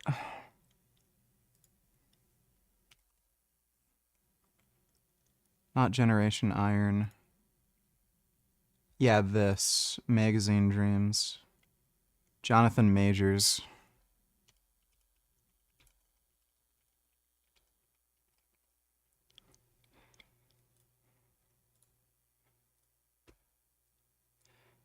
Inferior race. Superior race. Inferior race. Superior race. Inferior, superior, inferior, superior. Like, it's just so hilarious, man. They're the most incompetent fucking losers on the fucking planet. Just less than in every fucking way. You're dumb, overconfident, you look like shit, you are shit, fat, skinny, weak. We are superior to all the darkies. We need to get all the darkies out of our country. We need to only have the white superior race ruling this country. We can't have inferior, melanated people infesting our society with their inferior genetics. Like, oh my god. And again, they don't even know what melanin is. Thanks for the donation, though, retard. This is an interesting product. Vegan artisanal cheese. Looks good. First in the tank is a modern product. I've already seen this video. Yeah, they had that cheese that everybody liked. Whatever. Thanks for the donation, dude. Body count, donate $2. What is your body count? I think it's 4. I was with 3 girls before Jasmine, then including Jasmine, 4. Now rapists only need to record their victims crying and begging for help and post it with a "she's crazy" caption, and you'll have thousands of people talking about how dangerous women are. You just stay in there. No. Fall asleep and then he shook me up to wake me up and tell me that I needed to take an Uber home. Like I lived down the street and we knew each other, but I'm not sure what's happened now. I'm 25. I don't know what the fuck this is, dude. What did I say? You disagree with his views on subjects like body count. Yeah. Thanks for the donation, body count. Elon Musk donated $2. That's not muscle, pal. Sorry, that's muscle, pal, not fat. I didn't know you could grow a very soft, flubbery-looking mound of muscle in your midsection. Thanks for the donation, though, Elon Musk. So I guess what specifically do you disagree with? Okay, I would say I think that a lot of times when people are like, "Oh, I don't really care about, I don't think it should matter," but then don't care to share. Mhm. I understand like that's contradictory, but I also think that to an extent it doesn't matter, but it does. So I think that it's contradictory, but it can both be at the same time, if that makes sense. Well, I mean, I guess to argue the other person's No, that doesn't make sense. Well, here, Like, Andrew, it's to like- argue the other person's side, Andrew. So you could think something matters, but also not want to reveal it like to the broader public. But then why would you out to say the it doesn't matter? Because I think it's like a more of a general term, like it doesn't really matter, but like at the end of the day, it's more between like the partner and you. So then it Like, matters. I think it's more so being like the number doesn't matter, but telling this amount of people is what matters. Yeah, I agree. Then it matters. Yeah. So That's fair. here, I'll give you. I think it's a let me bad give- way to put it that it doesn't well, let me matter, give a, but let me give a counter example, if this is true. So I understand what you're saying. Yeah. What you're saying is, look, to the broader public, this may matter, right? But to me and whoever my potential partner is, it doesn't matter. But let me give you a thought exercise to see if this is true. Do you think you would be more likely to reveal your body count if you had slept with 0 men versus 20 men? yeah, no, I understand. Well, then. Why are you so cranky tonight, Richie? Wouldn't say I'm cranky, but thanks for the donation. I love juice land in Austin. It matters. It matters a lot. Whether I mean, or not it you want depends to how admit that it doesn't comfortable- matter, clearly it matters. Because otherwise, why would you reveal it at 0? Right? Because then there's no shame, right? Well, I mean, to sure. actually think about I think there it, also is shame in like, zero, for though. example, someone might, if we're talking about how much money somebody makes, and in a dating context, for example, do you care about somebody's finances? And they say, doesn't matter. I don't care. My financial situation doesn't matter at all. Oh, okay, well, how much money do you have in the bank account? Someone might not want to reveal that. Yeah. Not having anything to do with whether it matters or not, just because they prefer to keep that private. Yeah. If I can understand the other side's position on this. This is just a stupid conversation. Like, obviously body count matters because it just gives you some information about a person. So if they are just, like, fucking, like, crazy, like, hyper promiscuous, that tells you about how reliable they may be in a particular type of relationship. So if you're looking for a long-term monogamous relationship, they're probably not suited for that sort of thing. If you care about STDs, you don't want to get herpes or HIV or some gross shit, well, obviously somebody who's hyper promiscuous is more likely to have those sorts of problems. Women can also get pregnant. So a lot of the time, these hyper promiscuous women, they get pregnant and they probably have children or something. Might also tell you, depending on what their relationships are like, whether or not they're going to cheat. Like, it just, like, there's patterns of behavior that give some information about the person. So obviously it matters.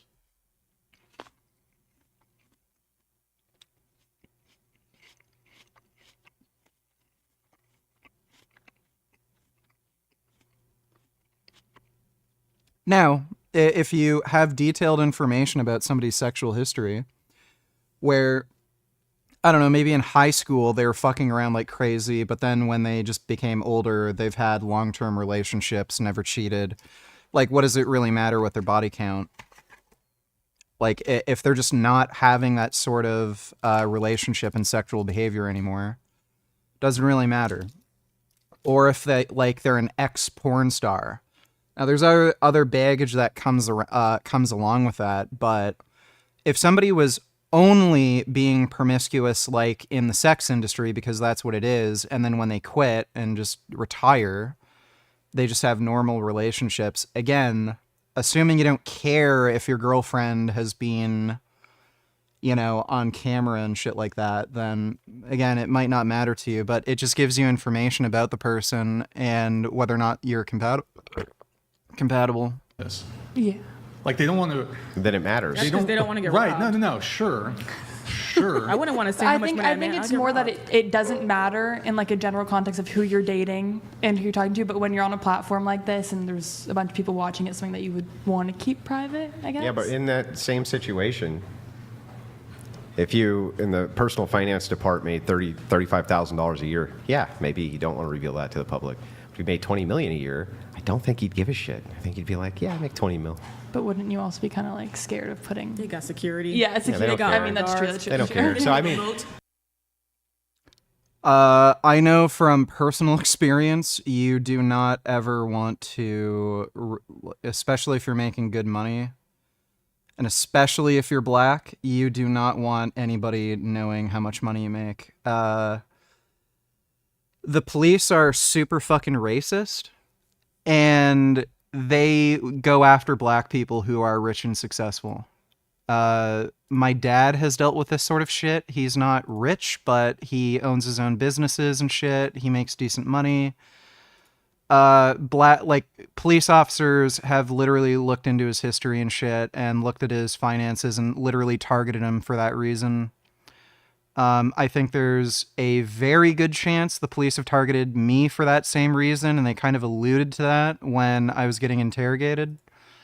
So, especially if you're making good money as a black person, you do not want to share how much money you're making publicly. And even aside from that, look what happened to Tash, right? She's had a bunch of ridiculous fucking lawsuits and legal battles in court.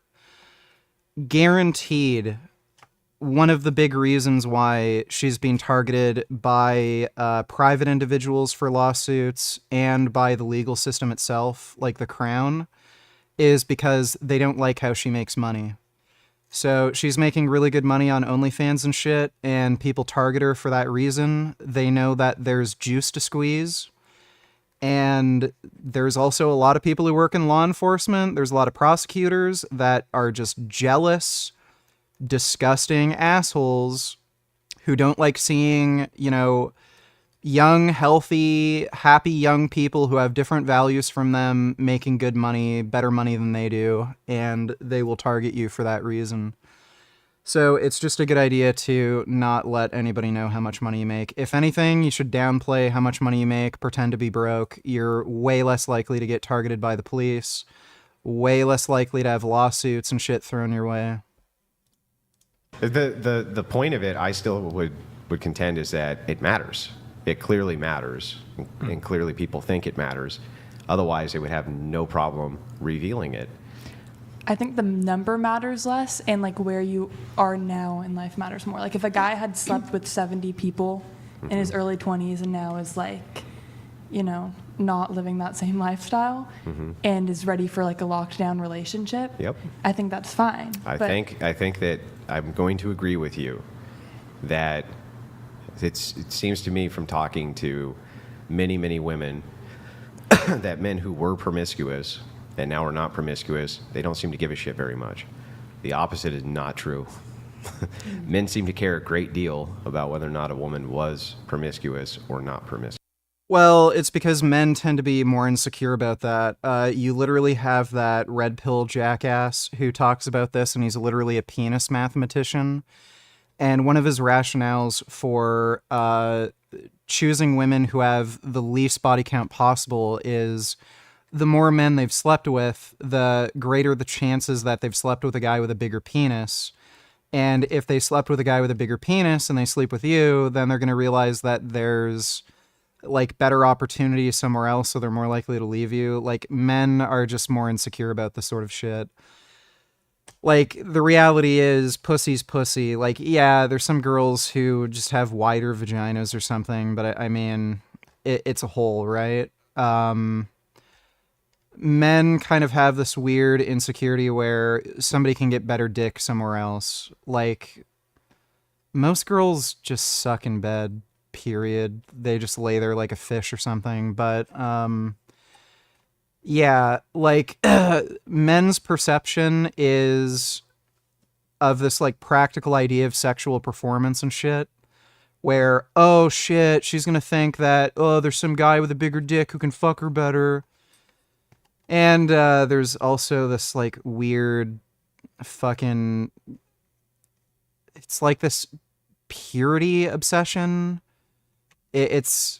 Yeah, like, I don't know why, but there's, like, a lot of dudes that are obsessed with girls who are virgins or something. It has, like, this weird idea to do with, like, ownership or something. So while I agree with you in principle, right? So I would agree with you, or I would even make the claim, stronger claim, that promiscuity in men and women is equally as bad. But they don't view it the same way. I agree. When they hold each other to the standard, right? Yeah. So women don't view male promiscuity the same way men view female promiscuity. I think society validates guys being like, oh, good on him. Like, I don't think it's just a form of social stigma. I think that it mostly comes from the idea of paternity. So the idea being, paternity testing is recent.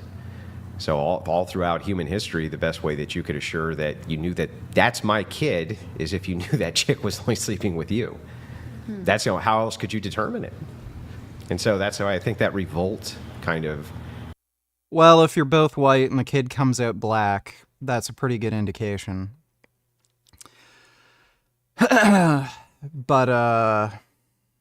I don't think it really has much to do with paternity. Like, it again, I think it's mostly insecurity, and then there's this other, like, weird purity aspect where dudes like the idea that this chick has only had me, and it's like this ownership idea where they just feel more secure knowing that a chick has had no other partners. It's not some idea that, oh, she could be pregnant with another dude. Or disgust is built in with promiscuity when it comes to women, but not for men. They just don't view it the same way. I think it's a fair argument, yeah. Yeah. I think with the body count, though, when you think about it, you should realistically divide it by how many years you've been sexually active, because when you do that, it really doesn't seem that bad. Depending on the number, like if you do have a judgment on it. Because I think if you have like a high body count, but you've been sexually active for like 20 years, it really, a couple people a year. It's like, when you think about it. Yeah, but so again, I can agree with you in principle, but not in the practical. Yeah, I'm probably going to debate the guy from yesterday. Again, let's look at it from a man's perspective. Well, they're not going to do that. They're just going to see the full number. Is that what you're saying? I think that they could even kind of engage with what you're saying, right? And you could even hold them to the same standard. But they still want, if they're going to settle down with you, generally they want children, right? Just generally speaking. Maybe not all of them, but generally they will.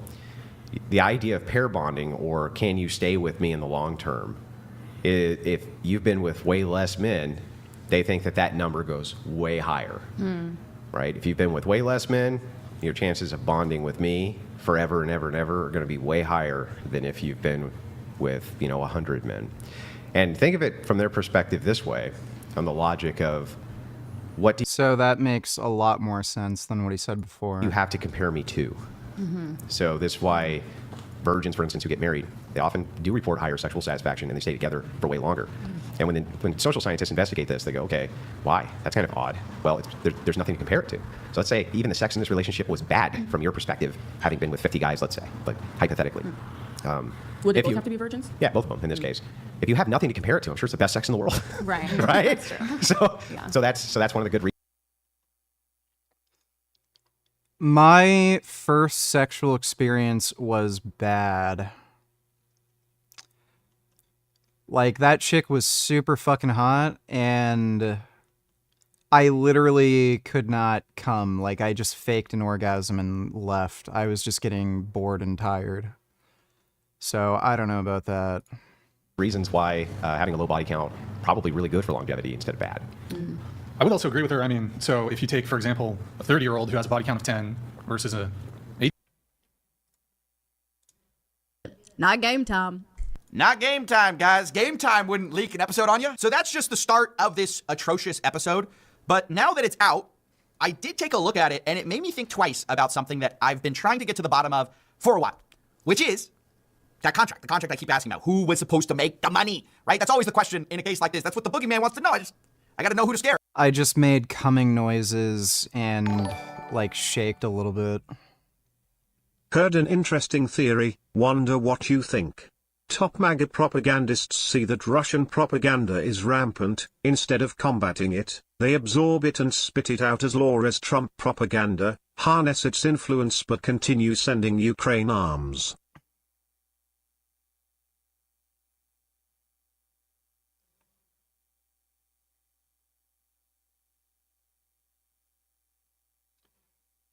That doesn't make any sense to me.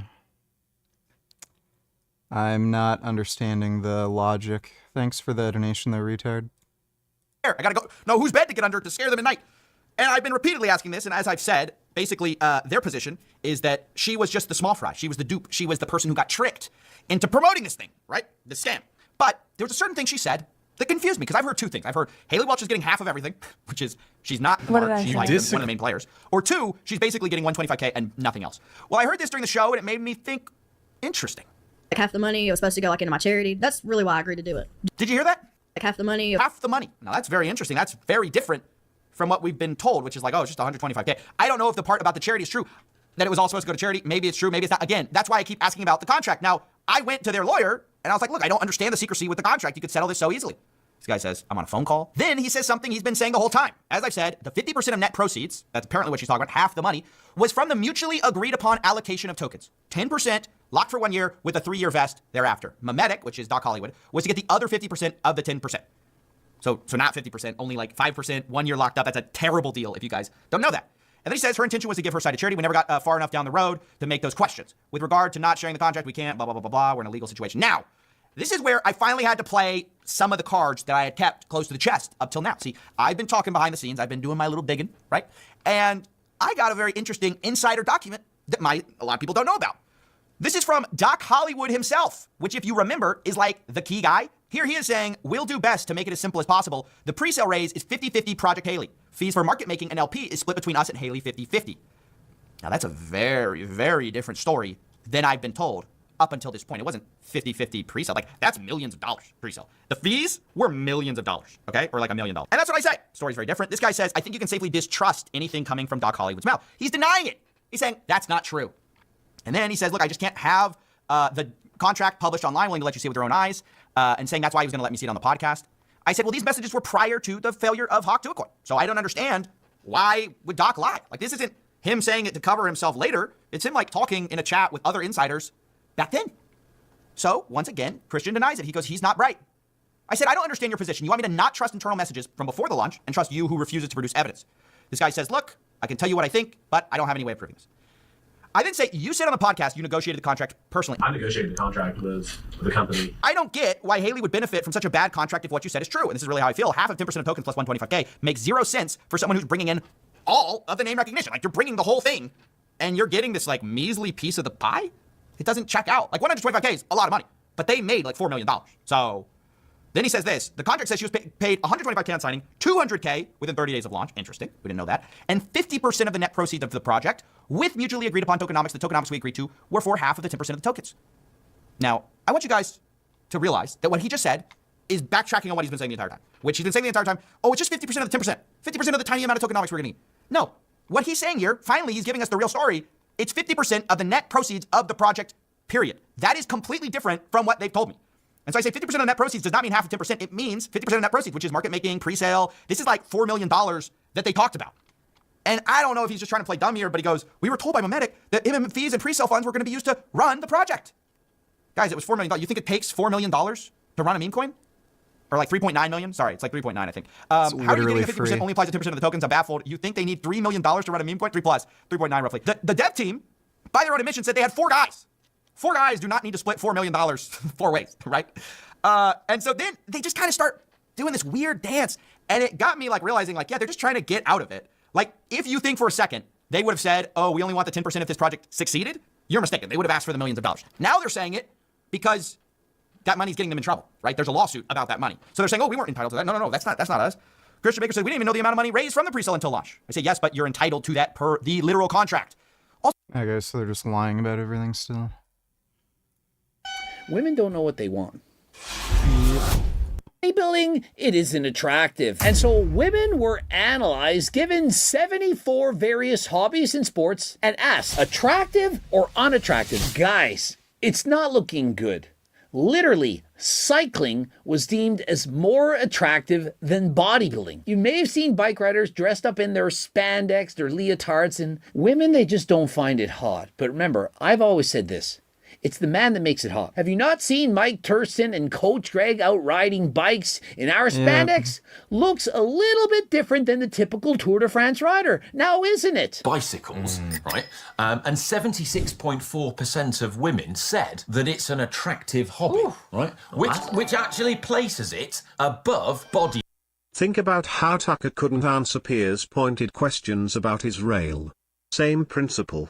Absorb the cringe World War II revisionism, but don't you dare say we should stop sending Israel arms. The neocons are persona non grata, so they play fancy mind games. Well, Tucker is a crazy far-right fascist.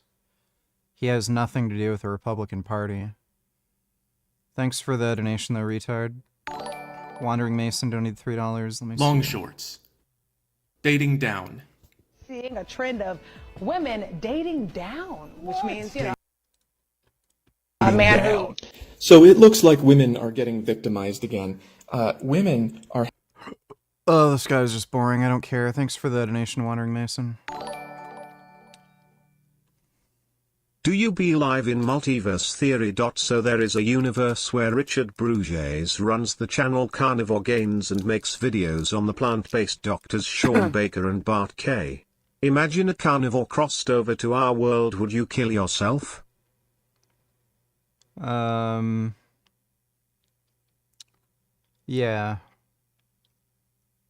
I wouldn't care about killing alternate dimension version of myself that eats meat. I mean, multiverse theory might be true. I don't really know enough about it. Thanks for that donation, though, Nixon. No, donate $2. Any tips to deal with loneliness?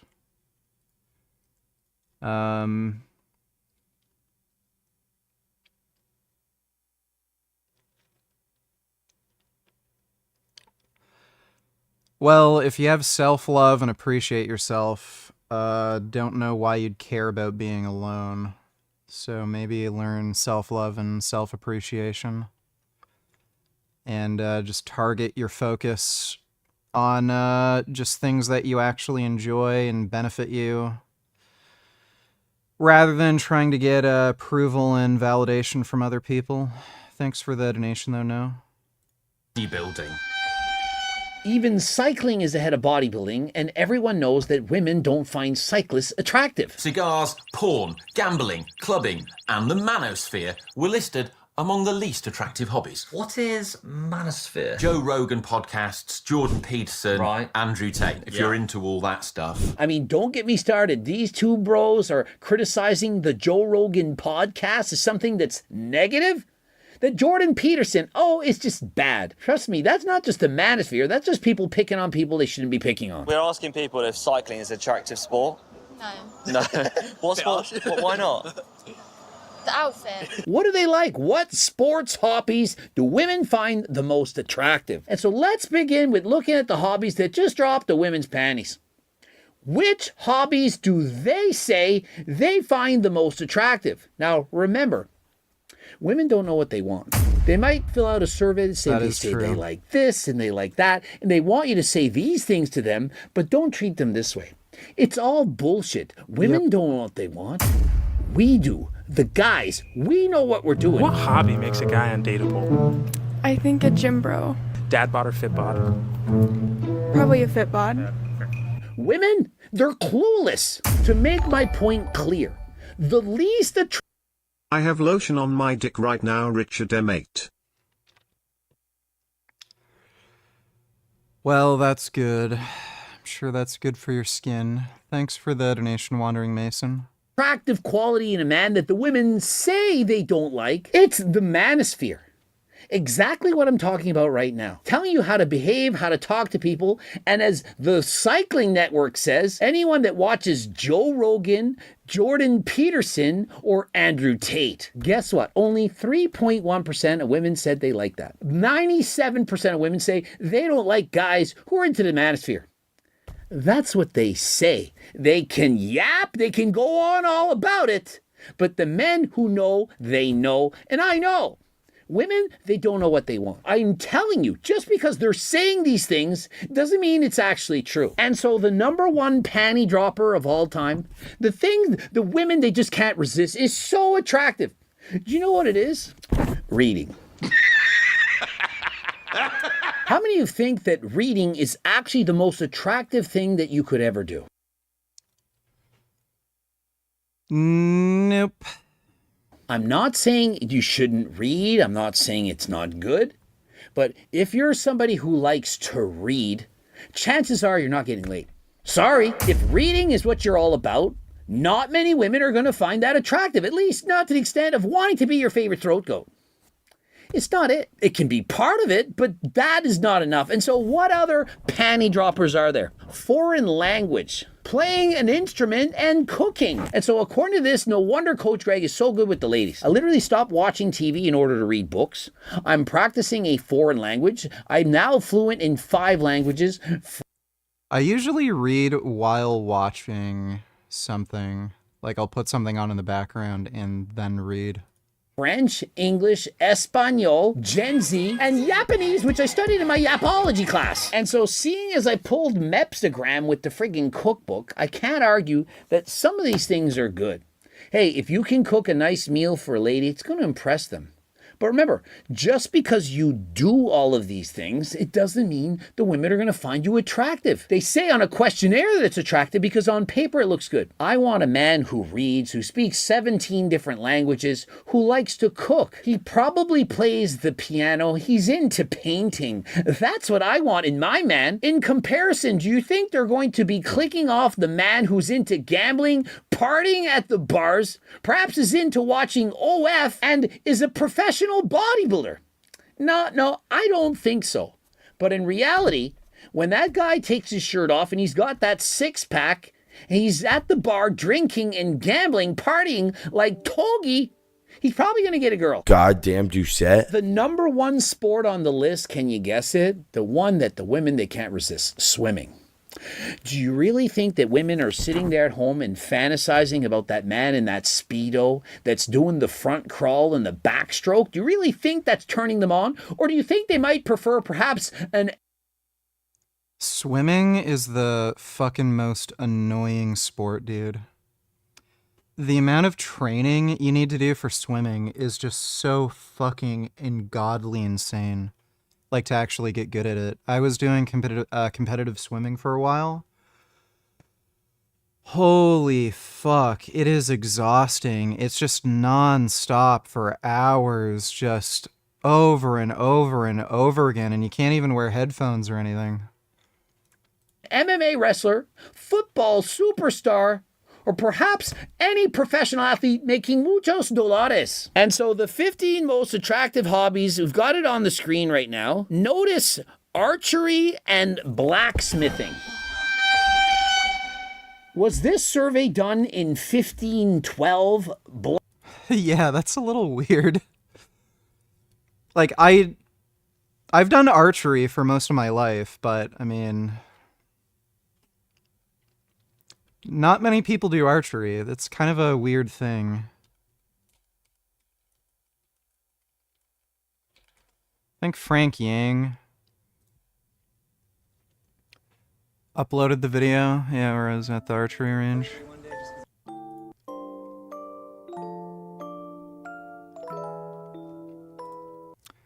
Yeah, there's me with my bow. Yeah, and I thought I could get away with it. I was vomiting. My crap was black. Oh yeah, internal bleeding. So did Blacksmithing? Are you kidding me? And so, bro, if you're perhaps making a bow and arrow from scratch, you're bending and turning some steel into hooves for your horse? Well, apparently the women, they don't like you. Does this make sense? And the least attractive qualities: the manosphere, gambling, porn, and arguing online. Does anyone think that they're actually not going to find any of this attractive? How many people think that no woman would ever go out with Togi? Bro literally promotes gambling more than almost no other. But do you think that's really hurting him? He debated him on debating you. He said he emailed you and you didn't respond anymore. He claims meat increased testosterone. 3D Alpha? What?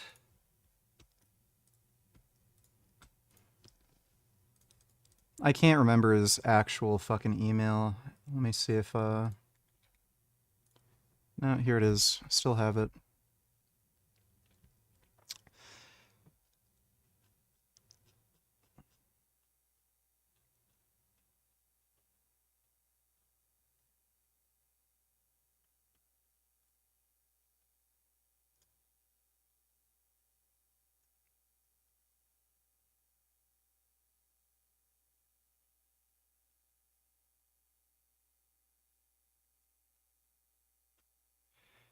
Hey, just saw your comment on YouTube and replied there. I'll copy paste the response instead of retyping it. Hey bro, not interested in a debate at all, but I appreciate the offer. Besides, each time my vegan buddies and I discuss the topic, usually turns into a study battle where each side represents their own studies, blah blah blah.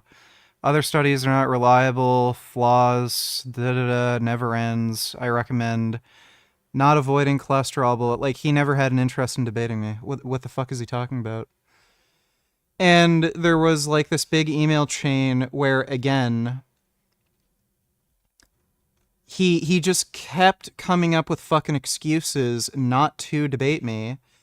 And I had the last email in the email chain. He never got back to me.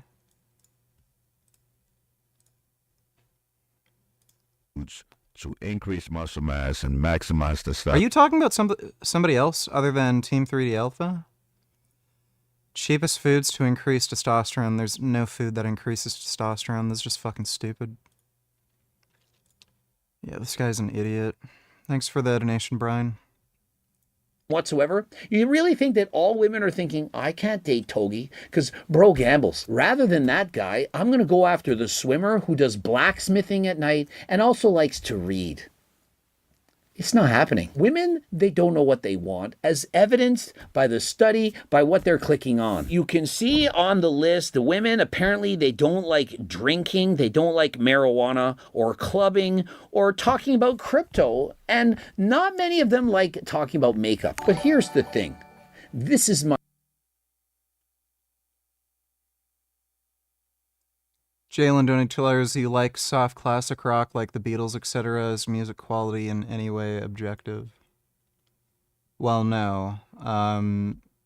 Music preference or quality, it's entirely subjective. I've never been a fan of the Beatles. Not my type of thing. never really been into soft classic rock. I'm sure you could find a song that I'd like, but generally speaking, no. Thanks for the donation, though, Jalen. My advice, be your authentic self. If you're really into makeup, just because this study says that women don't like makeup, you lean into being good at makeup. There are going to be women out there that like it when you talk to them about makeup. Almost all women are wearing makeup. And so if you're an expert in makeup, you have No, something I in mean Team Adalpha. I once called him out on his Reddit. He said you didn't respond to his emails and conceded to being wrong about cholesterol being important for testosterone. I asked for evidence. I was then blocked from his Reddit. Yeah, he's absolutely lying. He refused to debate me on the topic, as I just showed you in the email. He came up with a bunch of excuses, and he never messaged me back. So, that guy is an idiot. Like, he's just a dumbass. He's the final boss of pseudoscientific retard nonsense. Like, dude, his whole channel is dedicated to these dumbass ideas of, oh, I found a way to grow muscle faster than doing normal training. Like, oh, you do, what was the stupid thing? Oh, fuck. It was like super high rep training where you do like 30, 40, 50 reps per set or something. Oh, it increases the volume of the sarcoplasm, and then it makes the nucleus split, and then you grow so much faster. Is this guy, like, jacked? Has he been able to get bigger and stronger than, like, any other fucking natty? No, and none of the research he shows is supportive of any of his hypotheses. Is he even uploading anymore? Hey, guys. 23, he's still uploading. That's kind of surprising. But yeah, I mean,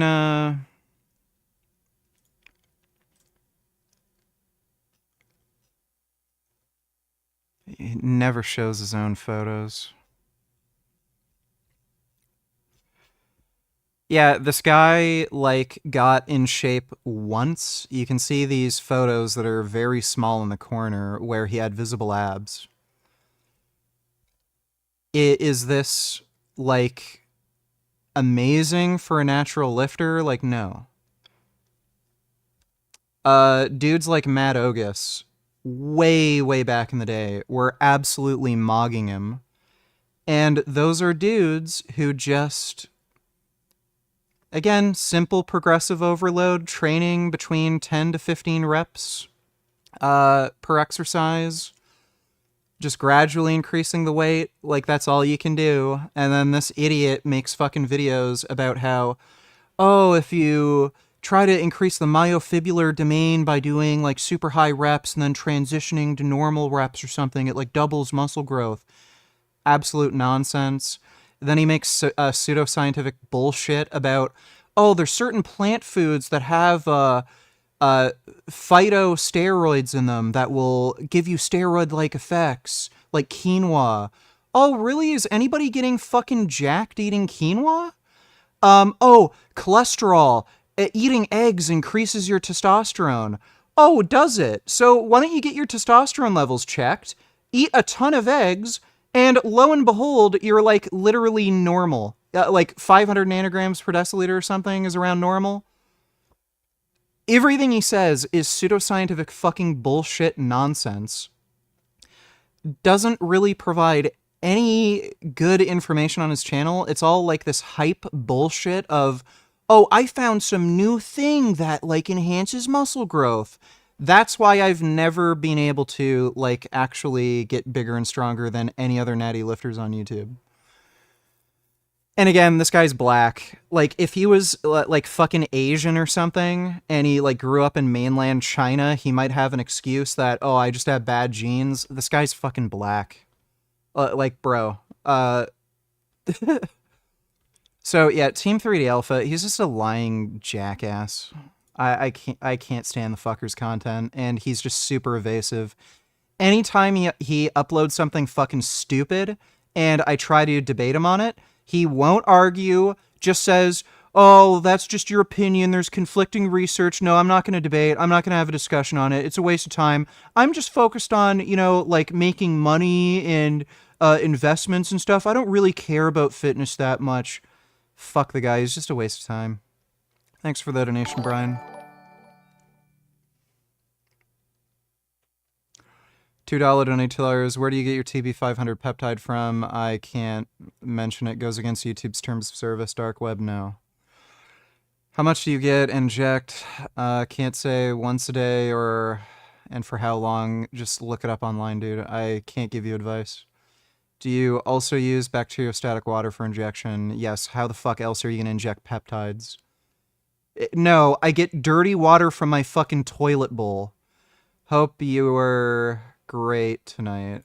I'm doing okay. Thanks for the donation, dude. I can't give you drug advice.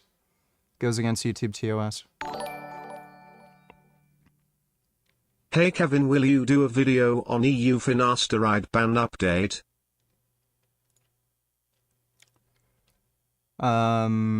Is he in chat? I don't see him in chat.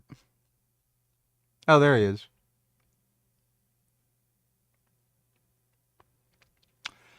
I made a response to Team 3D Alpha on my channel a long time ago. Yeah, Team 3D Alpha is just a fucking idiot. Like, he does not know his shit from his fucking oatmeal. Thanks for the donation, though, Klecker. Piers Ments. Gross. Oh. That is just disgusting. Go fuck yourself. Thanks for the donation. Comment. Now, some women won't find it attractive, but the ones that do, they will find it very attractive. I'm into Star Trek and Star Wars. This is what I like, and I like dressing up as a cat during sex. And what about Coach Greg? I'm literally a cyclist, one of the most gay sports you can think of. Is anyone going to argue with me? I'm a cyclist. Dude, cycling isn't anywhere near as fucking gay as rollerblading. Get fucked. I'm way gayer than you.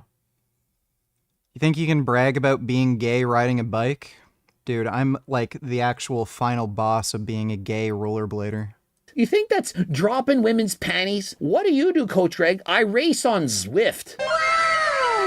It's not dropping the panties, guys. But listen, do you not think there's a woman out there who likes to ride bikes somewhere? And so if you're a cyclist like Coach Greg, and you know that it's not cool, trust me, there's going to be a woman out there who looks hot as balls, and she's also into cycling, and she may in fact like you. If women say, I don't like guys that drink, I don't like guys that go out to the bars, are there not other women at the bars when you go out there? Every time I've gone to a bar, there's been other people at the bar.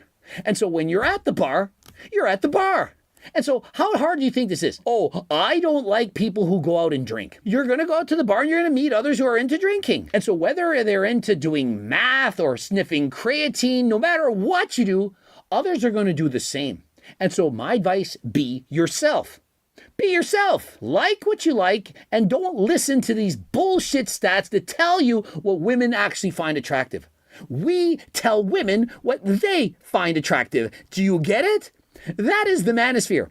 Women are going to act like they want you to treat them like a princess. That's bullshit. Women don't want to be treated like a princess. If they did, they wouldn't be banging the guys out at the clubs, banging other ladies.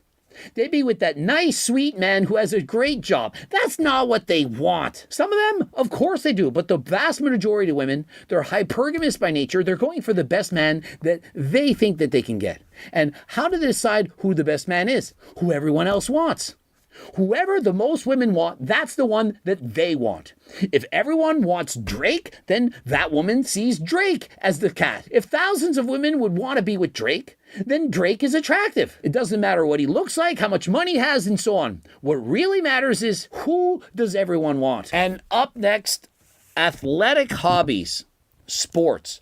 What sports do women find the most attractive? And so in number one, it's swimming, where 92% of women find it to be attractive. It's not true. I was in fact a triathlete, and are you going to say that the women just loved me because I could do the front crawl? I mean, as soon as I did that butterfly stroke,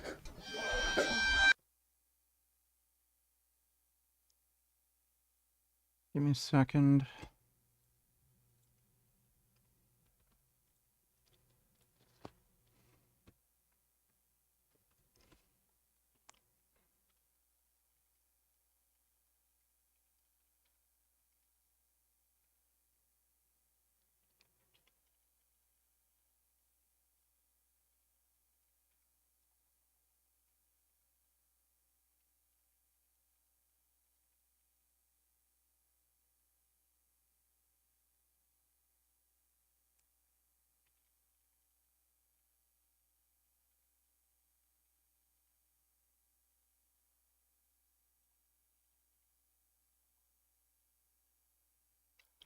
Will Spliff donate $2. Business you. My name is Juan Carlos. I go out every day and dance. I've been doing this for 15 years. I entertain myself and I find out that I entertain a lot of people.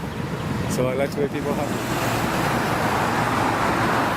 I just get into the music and let myself go and go with the rhythm of the song at that moment.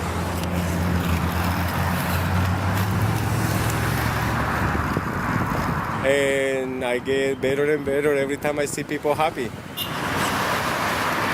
They honk, they throw me kisses, they give me thumbs up.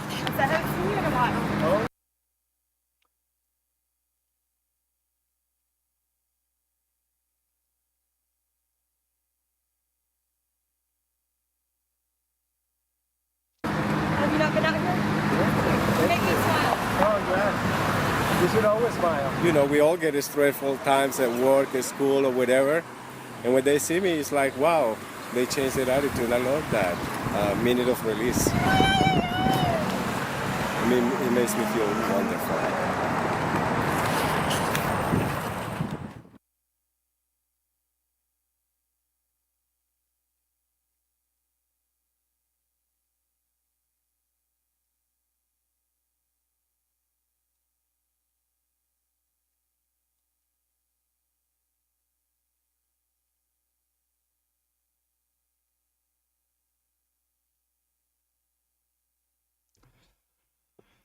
Yeah, that's me.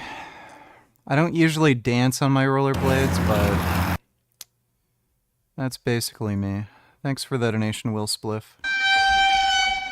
You think all the women were drooling that their panties were soaked? Coach Greg is soaked. They see me splash in the water and splash in their panties. I'm telling you it wasn't true. I wish it was, but it's not. In number 2, we have hiking followed by canoeing and rock climbing. It's not true. They just say what they say. They clicked it off. This is not what they find the most attractive. What they find the most attractive is what you tell them is the most attractive. And so if you're saying, woman, I race bikes on Zwift and I'm awesome at it. I just kicked some ass last night. I did this, I did that. They're going to be impressed.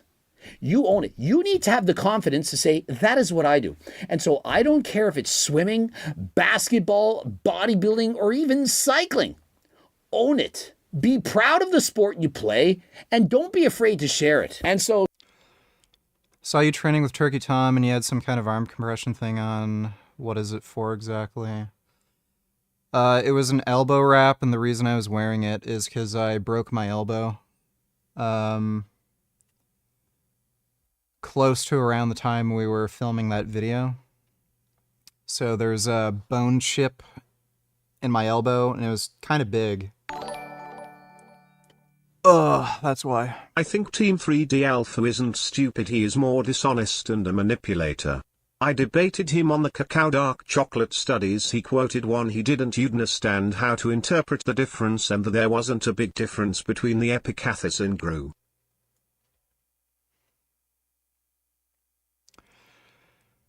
He could be a grifting liar, and he just says this because, again, it's like a catchy, dumb, I don't know, what do you call it?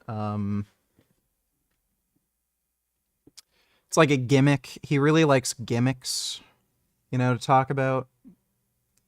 He could just be doing the shit cynically. Like, he seems to have absolutely no confidence in anything he's saying because he refuses to debate any of these topics. So, yeah, he might be doing it entirely cynically. Thanks for the donation, Brian. I usually jack off with a condom on. It makes me feel safe and protected. Yeah, I just jizz all over the place. Thanks for the donation, Joe R9. So some of the most popular sports we have here: skiing, surfing, scuba diving, riding, fencing. I mean, guys, fencing ranked ahead of bodybuilding. Do you really think that fencers are just getting all the women they want? It's not happening. However, if you're a fencer and you're good at it, you say, I'm a fencer. When you bring that woman on a date, you talk about it. What do you do in your spare time? I fence 4 hours a day, and I'm good at it. And I can protect you with it. You should see what I can do with my pole.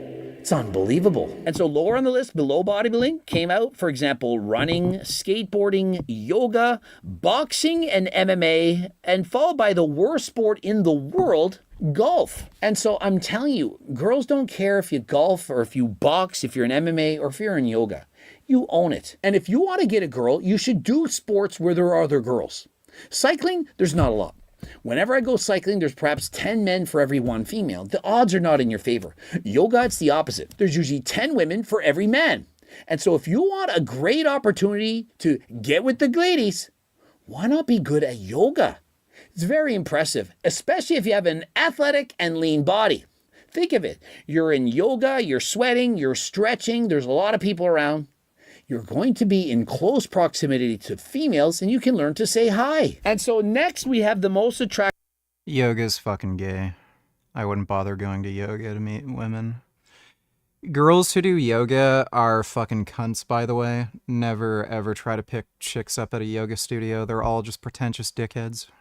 Artistic hobbies. And number 1, it's playing an instrument. I'm not surprised by this, but what I'd like to point out is in last place, cosplay. Only 32% have found it attractive. So you're thinking, well, that's the worst of the worst. And so perhaps you shouldn't share that you're into cosplay. I disagree. If you like cosplay, he doesn't know how to pronounce cosplay? Why would you even pronounce it like that?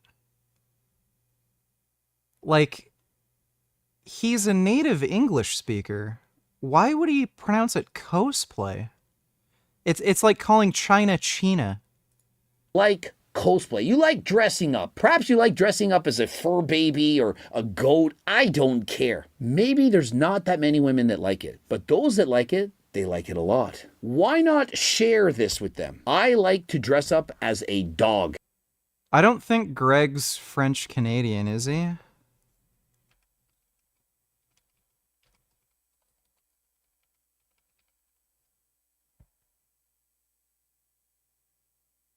That's a totally different...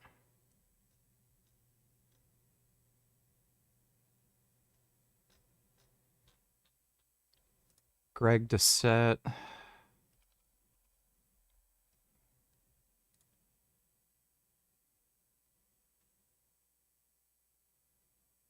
Because didn't he grow up in the Midwest, like around Saskatchewan?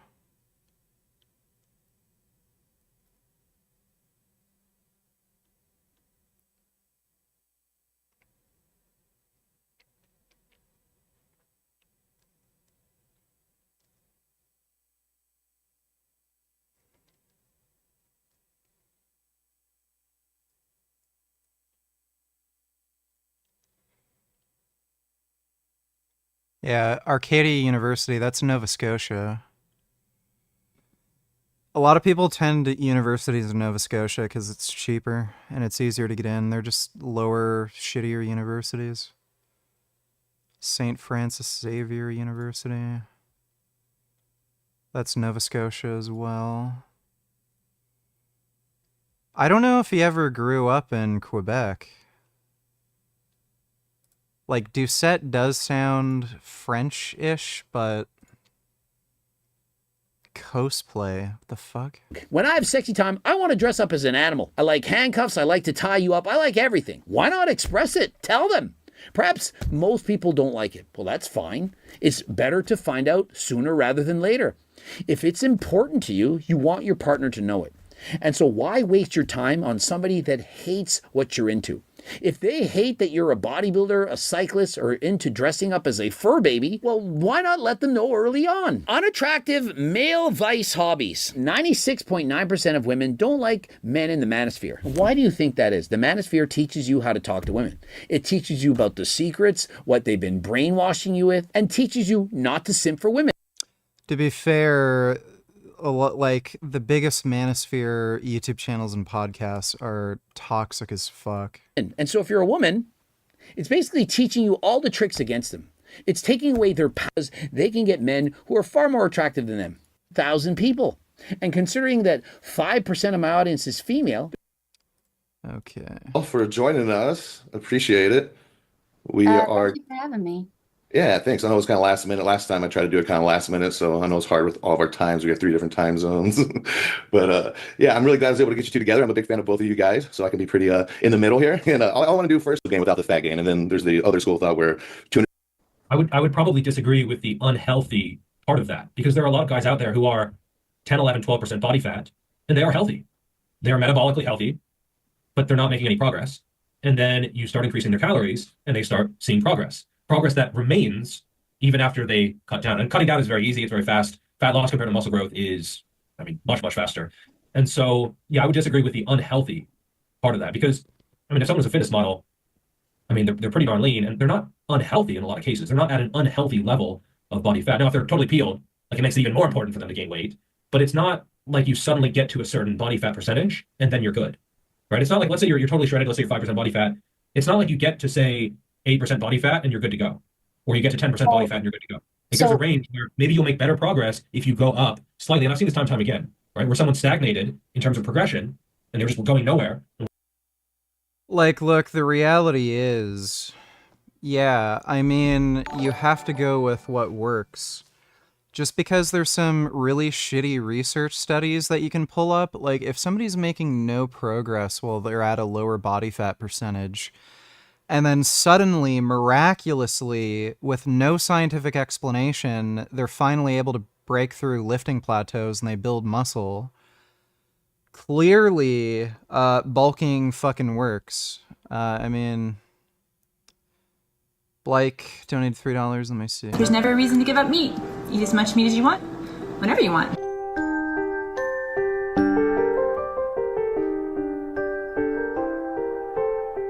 I am reacting horribly to beef, pork, and dairy. Full body hives, scratching myself until I bleed. Shortness of breath. I'm severely depressed over this. Carnism is. Yeah, thanks for the donation, Blake. Dodo donate $2. He probably got Trump to get the Egyptian government to let him do this. They actually were disrespectful throughout the whole video and touching ancient bones and shit and moving things around. How the fuck are they allowed to? I can't believe we're doing. I don't care. Thanks for the donation, Dodo. And with the same training, we started to slowly increase their calories, and they started seeing progress again. And so, real quick, Jeff, part of it is the body fat percentage that you're getting to as much as the surplus. What was your recommendation as far as her definition of totally daily energy expenditure? How many calories would you throw on top of that? I'd probably go for somewhere between 200 to 300. But if someone is a beginner, I would probably be more aggressive. I know that Shane from Boney to Beastly, he'll be very aggressive with skinny beginners. And actually, Dr. Eric Helms actually cited a study as well, talking about beginners who were given this weight gainer shake with tons and tons of calories, and they gained pure lean body mass. And so I don't think That's the point with a lot of these studies is typically they don't do ultrasounds or like MRIs and stuff like that. Yeah, no shit. It's expensive. Lean body mass. It's not a very good metric. They'll do like a DEXA, and that's incredibly not accurate for something like that. DEXAs are, I mean, if you get a whole bunch of DEXAs, the average is probably okay. Like, there's internal validity to it, but if you're actually trying to assess muscle growth, DEXAs are very inaccurate. But yeah, I've seen so many DEXAs that are just not good. Like, someone's totally peeled and it says they're 11% or something, or someone's a bit watery and they're 8%. It's just, yeah, I agree. I don't really put a lot of faith in DEXA. But still, when you have a whole cohort of beginners given a massive calorie surplus, and it turned out to be almost all or all Yeah, the point would be it has internal validity. lean body mass, I think it shows that if you're a beginner, you can bulk more aggressively than when you're more advanced. And that's just because you have more room to grow, right? And so for them, it's probably not 20 to 30 calories per day, right? Like it's going to be different. For me, it might even be less than 20 to 30 calories a day because I'm advanced. And so things are going to be slower. And so I think you have to tailor things to the Verity Sherfield lives in China Pt.2 and he claims life is better than USA. Kinda contradicts your points about China being a shithole. And he isn't in Hong Kong or any other big city. Doesn't he live in Shenzhen? He lives in like a more wealthy province. And he gets paid in like USD and shit through YouTube, so he has a higher standard of living than an average Chinese.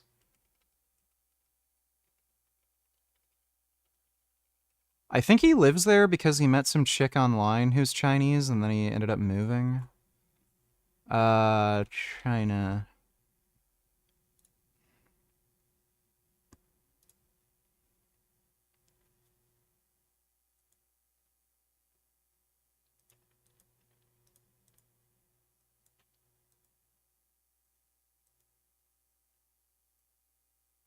Shenzhen. Yeah, Shenzhen's a wealthier province.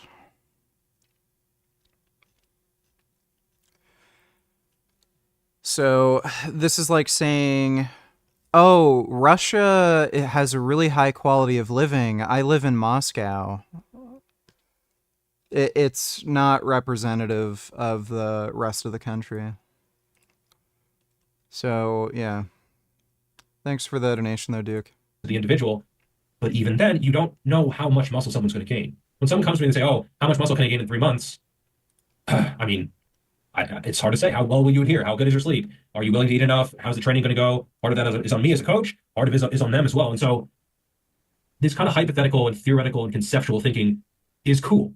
Like I'm not gonna knock you. And I think a big part of the reason why you get pushback is because it is not always grounded in reality and practicality. And yeah, so I don't know. Is it all right if I quickly dip in here? So Yeah. I just would like to focus on the part where you mentioned body fat percentage specifically. When you're talking about increasing body fat percentage and the individuals who you notice that don't make progress at first, but then as soon as you increase the calories or you increase their body fat, they start gaining weight, or more specifically, they start making progress in the gym a little bit more quickly. Now, the reason why I'd like to focus in a little bit more on this is, are you sure it's specifically them over time increasing the calories from week to week? Or is it the fact that you increase their body fat percentage to a comfortable place where they actually can make the progress? A lot of people, they'll get a little bit too lean. And even though, yeah, sure, 11 to 12% body fat may be comfortable for some people who have really good genetics, but then when you're talking about somebody else, maybe it's 13 to 14% where they're comfortable. Do you really need to keep increasing the calories after a certain point and then having them cut back down? Or would it be more practical to just have them hovering around the body fat percentage that they're comfortable at and then make progress from there? Because that's what I usually advocate for, is once you get to a place where you're comfortable, you aim on maintaining that. Obviously, you can't do it to an exact science, but if you can do it so that way you're not going through months and months of cutting and months of just increasing and increasing the calories, wouldn't that be more easier to long-term sustain? So I agree that there's obviously a point where you don't bulk anymore. And I think we can all almost just look at someone who bulked too far, right? Like if someone ends up at, say, 35% body fat or something ridiculous, we can all think like, okay, well, yeah, you push things too far, you should have stopped sooner. And there's a reason why I am going to bed. Can you bless me with one last funny police story you have? You said earlier they target you often. Do you have one story in particular? Like, I was arrested in high school for bullshit reasons. I've shared that story. I got arrested again because they thought I was mentally insane and I was going to kill somebody just because I said meat eaters deserve to die. And then I got arrested again because a cop just didn't like me and used some stupid excuse that I had a BB gun and he claimed it was a real gun. Like, I've shared all these stories already, though. Thanks for the donation, Duke. not 99% body fat right now, right? Because the body will push back at a certain point. And also, even more importantly, at a certain point, yeah, it won't even be useful. I think the issue is that maybe we have different perspectives of where that point is. For me, if someone is, let's say they're going up from 12 to 13 to 14, 15%, if they are comfortable with it, I don't mind going into the high teens. Maybe it's also a definitional thing, because I think for a lot of people, they don't necessarily know how to assess body fat percentage. And this is not aimed at you, by the way. This is speaking very generally. A lot of people because after the Greg Doucette thing, I said I would assess body fat percentages for free. I don't do it anymore, to be clear, because I assessed like 3,000 or 4,000 people, which is a fucking nightmare. As the last time I promised something on a video that goes viral. Holy crap, that was awful. But a lot of people were surprised at how high of a body fat percentage that I assessed them at. So maybe they had a little bit of abs, but they're kind of like blurry everywhere, a little bit washed out. And I'd say, okay, like you're probably high teens. Looks like Frank has a new vid.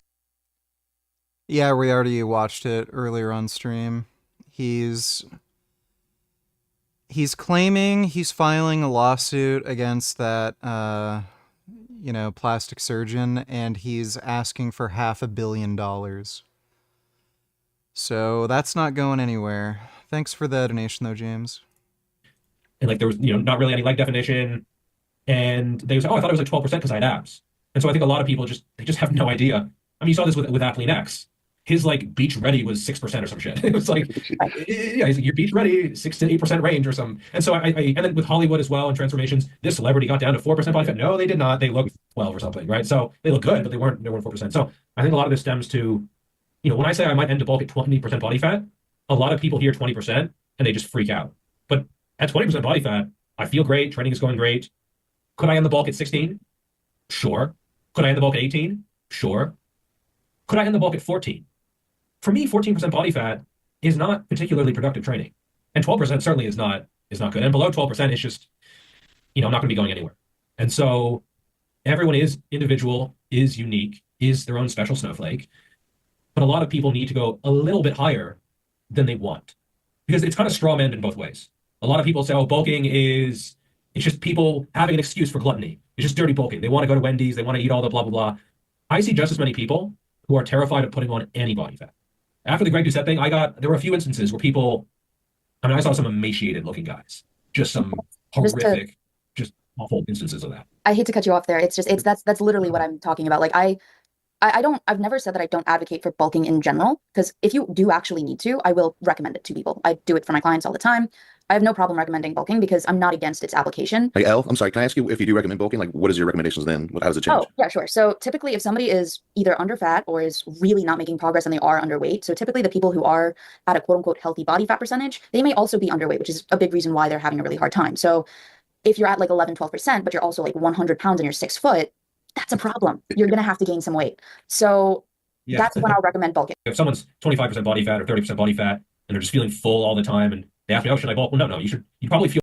That I have to partially agree and partially disagree. It depends on the individual that you're talking about. The minority of people that are in like the really deep fitness industry, like the people who probably that, even though I know that you don't personally recommend this, but I've seen it start to come up a little bit more, but people who bulk way too hard and people who go a little bit too crazy. I'm not sure if you saw this one kid. He's a little bit popular. He's this Asian kid and he bulked up to the point where he was clearly above like 25%. And there's people who do follow after that. And I feel like understanding like the differences is also very important, which is why like I say that bulking and cutting has its application, but also it's not something that you necessarily need to do or follow on a year-to-year basis after you find you're like comfortable where you are. Like for example, you cutting from let's say 18% to 15%, that's GVS looks like a jihadi Muslim in the debate you watch right now, ha ha ha ha. Yeah, kind of. He might not want to be mistaken for a Uyghur if he lives in China. Thanks for the donation, Klecker. like getting lean for the summer. I don't really see that as like actually a bulking and cutting cycle, just based off of what I've seen. Because when I'm talking to like the general population, when they talk about bulking and cutting, they're talking about getting fat and getting lean.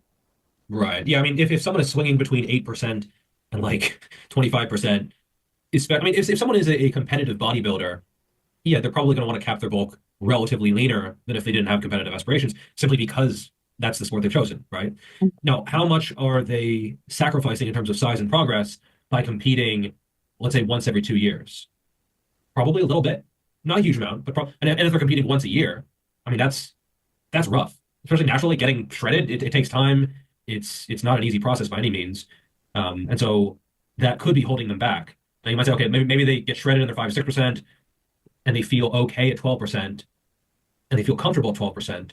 That doesn't mean they wouldn't necessarily benefit from going a little bit beyond, right? Because like there's a few terms: feeling comfortable, feeling healthy. Like these things they're not necessarily everything, right? Like you've sort of gone from very specific 20 to 30 calories to very vague. Oh, go to the point where you feel comfortable. Like there's my entire recommendation, ride it on. And I actually said this in the first 3 seconds of the very first video I made. If you're at a healthy body fat, And the entire point of being at a healthy body fat, and I actually explain this in more depth in my the actual like longer YouTube version, whatnot. Like again, I'm not expecting anybody to like as a content creator, I don't watch everybody else's content. I don't binge watch it. It's just not my thing, so I don't expect you to. That being said, in like the longer form content that I have made, which is like the official video on it, I do explain that like being at a healthy body fat percentage is very key to being able to actually make progress, because if you don't have the leniency, you're not going to be healthy. That is just nonsense. You can be extremely fat and overweight and make progress and build muscle. Like, it's, you really have to be a big chungus motherfucker and probably have, like, a genetic risk factor for diabetes for being overweight to actually influence your ability to build muscle. Like, I mean, look at Julius Maddox. He's probably in the morbidly obese category. He probably has insulin resistance or early onset of type 2 diabetes right now. And he has the highest official bench press record at the moment. So you can be fat as fuck and build muscle. Now, that healthy body fat percentage directly is in line with being like a healthy body fat percentage, healthy body weights. Just being healthy can confer to being able to feel comfortable. Most people feel comfortable when they're at a healthy body weight, when they are at a healthy body fat. And the entire idea of like bulking and cutting cycles aren't necessary for gaining muscle, because they aren't. Unless you have some evidence that there is a mechanism by which adding body fat on top of the healthy, comfortable area that you are at is going to like, and I don't think that you would agree because you don't agree that going over. Like, this isn't studied. So, I mean, when there's people who stay at the same body fat percentage, like let's say it's 15%, which is very reasonable, and they just don't make progress. But then they do when they bulk He's up. fucked. Not long for this world. Let me see. Oh yeah, he's screwed. For those of you wondering if I'm doing better, if I've recovered, check this shit out, guys. Holy shit. This keeps coming and going. The use of my diuretics. Fucking swollen ass feet, like about 10, 15 pounds of water retention. You know, look at my legs. They're all like swollen and shit. My muscles, bro, I lost my physique. Seriously. So it's like, bro, I gotta come back. That's like way over. Yeah, he's not going to live very long. Overdue right now. But like, my health keeps like fluctuating, you know? Yeah, he's toast. I don't think he's going to be able to get his heart function back. Like, he's really fucked. Thanks for the donation, though, Majin Buu. Over like 20% is necessarily beneficial. Now, yes, there's like an increased range for you, but I could see like the practicality of you wanting to get leaner in the summer. Like, I can see the practicality there, but it doesn't necessarily mean it's necessary, which is what I'm talking about when I'm discussing like, okay, well, if you want to maintain like maybe around 17% and you feel comfortable there, the ability to grow muscle doesn't, you don't have an increased rate of muscle growth the more fat that you have. As you said, like the leaner that you are, you're going to feel healthier. And even though like, I'm just yapping a little bit at this point, so I'm just going to try to wrap it up. But pretty much, if you're at a healthy body weight, you're at a healthy body fat percentage, there's no reason why you can't train hard as long as you structure your diet properly. There's no reason why you can't grow muscle at an optimal rate. Like, there's no reason to, like, it's, as I said, if you're at a healthy body fat percentage, if you're healthy, there's no reason to bulk and cut. Yeah, I guess I would kind of disagree, because if I'm 12% body fat, I am healthy, I am comfortable, but it is more difficult to make progress than if I'm, say, 18%. By the way, I'm also healthy and also comfortable at 18% body fat. So I don't think there's like a switch. I don't think it's you get to a certain body fat percent and then, oh, it's 0 to 1. I think there is a gradual, I mean, let's say, okay, you go 8%, 10%, 11, 12, 13, 14. How do you know exactly where that is? Like, oh, you can make progress at 11, but suddenly you can at 12? Well, as you said, it's all make more progress at 13 and even better at 14. I think there's something there where your body can track your energy stores. This is not just like a hypothetical thing. If you have 5% body fat as a man, you know, because your body is screaming for food. If you're 10% body fat, you're not in that danger zone, but your body is still aware that you don't have as much energy reserves compared to, say, 15%. Anyone who has been shredded and just off shredded and a little bit bulked up beyond that, they know that there's a difference between those three states. So I don't think it's as simple to say when you get to a healthy or a comfortable body fat percentage, because it's entirely possible that someone is healthy for sure and might even be comfortable, but their body is just not in a physiological state to gain muscle as productively as possible. And I've seen it just so many times. I'm not saying you have to have these massive swings in body weight or body fat percentage, but it's very possible, not for the majority, because I do agree that in the US, obesity is more of an issue overall, systemically, compared to a few people who are having trouble making gains, right? But there are going to be people who they're healthy, they're comfortable, and they're not making as much progress as they could, and they would benefit from increasing their calories slightly and gradually going up in body fat percentage. I've seen it hundreds of times. So this is where I have to ask, are you sure that it's actually the muscle growth that they're experiencing in terms of like they are actually growing muscle, or is it a combination of body fat, water, or the fact that they increase the amount of carbohydrates that they're eating, which I've noticed is primarily the thing that a lot of people do. Typically when they're saying, oh yeah, I'm going to maintain 12% body fat or so, right?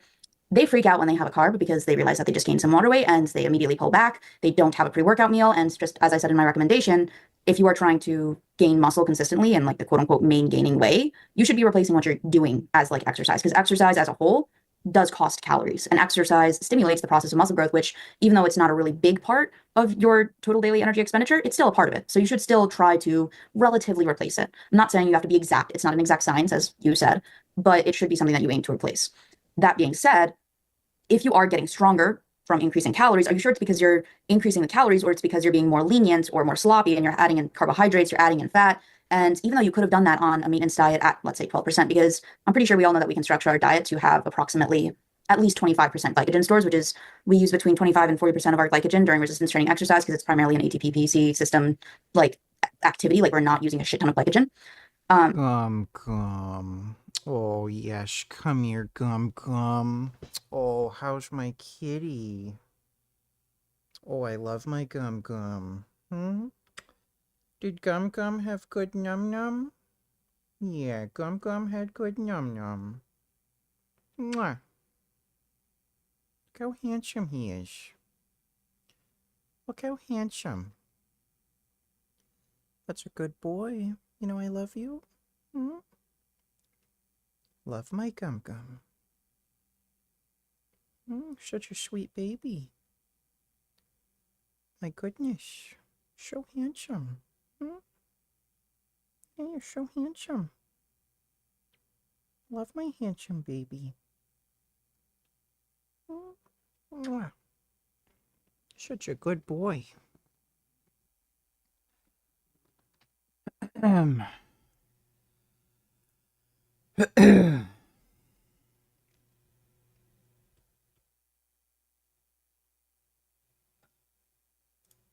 I think we can all agree that if we add in carbs on like a maintenance diet, if you're at like 12%, even though, let's say you don't feel the most comfortable in the freaking world, you could still make pretty good gains. And arguably, if you set up your diet properly, you probably could make just as good gains as you could at 15%.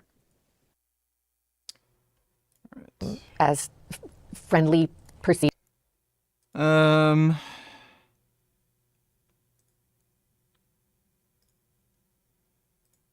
right, well, it's almost 10, and I have to take a massive shit.